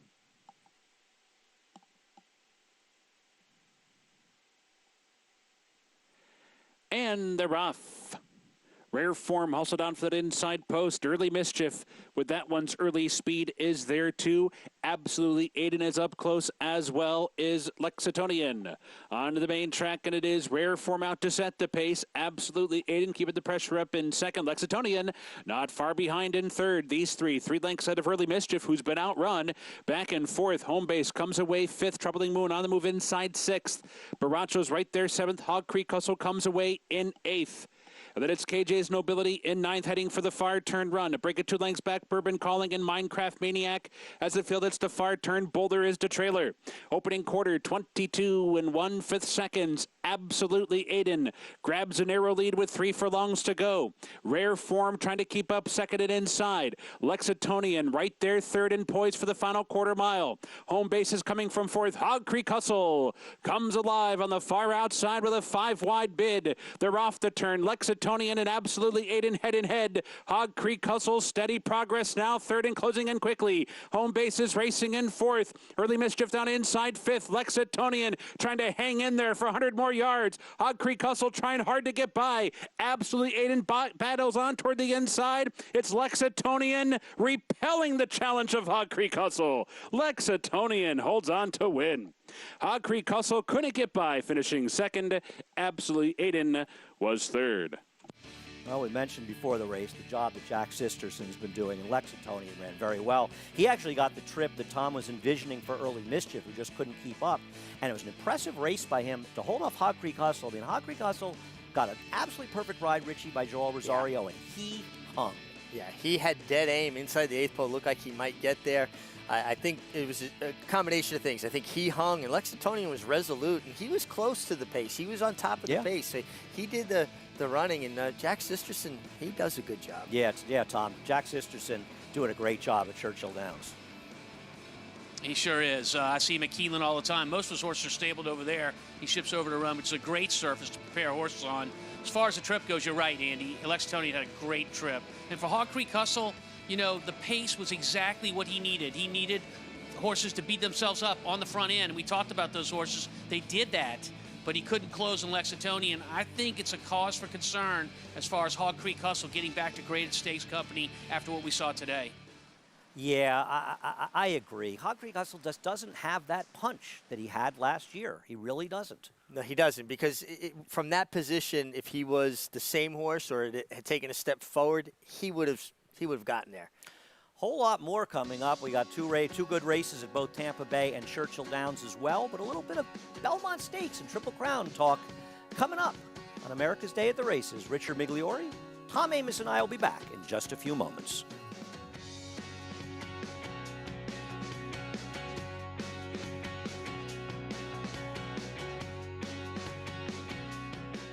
Adrenaline pumping, hearts racing, the thrill of winning. And it all happens right here. Twin Spires, from the team behind the Kentucky Derby and the destination for horse racing wagering from around the globe. From beginner to expert, Twin Spires is betting made fun and easy. We're offering up to $100 in bonus funds for new players, as well as daily offers and promotions for all our players. Twin Spires, racing into your home. Download the app now. See site for details. Void where prohibited. Please wager responsibly.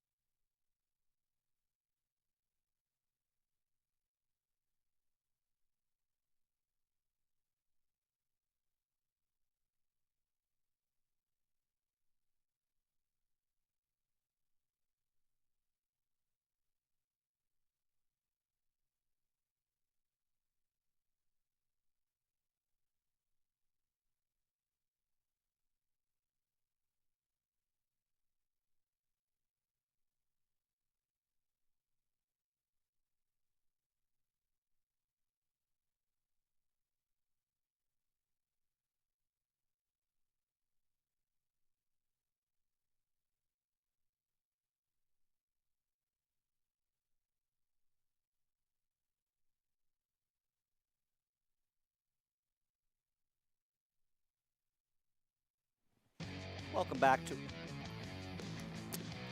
to America's Day at the Races. Tom Amos, Richard Migliori, and myself, Andy Serling. We're at Belmont Park. Tom's at Churchill, but the race coming up at Tampa Bay, Richie. They're on the turf for the penultimate race of the day. Any thoughts?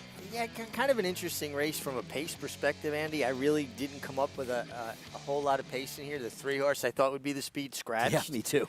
And, so I've been trying to sift through that. I thought maybe the 8-horse then might be the most logical horse to be up on pace. But how did you see it? I really got lost with it. I actually was going to bet a couple dollars on the 3 first time on the grass with a little bit of pedigree, hoping you could wire the field as a goofy horse. Do want to remind people we have a new Naira Bets members. They get a $20 free play today only with promo code BET20. Visit NairaBets.com, enter code BET20 at sign up, and $20 will be in your account within minutes to bet any of the races on our show today. Bet any track, anywhere, anytime. And join now at NairaBets.com/bet20. I agree. I hate these races with a murky pace. I mean, the 6 could be the speed, the 9 could be the speed of 10. At the end of the day, it's whoever shows the initiative, and I think these are the kind of races that were your specialty, Richie, where you would take a look at your mount in a race like this and say, I don't know if he's really got the speed, but nobody's going, I'm going. Well, so many times you come out of the gate and everybody's kind of looking at each other, so if you take the initiative, then they kind of fall into line. It's when you allow them to get a little bit game that, you wind up getting engaged. Right, and I don't think anybody in here is that strong. I mean, I'm not a big fan of the favorite Noble Intentions from my friend Mike Lehrman. He's coming off a win. I hate it when they win these conditional claiming races and they move up at a short price. Of the short prices, I prefer the 1, Strong Gem. Yeah, well, I do too, and I think having post 1, maybe that gives his rider, Batista, a little bit more of like, hey, you know what, let me go forward and see if he's in front in the first turn, he's going to be very tough to beat. Yeah, it'll be interesting to see how the races run. And that scratch, even though the horse, a sprinter trying the turf for the first time, but the scratch of O'Dilly, it really changed things because it could have given him a shot, but also it puts somebody in as a controlling position. Right now, it's going to be whichever rider looked it over and made a decision, and I think that's going to matter. It'll be interesting to see how it's run. They're loading in the gate. We can't tell from the close-up if they've got 1 more to go or 100 more to go. They've got only 1 more to go or a couple more to go. Let's head up to the track announcer, Richard Gunder at Tampa Bay. For Trainer of the Month, Maria Barasak. They're at the post. And they're off. Noble Intentions is away sharply. Up on the outside, there goes Sammy's Town, now moving up. Up on the far outside is Jay's 2-Step Beauty. Big Angel shuffled back all the way to last. To the clubhouse turn they go. Sammy's Town, a short lead, and from the outside, Jay's 2-Step Halo. Up on the outside now, second, Noble Intentions in tight quarters toward the rail. Now racing along third, and now checked back slightly. Up on the far outside, No Sniveling. Now moves up. She Knew Me is now back to 5th. Then we go back to Cha Cha Heels. 2.5 lengths farther back to Big Angel. And the trailer is Strong Jim. A compact field as they settle for their journey up the backstretch. Jay's 2-Step Beauty. The long shot has the lead 3 parts of a length. Gorgeous in Gray is right there now, racing along second, 1.5 lengths farther back. No Sniveling. With clear racing room on the outside third. Sammy's Town is 4th. Unabridged with blinkers on, now making a sharp move on the outside, now 5th. 1.5 lengths farther back, Noble Intentions will need racing room along the rail as they swing around the far turn. Jay's 2-Step Beauty is still the leader. Gorgeous in Gray runs at her now second. Unabridged now remains third. Then it's 1.5 lengths farther back. She Knew Me is now putting it around 4th. Noble Intentions has had a trouble trip, but now gets clear racing room and angles to the outside. Absolutely wide open as they turn into the stretch. Unabridged is from between horses. Jay's 2-Step Beauty continues to battle back now second. 3 lengths farther back. A late run by Noble Intentions down to the wire. Unabridged now moves up, and Unabridged with blinkers on today will score the upset. 3-horse photo for second. Very, very tight. Oh, trainer Derek Ryan teams up for the victory to get the job done with Unabridged. A big price for this one, who had ran in an open, unrestricted claiming race last time. This is an 11-horse field, Andy. You need to go back and watch this replay about 33 times to get a handle on all the things that took place in this race. The problem I have with trying to do trip handing at Tampa is a lot of it depends on the riders, and the same riders seem to show up week after week, which doesn't do you much good. The run past the stands the first time was as messy a run to the first turn as you're ever going to see. Especially in a race where there was clearly no speed, so you would think guys would want to at least be a little more forward. It felt like most of the field, the guys didn't want to be, couldn't be far enough back. The one horse came out taking back, so now you're shuffled back from to the last. rail. From the, it was messy. It was rough too. Yeah, it was. But the number 10 gets the job done. That's race number 8 at Tampa Bay. We'll be back with those official results, but let's turn our attention to Churchill Downs. We're back at Churchill. Race number 7, and I got to tell you, this was a nice effort by Lexington. Yeah, I really liked it. Love this horse's demeanor. You could see he sticks his head out and down, pins his ears. He wants to win. Good, strong ride from Tyler Gaffleone, who's been riding really, really well there. Your favorite, Hog Creek Hustle, had dead aim, and he just had no answer the last 16th of a mile. When you're a closer and you're not finishing, that's a bad sign. Absolutely, and his head kind of came up in Joel Rosario's face. He really didn't finish the last 16. Yeah, and I feel like Joel got him into the right position. Lexingtonian, and a terrific job by Jack Sisterson. Impressed by him so far in just day 8 of the Churchill meet. At least a couple of wins, but a couple other horses that ran well that really improved also. We'll see. And Baracho, no run from him. Not at all. He kind of tipped out to follow Hog Creek Hustle, and then he just flattened out. Well, we see Rusty Arnold with those 2 horses, and we look at the field for race number 8, looking for that 5-furlong turf sprint, but the Triple Crown schedule. It's different this year, but Richie, everything is different this year. Life is different this year, you know, and I think it was the best option. Shorten up the distance, run it in June. These horses didn't have the foundation to expect them to be able to go 1.5 miles. It was the right thing by the horses.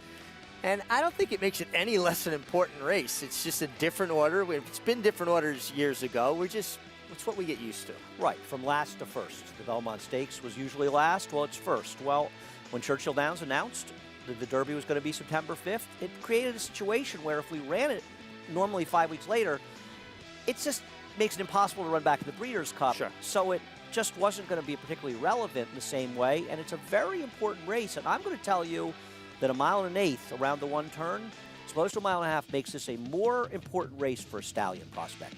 Oh, absolutely. It seems like more recently, horses that win the Belmont get discounted as stallions. And you qualify the first 8 spots are the highest lifetime earnings in graded stakes at 1 mile or longer. The next 5 spots to highest lifetime earnings in non-restricted stakes. Final 3 spots chosen by a Belmont Stakes selection committee, which Andy informed you he and I are not a part of. We are not on it, and we're glad not to be on it. I'm very glad to say that things are above my pay grade. Maxfield, obviously unfortunate news with Vidal coming out yesterday. Don't you have to think this is going to be a decider for Maxfield's connections to go to the Belmont Stakes when a major player comes out?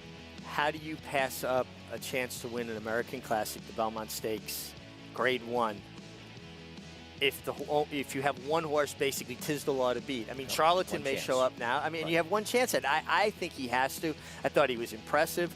You watch the way Jose Ortiz rides him here the last 1/8 of a mile. He gets after him some, but now he's going to kind of look around because he knows he has the race won. That's when a rider is saving something for the next race. I don't think they got to the bottom of him. I think he can certainly rebound and actually step forward off of this run. And listen, obviously you have to be in the Belmont Stakes every year to have a chance at the Triple Crown. But the difference is that every year there's only potentially one horse that can head to the Belmont Stakes, the chance at the Triple Crown. Yeah. This year, 16 of them can have a chance to win the Triple Crown. You got to be in this race. And I understand it's just one start. He's a horse that he could use a little seasoning. He's lugging in a bit in the stretch. But, man, is he a talented horse. I don't see how they can pass up this Belmont Stakes. All 16 that line up in the gate have a chance to win the Triple Crown when the gate opens. Right. Yeah. And you can have 16 here with that long run down the backstretch. I think it would be brilliant. And this Triple Crown, in my opinion, will be much harder to win than a 5-week Triple Crown that we've seen in the past, certainly because the second leg of this Triple Crown, the Kentucky Derby, is going to be a lot more competitive than a lot of the Preaknesses we see when so many people have skipped. Hold that form for that long, too. Yes, I could not agree more. So much to look forward to, and so much to look forward to in this show. Still got a couple races at Churchill Downs, including the feature, the 8th race, coming up in just a few minutes as America's Day at the Races will continue.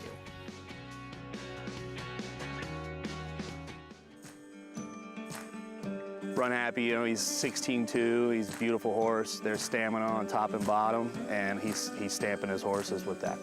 I think they look big and fast, and like horses that'll go on and run a distance as well as short. He was a fantastic racehorse, and if he passes on his ability as a racehorse, I think he's a slam dunk to be a great sire. Very athletic looking and beautiful bodied horse as well. Run Happy, standing at Claiborne Farm. Tom Durkin letting you know New York breds start with an advantage. At the sales, buyers pay up to 7 figures, and there's over $2 million in stakes money limited to New York sired horses in the New York Stallion Stakes Series, like the Park Avenue for 3-year-old fillies. Newly minted wins it for fun. For fun and money. The winner's share generates an additional $55,000 from the New York Breeding Fund. Funny Guys gonna do it. Funny Guys win in the Times Square division generates the same money. So get with the program at nybreds.com. Catholic Boy, one of only 3 American 3-year-old colts in history to win Grade 1s on both dirt and turf, including the immortal Secretariat. A graded stakes winner at 2, 3, and 4, from coast to coast, from 7.5 furlongs to 1.25 miles. In 2018, the fastest 3-year-old in the country over 10 furlongs by internationally successful sire More Than Ready. Catholic Boy, standing at Claiborne Farm.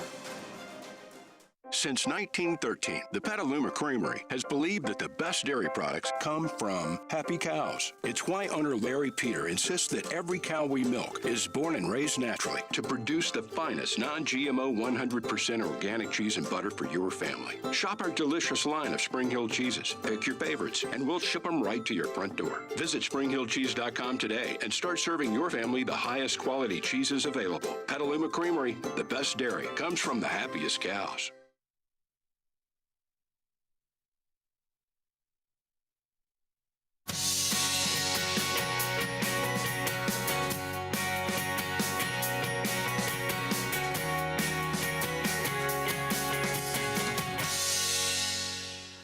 I want to welcome our viewers on Fox Sports 2 to America's Day at the Races here at Belmont Park. Richard Migliori, Tom Amos, and myself, Andy Serling, covering the races at Churchill Downs as well as Tampa Bay. And, of course, all the action brought to you by America's Best Racing. For the love of the race, visit americasbestracing.net and visit today. Richie, fun day of racing. We still got 2 good ones left, including a very competitive 5-furlong sprint, the 8th at Churchill. Another really solid race. A lot of options, a lot of ways you can go looking for prices. We've seen a couple of Rusty Arnold horses run earlier in the day coming off layoffs that kind of found wanting, maybe needed a race. And so he's got Leinster in here as a favorite who's coming off a layoff. Yeah, and I mean, I think that's very, very important because Totally Boss and Leinster are clearly their best races, make them the horses to beat, but they're both coming off of layoffs. The number 4 Totally Boss won the Run Happy Turf Sprint at Kentucky Downs before. He really had no shot. He was under 6-1 in the Breeders' Cup Turf Sprint, but that was a race dominated towards the front end, and he had a little bit of trouble and just lost all his position that day.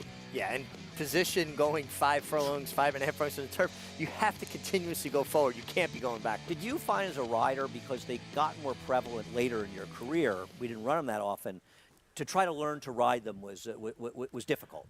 Well, yeah, because, again, when you don't do it consistently all the time. And the key is quick breaks, get position, even if you're on a closer, and try not to lose position during the run. I agree. You've got to keep that position. Now we see Totally Boss getting it done. He was forwardly placed that day. He's an interesting horse, though. He does not need to be forwardly placed to win as he's running down that non-ending or unending stretch at Kentucky Downs. Yeah, a long stretch. The ground is very undulating, a lot of up and downhill. He was very good on this day. I have a hard time seeing the trip he's going to get here, though. I always try to envision the trip when I'm looking at a horse, and I kind of find him somewhere in the middle to nowhere. Yeah, I'm a little bit concerned about him off the layoff. He could find himself as far back as last in this race. Yeah. And it's not that there's that much speed in here. You know, the speed looks like Well-Abled, who's really a much better synthetic horse. Can he transfer that form? And he's coming off a virtual year layoff. Leinster is a horse that can sit closer, and I think Leinster's going to have better position than his stablemate in here. Now, if Leinster were to run back to his 109 Beyer figure in Saratoga, beating Disco Partner and Pure Sensation, he would win here. Yes. It's not his only good race, though.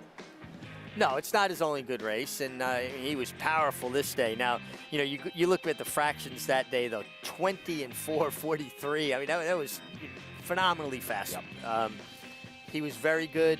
Will he be that good off the layoff? That's the question, particularly watching some of Rusty's horses run earlier, like maybe they just need a race to get to their best. I know that you're interested in a horse that's 6-1 right now, and that's the number 10, Extravagant Kid.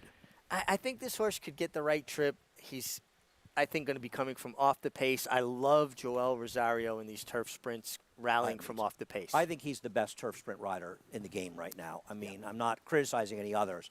I just think he's fabulous. Saving ground, patient, makes the move at the right point, never gets flustered. Makes that one big run, too. Yep. Saves it for that one big run. I think Bobby's Kitten, the Breeders' Cup turf sprint down the hill a few years ago. To me, that was the time I started paying attention to him in turf sprints. I'll tell you a horse that changes the complexion of the race is the 11 Karatari getting in, because this is the speed that has good turf sprint form. I remember he ran a huge race to win at Saratoga at almost 8-1 last year, and he's continued to run some solid races, and he could be the one who's sitting outside. Now, he's going to have to run better than beating a horse like Fig Jelly, because this is a much tougher group than the one he made last time, though the third finisher, Archie Dust, is pretty good. Yeah, and being outside, but the only thing is can he sit that 3-4 wide outside trip and get it done against this caliber? Well, I don't know. See, I think he could be sitting 2-wide tripping here. I don't see why he's not supposed to speed off with the 7 well-able. So I'm going to see Jose Ortiz. He's got to be thinking either well-able's going to be in front and I'm going to be on his flank, because I think he's the only horse in this race. There is not a ton of speed for a turf But then sprint. He needs to be aggressive. He needs to come out with that on his mind. But I think that Jose's thinking that, too. I mean, Jose, you don't win an Eclipse Award, you don't ride the level he does without realizing the position he's in. Well, I'm thinking back to yesterday, Girls Know Best. Yeah. Why did he rate her And he rated her. And that's the only reason I'm asking the question. That surprised me that he rated her. I would now maybe he was under instructions to do it, as you see the result from Tampa Bay, 10-1-4 in that triple, as we see him heading out to the racetrack. A lot of strategy, and maybe if Jose feels like it was a mistake yesterday, he'll be more aggressive today. There you go. And I think that will pay off, though I don't think 9-2 has any bargain. The one is Ghoul. Peter Miller and David Cohen. Horse shipped all the way over to Saudi Arabia to run. He's back here and gets an aggressive rider in David Cohen. Can show a little bit of speed at times. The number 2, Dubini. This is my long shot. Javier Castellano for Kathleen DeMasi. I'm going to bet a couple dollars in this one. Well, you know, it's interesting because I like this horse a little bit too, and I think he's a closer, and he's going to have to work out a decent trip from the inside. Yeah, I like the inside position. Real news for our friend Al Stahl and Brian Hernandez coming off. I'm sorry, not Brian Hernandez. That's Colby Hernandez. Coming up a couple of nice wins. Good figures, but the field is much tougher today. Much tougher, but boy, I like the way Colby Hernandez rides. He's been impressing me. Number 4, Totally Boss, Florent Giroux and Rusty Arnold. I just have a hard time seeing the position, the trip he's going to get. I'll be looking for him down the road. I think he's going to need one. Number 5, Wilbo, Corey Lannery riding for Chris Hartman. I don't think he's going to be fast enough to keep up with some of these. Number 6, Bulletin, the Breeders' Cup Juvenile Turf Sprint winner a couple of years ago. New trainer, Steve Asmussen for Todd Pletcher. Man, this horse was so impressive his first 3 starts. Things kind of went south after that. If he could ever find that form where, actually what it looked like he was going to be. And he could be forward, too. The 7 well-abled. Can he transfer that synthetic form off almost a year layoff? Alban Jimenez for Larry Ravelli. Yeah, Larry Ravelli likes his horses to have speed. He sharpens them up. The number 8, Heartwood Scratch. Number 9, Leinster, Rusty Arnold and Tyler Gaffalione. I think this is the best horse. The question is the layoff. He looks great on the racetrack. Certainly, if he's ready to pop first time off the layoff, he's the horse to beat. Number 10, Extravagant Kid, a horse you like, Joel Rosario and Brendan Walsh. Yeah, you know, I know it's not jockey racing, it's horse racing, but I'm leaning towards this horse purely on the rider switch to Joel Rosario. Love him in the turf sprints. Getting in off the also eligibles, the 11, Karatari, going to be forwardly placed for Brian Lynch and Jose Ortiz. Yeah, interesting you bringing up this horse, drawing in and being a part of the pace and the trip he may get. That does it for this field. The market mover, the Twin Spires market mover. We identify the horse that's attracting the most support in money in late betting. The market mover for race number 8, that's the number 4, Totally Boss. Right now at 4-1. Surprised he's this high? You thought he would be shorter? I did think he would be shorter. Yeah, I think maybe coming off the layoff, I could see that. You know, just this is tough. In these races, you got to run the whole race. So people think, you know, well, it's a turf sprint. You know, they don't have to be as fit because they're only going 5/8. I think you almost have to be more fit because they run the entire way. I agree. Let's go to Tom Amoss for more on race number 8. Hey guys, you talked about a number of these horses that are coming off layoffs. We got half the field that hasn't run in 2020. They've been, including our market mover, Totally Boss. And the question becomes, what is the intention of the trainers? So in other words, a lot of trainers off layoffs will use a race to get ready for the next start. And that's going to have a lot to say about how this field plays out, because I think there's going to be some intention here. And I don't know what it is exactly, because I'm not in these guys' minds. But Totally Boss is a horse that's certainly capable, and I think you're getting value at the price we're seeing right now. I thought this horse would be a lot shorter than that. Looking to his inside, Real News for Alstall, that horse was very impressive at the fairgrounds, and he is a horse that can close from off the pace in this spot. And look, the big news here is got to be the scratch of the 8 Heartwood. Sure, 30-1, but it's not that that horse is out of the race. It's what happens after that. It allows the 11 horse, Karatari, to get in the race, who is part of this big pace plan with the 6 and the 7. I think that you're going to see good pace in here. Look, I'm with you guys. Jose Ortiz learned a little something yesterday. I don't think he does it twice. I think he sends maybe the fast of the fast, and these short races, 5/8 of the grass at Churchill, play to the rail and speed. So if someone can get to the rail and use their speed, they're going to be hard to overcome. Find, Tom, in these turf sprints that sometimes you're just better off the speed, going seemingly a little too fast up front? It's not as though at 5 furlongs they're supposed to fall apart because they set a fast pace. Yeah, you know, every time I think I know this turf course, it tells me that I don't know the turf course here. But in the past, traditionally, Andy, and I know you know it too, when the rail is out, speed is good on the turf course.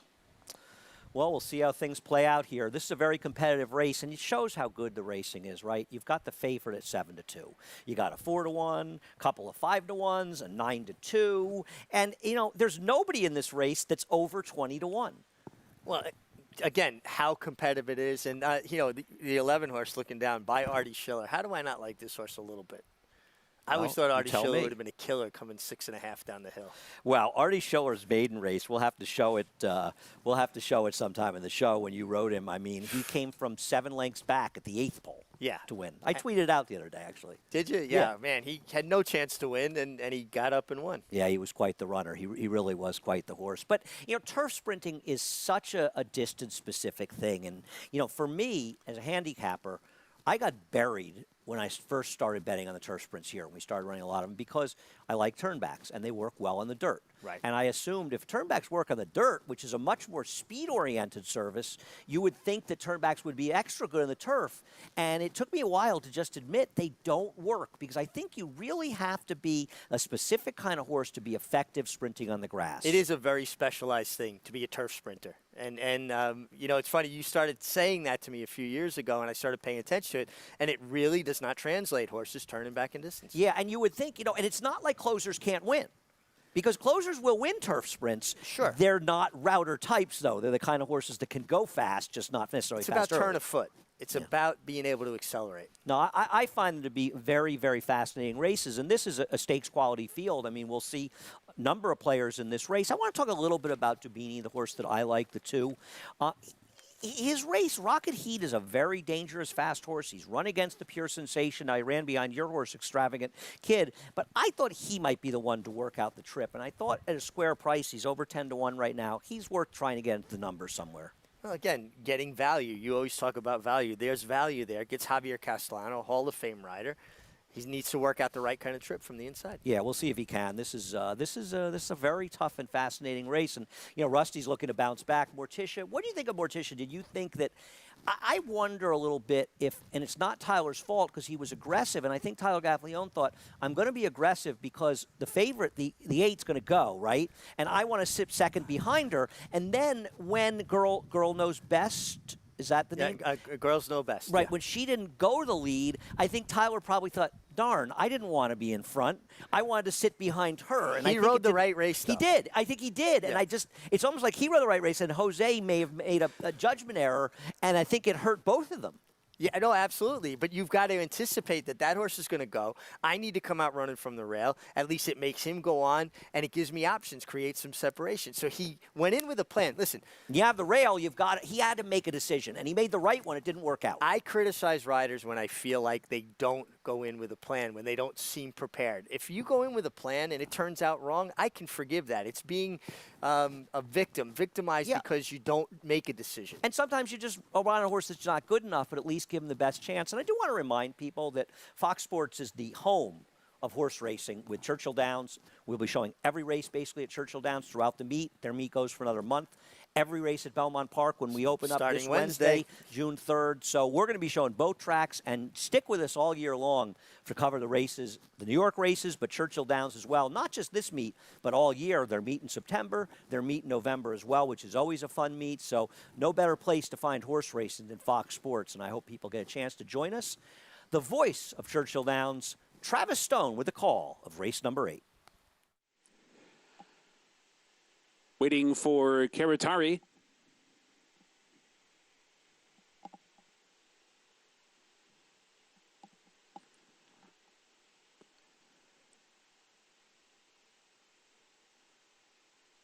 They're in the gate and they're off. Good beginning for Bulletin, hustled out. Well-Abled on the outside comes on as well, and now Well-Abled is in front. Bulletin is back into second. Leinster's on the chase from third. Karatari from the outside post scoots up on the extreme outside all the way up into third. Leinster back fourth. Real News down inside fifth. Totally Boss is right there racing sixth. Extravagant Kid is seventh. Oh, Totally Boss to check and check hard repeatedly. Real News also to take up as well. Farther back in the field, Wilbo is wide, followed by Ghoul. Dubini is at the back of the pack, racing for the top of the stretch. Well-Abled comes away with the lead, turning for home in front. Bulletin to the attack. Karatari wide trip. 3 wide trying to come on. Leinster's in behind, needs to find a way out. Extravagant Kid trying to get on track. Then it's Wilbo. 1 furlong to go. Well-Abled is still in front. Extravagant Kid to the attack. And Extravagant Kid runs down Well-Abled. Leinster's up into second, but Extravagant Kid is the winner. A length and a half in the end. Leinster second. Well-Abled third. Real News fourth. Well, there were some trips in there. You heard Travis mention the trouble that both Real News and Totally Boss had. But Joel Rosario and a horse that you liked, Richie, Extravagant Kid, gets it done. It's uncanny how he's able to produce these runs from these horses, time them so perfectly. And honestly, the only reason that I really like this horse was because of Joel. No, I mean, that's the reason I give him a second look. I look anytime, especially to see a rider switch to Joel in turf sprints. It's just magical. He really... You know, Brendan Walsh does a great job. I don't want to just say it's all about Joel. Of course not, no. But he, you know, an outside post, and Tom, another perfect ride in a turf sprint from Joel Rosario. Sure was. Andy, you mentioned the trouble that both Real News and our favorite Totally Boss had going into the turn. Look, at that point in the race, everybody's angling over to save ground when you go into the turn, and there was a chain reaction there. I'm not sure exactly who caused it, but we're going to take another look at it when we move back to see the replays, but they lost all chance at that point. And Real News, he actually ran all right. I think he finished 4th or 5th. He was the one running at the end, so he could be one to follow. Yeah, it was rough. You saw a lot of people taking up into the turn there, and, you know, you're going at such a high rate of speed, and like Tom said, they're crushing into the turn. Everybody wants to save ground. Let's see if we can catch it right here. Back in the second. Towards the back. It's tough to tell. Is Totally Boss on the inside right now, Richie? I can't tell. You're going to see right here, right the horse there, comes back into his face. He actually ran up on the heels of the 3 horse. So you that was the 3 backed up into him, Yeah, the 3 backed up into him, and he wound up, it looked like he clipped his heels because the 3 horse's hind end dropped. Fortunate that it wasn't worse, because when you run up on a horse like that, it could be bad. And Karatari was not close in the beginning. You felt that he had some problems in the gate, that he might have slipped a little behind? It looked like he slipped behind when he broke. You know, sometimes on the grass they'll lose a little traction, and he took him about 100 yards to really find his stride. Jose rushed him up, but moving around the turn really caught up with him in the last eighth of a mile. I tell you what, wasn't a bad performance by Well-Abled coming off of a near-year layoff. I mean, he was flying out front. That horse is fast. And he stuck around. I mean, they didn't get him to the late stages, and it feels like he was moving. Absolutely. Here we go. Let's take a look. Keep an eye on the outside horse. It looked like he bellied down a little bit, maybe slipped, lost his hind end just for the first stride. Definitely. Oh, definitely. Yeah, definitely. He lost his traction from behind. The start is the most important part of a race, at least to me, because it establishes your position. A horse can break maybe a quarter to a half length slow, but because of the slow break, it takes him a second to establish his position. And next thing you know, especially in bigger fields, they just get shuffled out. And in turf sprints, especially if you want to be forward, a bad break is really just the end. Yeah, it's pretty much doomed. He tried to get him back in the race, but you got to use so much to get back to the position you wanted off the start. And it's important in any distance race. It doesn't matter how far it is. You want to break clean so you get your spot and get in a good rhythm. Well, do not leave us, because there's still plenty of action to come. We've got the last race at Tampa, the last race at Churchill Downs. America's Day at the Races will return in just a moment.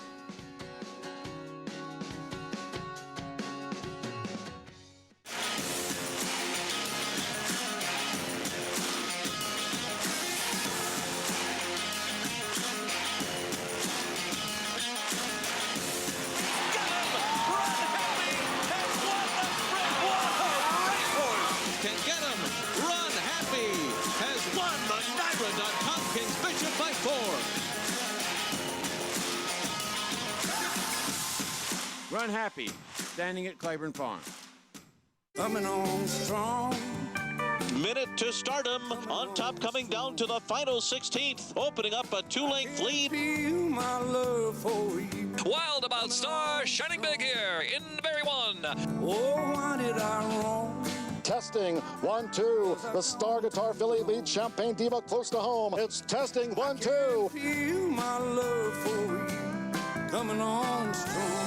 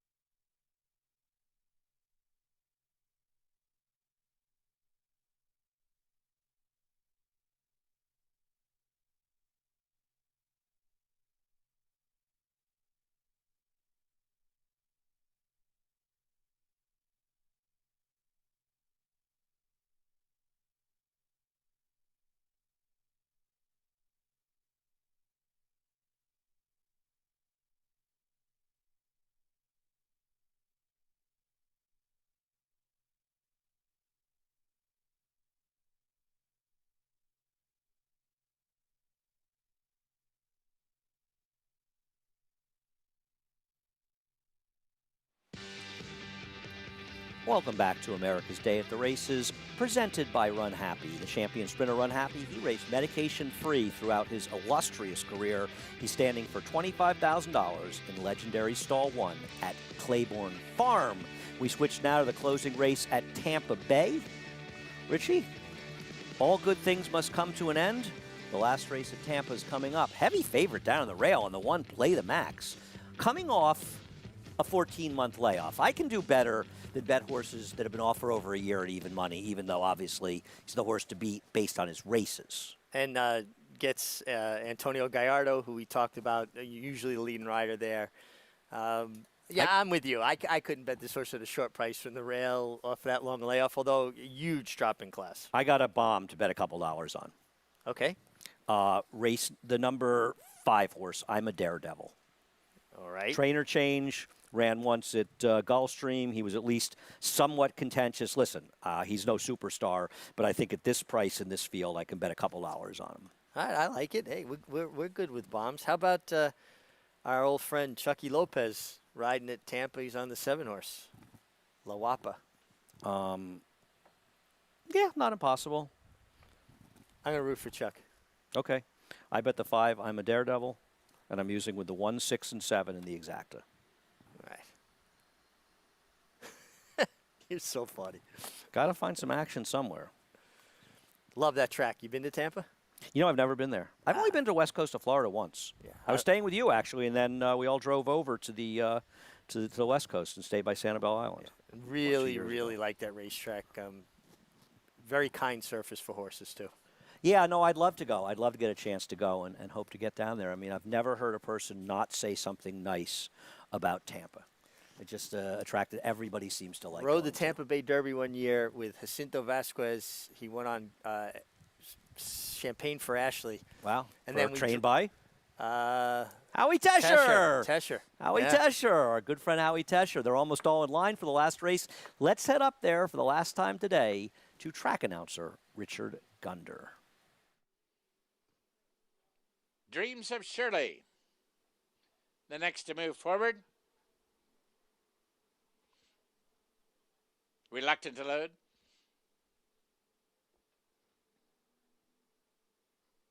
Now she's in, and one more to go. Now she backs away. Favoritism remains with Play the Max. She drifts upward slightly to 6-5.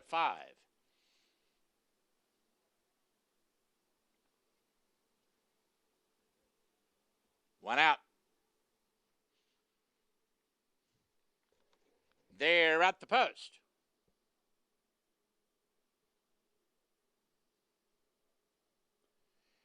And they're off. Away and running in a perfect line. The favorite, Play the Max, is away alertly. Merengue moves up on the outside, and there's Dreams of Shirley away alertly today. And the last horse away is Beach Lady. To the far turn they go. Along the rail, that's Play the Max. Now moving up, and from the outside is I'm a Daredevil. Moving to challenge. 3 lengths farther back, Dreams of Shirley is there third. 1 length farther back, Merengue up on the outside now fourth. La Wapa is toward the rail fifth. As they approach the quarter-mile pole, I'm a Daredevil is now off to lead by 2. Dreams of Shirley takes up the chase second. Play the Max under an all-out ride toward the rail at even money. As they turn for home, 3/16 of a mile to run. I'm a Daredevil moves clear, trying to pull the upset and has the lead. Dreams of Shirley continues to grind away second. Play the Max is a struggling third inside the final furlong. It's I'm a Daredevil in front and drawing clear. Dreams of Shirley is second. Here's a late run on the outside by the debuting Cougar Vision, but I'm a Daredevil runs them off their feet. Wins impressively. Dreams of Shirley second. On the outside, Cougar Vision was third. Merengue fourth in the 9th and final at Tampa. Winner, winner, chicken dinner. I'm a Daredevil. An aggressive ride gets the job done. 18-1, I believe. Never in doubt. Where else does this happen but on America's Day at the races, where you look down and say, I got a bomb for you, 18-1, and you gave out the exacta? Listen, Richie, you know, the Kentucky Derby or a $10,000 maiden claimer to close out the card at Tampa Bay, winning is winning. And you're all aglow in victory, too. I'm not unhappy. I didn't bet a lot, but it was kind of fun, 18-1. That's great. I'm a Daredevil gets it done to close it out at Tampa. We turn back to Churchill. I like the horse at Churchill that was a big price in the morning line. The 10 euros reward at 10-1 is 5-2. Here's the last race, and just another sensational ride by Joel Rosario, getting it done with your selection in race number 8. Well, again, but just saving enough ground, tipping in behind the horses till they come into the stretch, ease out. Such a strong finisher.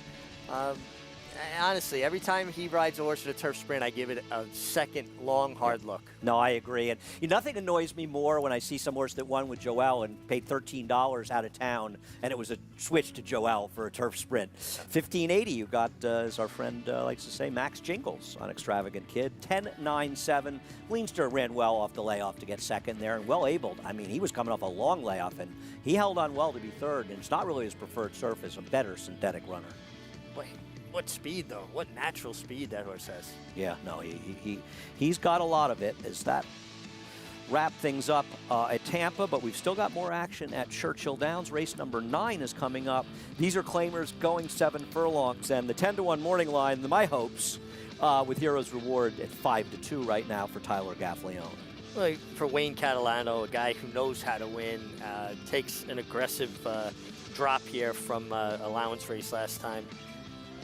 I can see why you like the horse. Yeah, I thought the horse was very interesting in here. I thought he could get a good trip that Tyler could get behind, maybe some speeds from 2 the front, the 3, and the 5, Uncle Momo, and sit a nice trip. Stretched him out, wrong really spot. Dak Daniels is better than these horses, and I just thought this horse made a great deal of sense in this race. Well, so do a lot of people apparently. Yeah, I like when you drop those 18-to-1 shots in there. Yeah, I do it about 1 out of every 20 times. That's all you need. Is narrowly the second choice. We got a break coming up, but we've still got the action. The 9th race at Churchill Downs coming up, and a lot more. Richard Migliori, Tom Amoss, Maggie Wolfendow, and Andy Serling. We'll be right back on America's Day at the Races.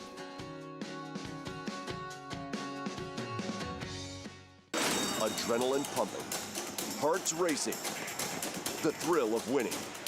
And it all happens right here. Twin Spires, from the team behind the Kentucky Derby and the destination for horse racing wagering from around the globe. From beginner to expert, Twin Spires is betting made fun and easy. We're offering up to $100 in bonus funds for new players, as well as daily offers and promotions for all our players. Twin Spires, racing into your home. Download the app now. See site for details. Void where prohibited. Please wager responsibly. He's always been a beautiful moving horse. Got a great attitude, real simple to be around, and and he's done everything we've asked of him. He walks like he's on wheels. He takes that with him to the racetrack, and when you breeze him, he doesn't move his legs quicker. He just extends his stride. I mean, he looks like a horse that's got speed, but he might carry it a little bit too, and that's the thing about him. He's an athlete. Run Happy, standing at Claiborne Farm.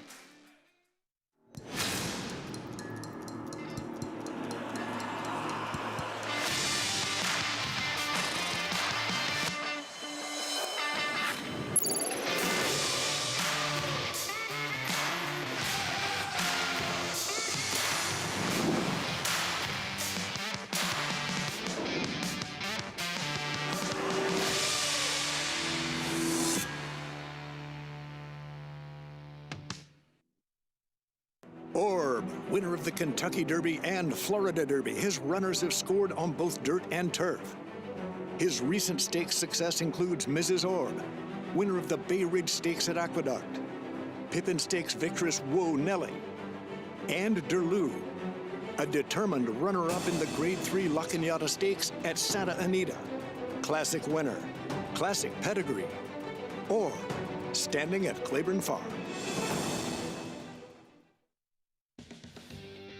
Welcome back to America's Day at the Races. We wrap the action up at Tampa Bay. We've still got one left to go at Claiborne. Richard Migliori and Andy Serling here at Belmont Park. Of course, Maggie Wolfendow was on earlier, and Tom Amoss is still with us at Churchill Downs. Richie, the last race at Tampa closed it out, and a nice way to close out the day with a wire-to-wire score. I think you should have just dropped the mic and walked off after this I'm one. game. You good? Very good call. It was actually fun. We were off camera, our mics are closed, but getting to rooting and watching this, so that was a good way to end Tampa. Got one more at Churchill Downs, and I know you have a clever idea there too. But 38.40, had that exacta, paid $400 for $2. Dreams of Shirley second, and I believe without a first or Cougar Vision getting third in there. And the favorite off the long layoff. Don't bet horses coming off long layoffs at even money. No. There's a lesson to be learned there, win or lose. Absolutely, and if they win, let them win. You're not getting paid anyway. I agree. All right, we're going to Churchill. Oh, we're talking about the late pick 5, a $500,000 guaranteed late pick 5 on Saturday, and got a couple of stakes in there. The winning colors to start it out, closes out with that War in the Mint Julep, and it's an excellent card tomorrow, Richie. I can't wait to be talking about him with you and Maggie tomorrow, and Jonathan as well. It really is. The stakes are loaded, really high caliber horses, and the whole card, super competitive. Brad Cox is a strong hand in there with a couple of horses that drew well towards the inside. Juliet Foxtrot, who I thought ran very well in the Matriarch last year at Del Mar, but she's coming off, I guess, a little bit of a layoff here for Brad, and it feels like Brad Cox has a strong hand in a lot of races you look at. Yeah, absolutely, and Juliet Foxtrot makes a lot of sense for sure. I kind of like Beau Recall. I just have a soft spot for her. She's a horse, a mare that shows up every time, 6-year-old mare, and Yeah, we'll talk a little more about Beau Recall, but this was a very, very solid effort by Juliet Foxtrot. It was a Euro, actually, and I believe she won her first start in this country at Keeneland for Brad Cox, going back to last year. and beat a nice horse, El Malaco, who we saw win here.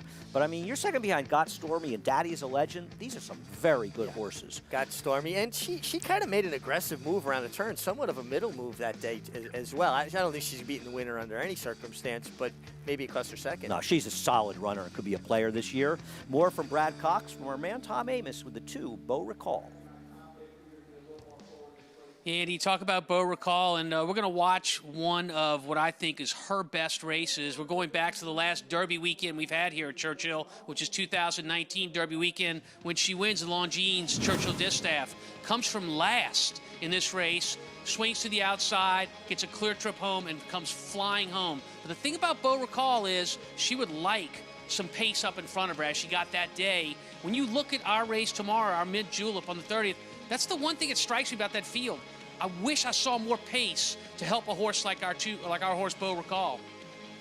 I could not agree more, Tom. I mean, that is very important because even though she can be a little bit closer, she doesn't have the speed to be close. And as you saw in that race, she needs a little bit more speed to get it done, and she's not getting it. I think the lack of pace helps a horse like the one Juliet Foxtrot. Yeah, inside draw should at least get forward position, if not on the lead in the pocket. Well, you know, you look at Mitchell Road, who breaks from post 14, but with the lack of speed, she's supposed to be able to get over. And if you're Bill Mott, aren't you telling Joe Talamo, Joe, get her out of the gate and go, man? Because her best races are on the front end. You would think so. That post, though, he's going to have to leave the gate with that intention. I mean, this is a field that is full of graded stakes winners, not just the aforementioned horses in here. You've got La Signari, who won last time, Nay Lady Nay, who won the Mrs. Revere at Churchill Downs, Secret Message, Baranka is a very strong horse. She'll be hurt by the lack of pace. Elizabeth Way as well. Mitchell Road, who we mentioned, Secret Message, another one for Graham Motion, and Graham started out very hot with his runners. He's been setting the right horses over at Churchill Downs. This is some way to end the day at Churchill tomorrow. I'm going to tell you one thing. We're on till 6:30 tomorrow. Nobody is turning off the TV. They're going to stick around till the end to watch this race. Not with a race like this. I mean, this is a $100,000 stake. Right. I mean, you could put a couple $100,000 more up and get that kind of field. I agree. It is a loaded field. Well, we've got 9 to close it out here. A couple of scratches. The 2 Predator and the 7 Out Cold came out. Right now, the favorite, and figures to be co-favorite with the 7 Irish Spirit. Hero's Reward, a horse I like towards the outside. Yeah, and you make a great case for the horse. I think it takes it lands in the right spot. And we said this earlier, you know, trainer's job is to get a horse ready to run, have them physically, mentally prepared, but then it's to put them in a position to succeed, find the right races. Wayne Catalano has done very well running horses where they can win.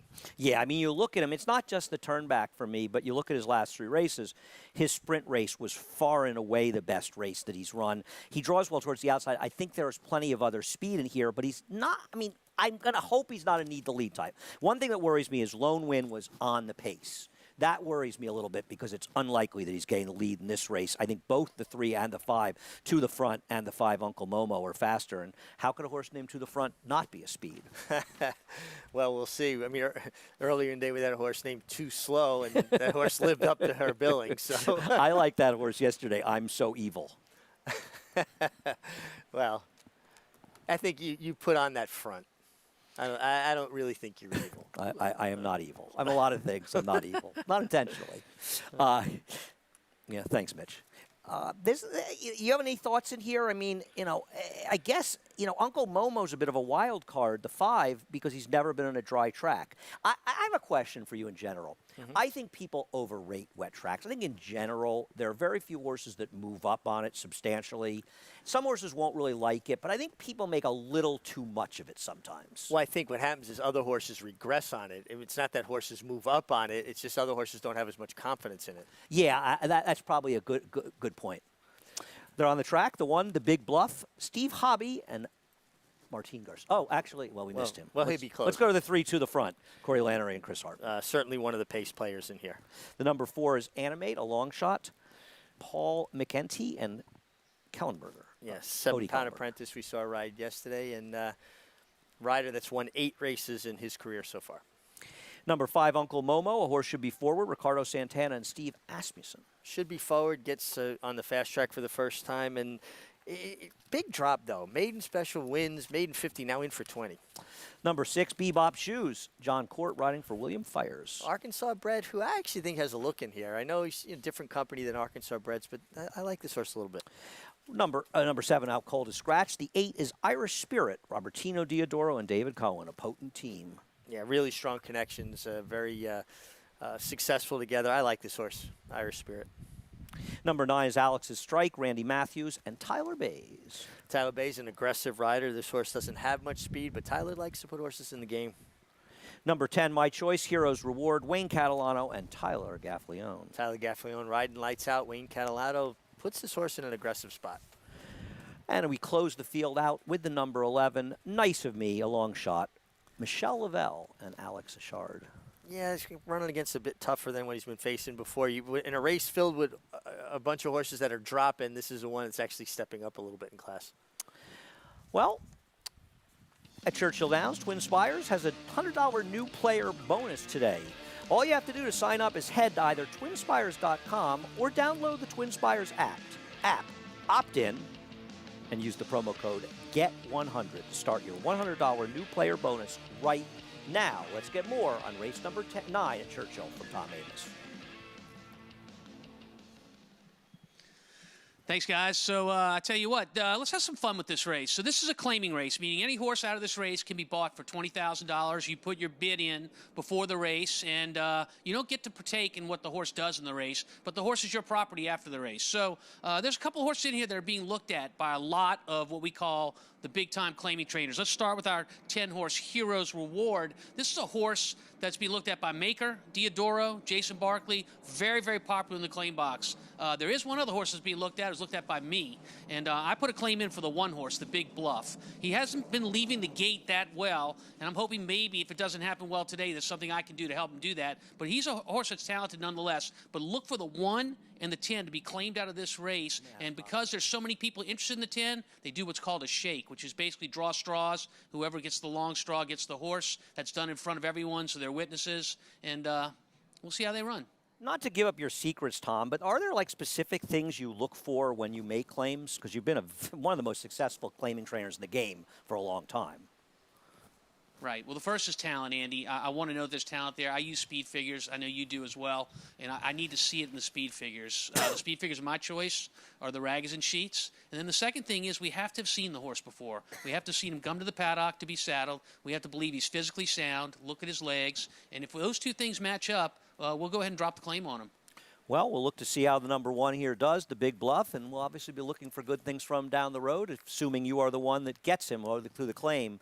What do you think, Richie? Any thoughts on the Big Bluff down towards the inside? Well, I like that he's getting another furlong, to go 7 furlongs. I think this race could start to come apart late, and he's a closer.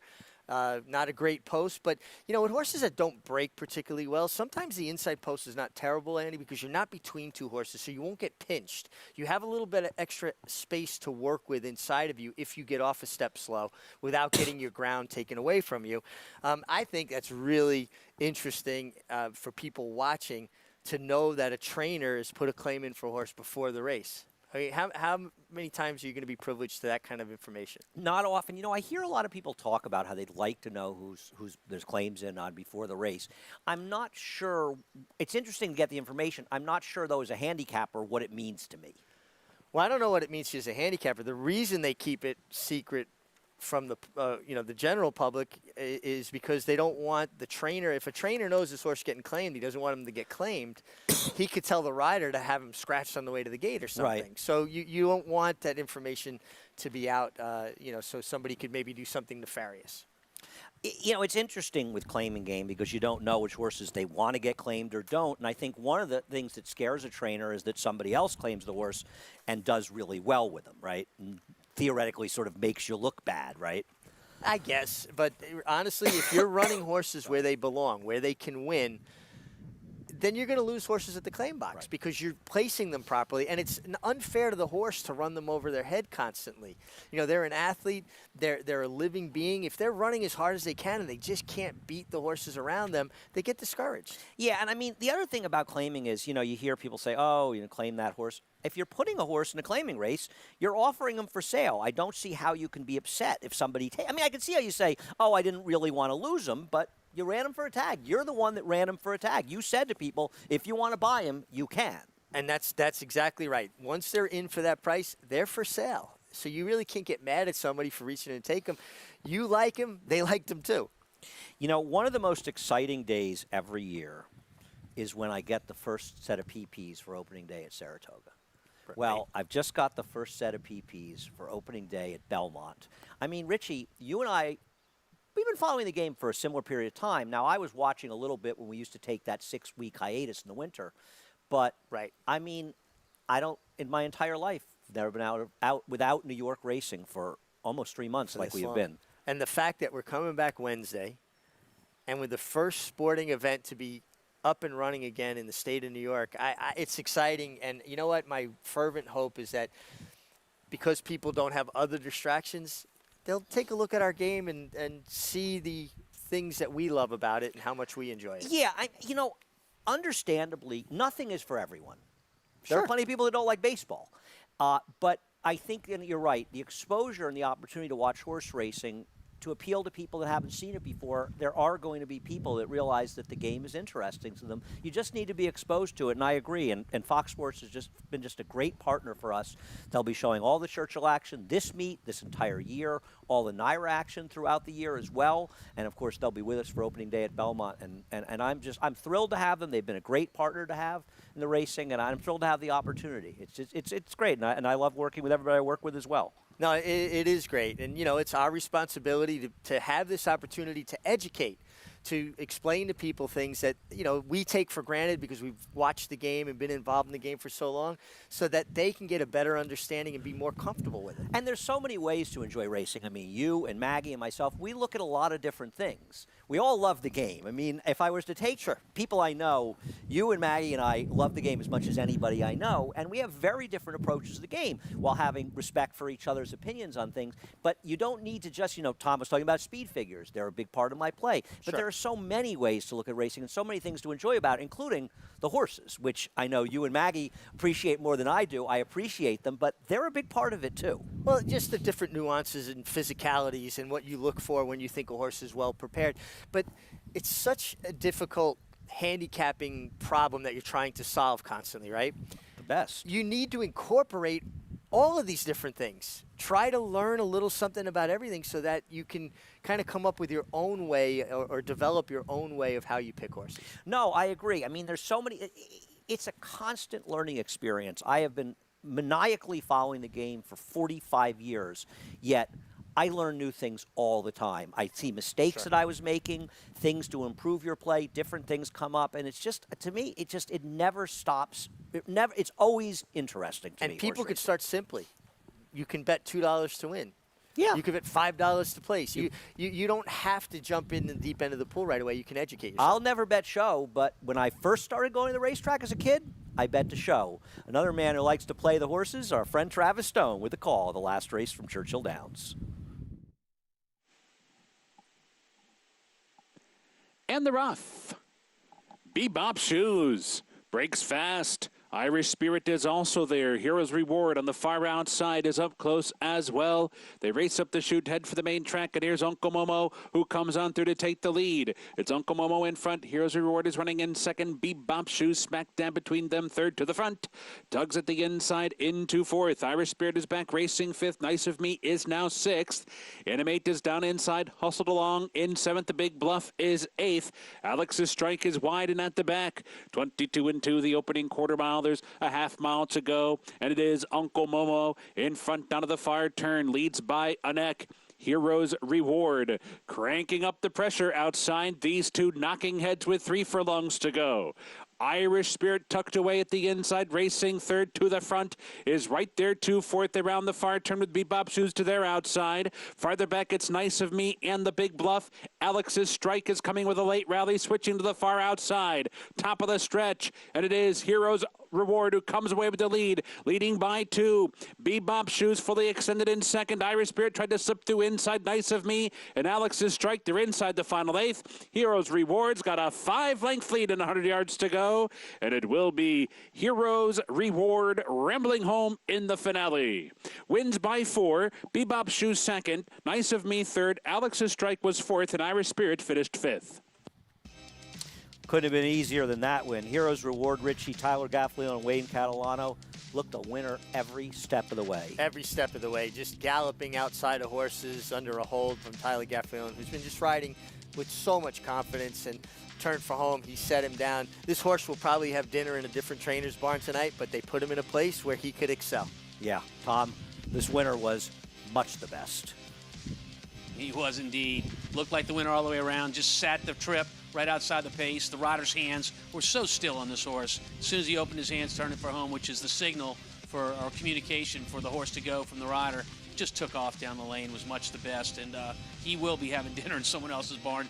I don't know who it is because they'll be shaking for that one. And as far as the one horse goes, the other horse we talked about didn't leave the gate well. Something to work on. Well, if anyone can get the best out of him, it's you, Tom. So good luck with the Big Bluff going forward. A son of a horse that we were familiar with around here, the Big Beast. And he was quite a big beast.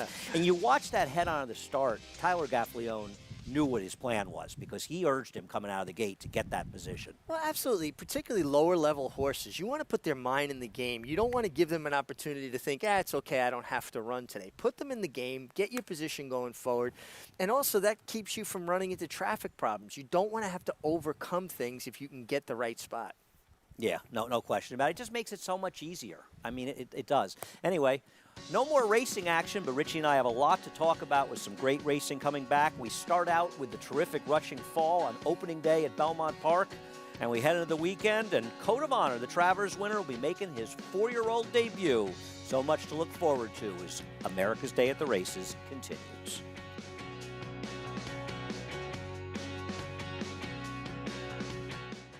Go from Railbird to Winner Circle.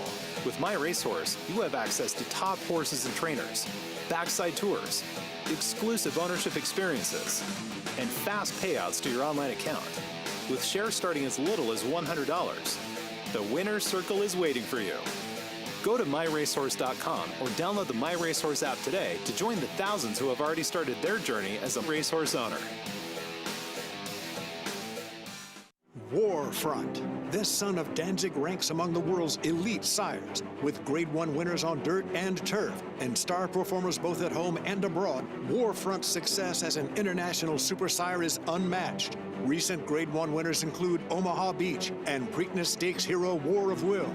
In the auction ring, Warfront was the #1 sire by highest average at Keeneland September, with yearlings commanding prices up to $2.9 million. Warfront, standing at Claiborne Farm.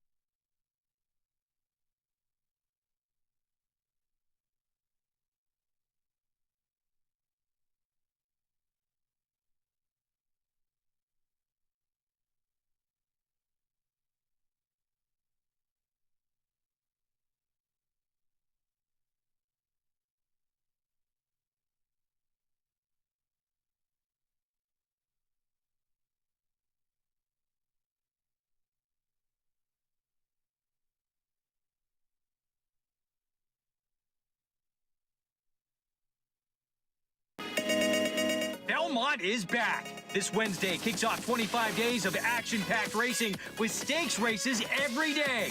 Watch America's Day at the Races featuring Belmont Park. Every race, every day. Welcome back to America's Day at the Races. And as Greg Wolf was just pointing out, stake races every single day. But let's clean up the last of the live action today. Heroes Reward, Wayne Catalano and Tyler Gaffalione. Can't win any easier than that. No, much the best. Even at my advanced age and physical disabilities, I think I could have won on that one, Andy.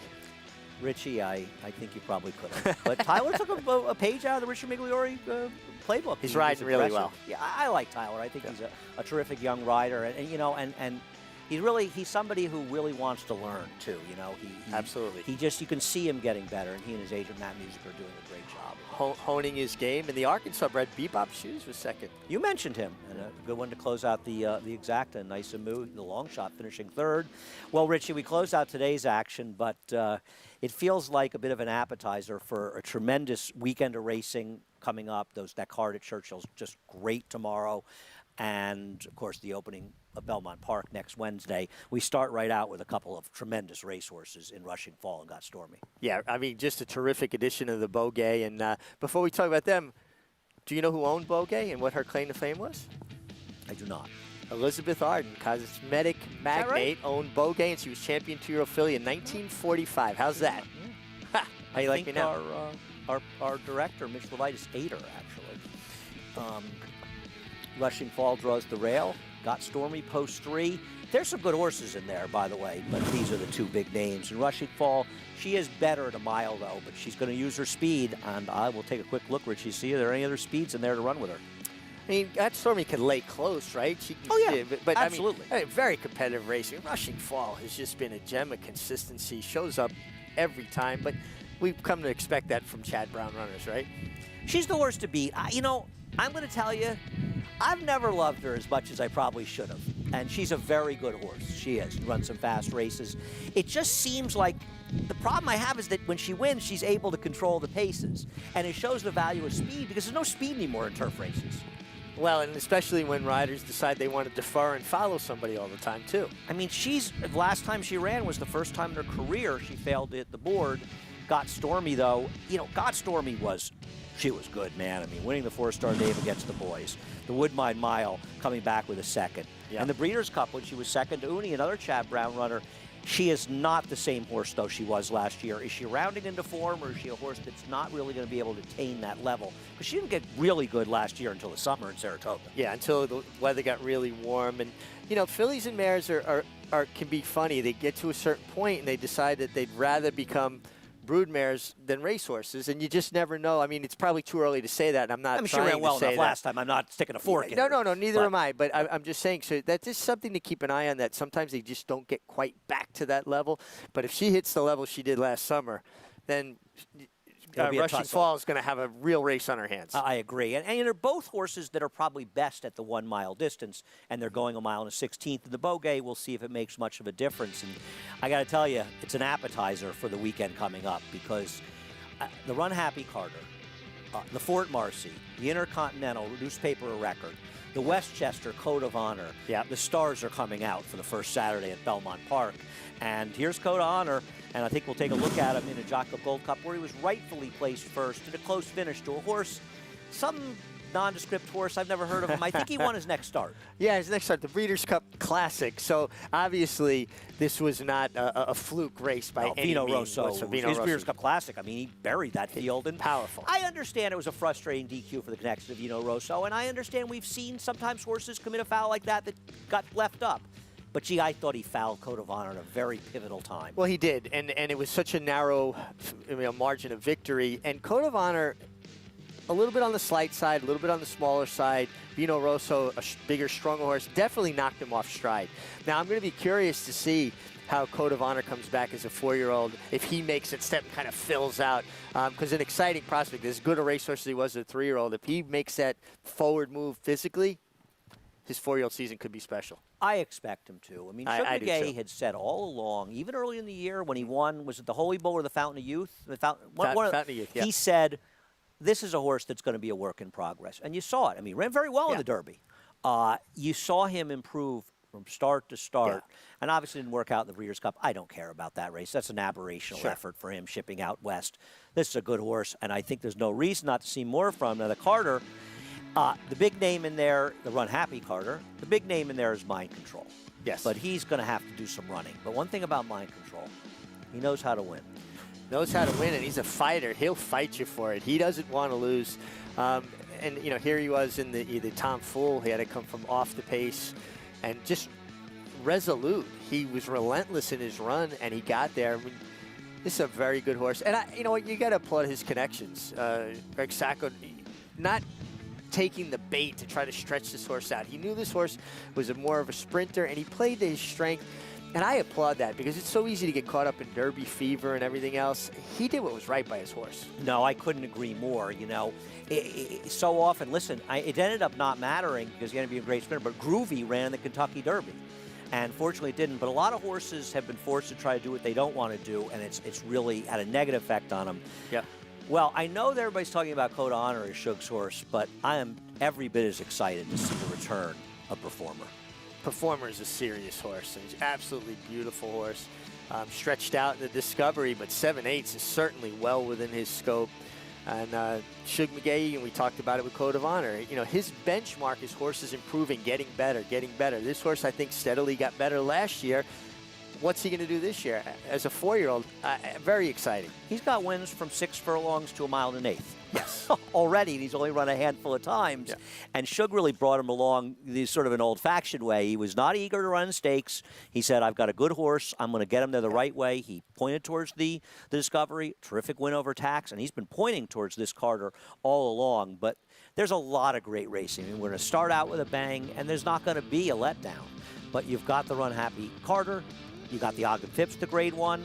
Has to be a good race. Belmont Stakes Day, of course. Then you've got the Just a Game, the Grade 1, and then the Run Happy Bet Mile heading, a sensational card. It's more like that Belmont Stakes Day has been spread out much more this year under the circumstances. Well, and again, the circumstances kind of dictated everything be a little bit different, but the fact that we can have all these Grade 1s through this 25-day meet every weekend gives us something to look forward to every weekend.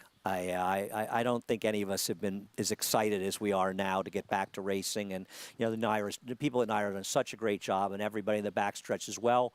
We look forward to joining you again tomorrow.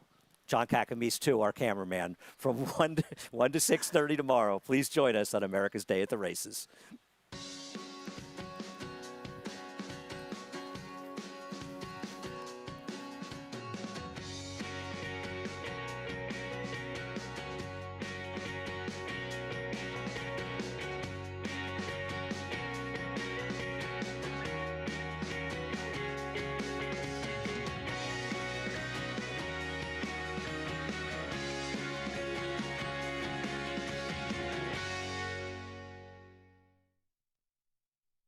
Nobody wants to fall into a safety net, but when adversity or hardship presents itself, it beats the alternative.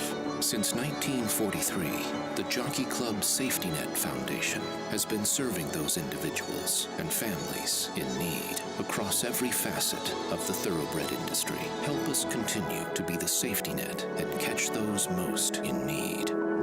Visit tjcfoundation.org to learn more.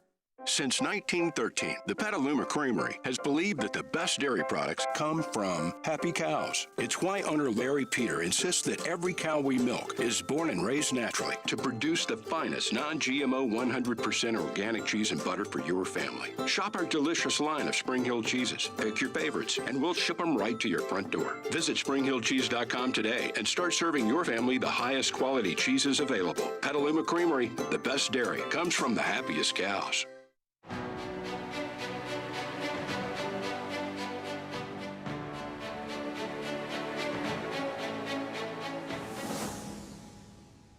Run Happy is simply super.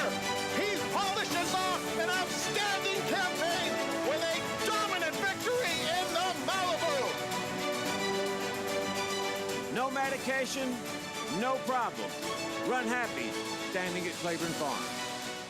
Racetrack Television Network brings you every race, from every track, on every screen, every day. With monthly packages starting as low as $5, RTN gives you great value and access to more live HD streaming and race replays than anyone. Visit RTN.tv today to sign up and watch on almost any device, including Roku and Amazon Fire.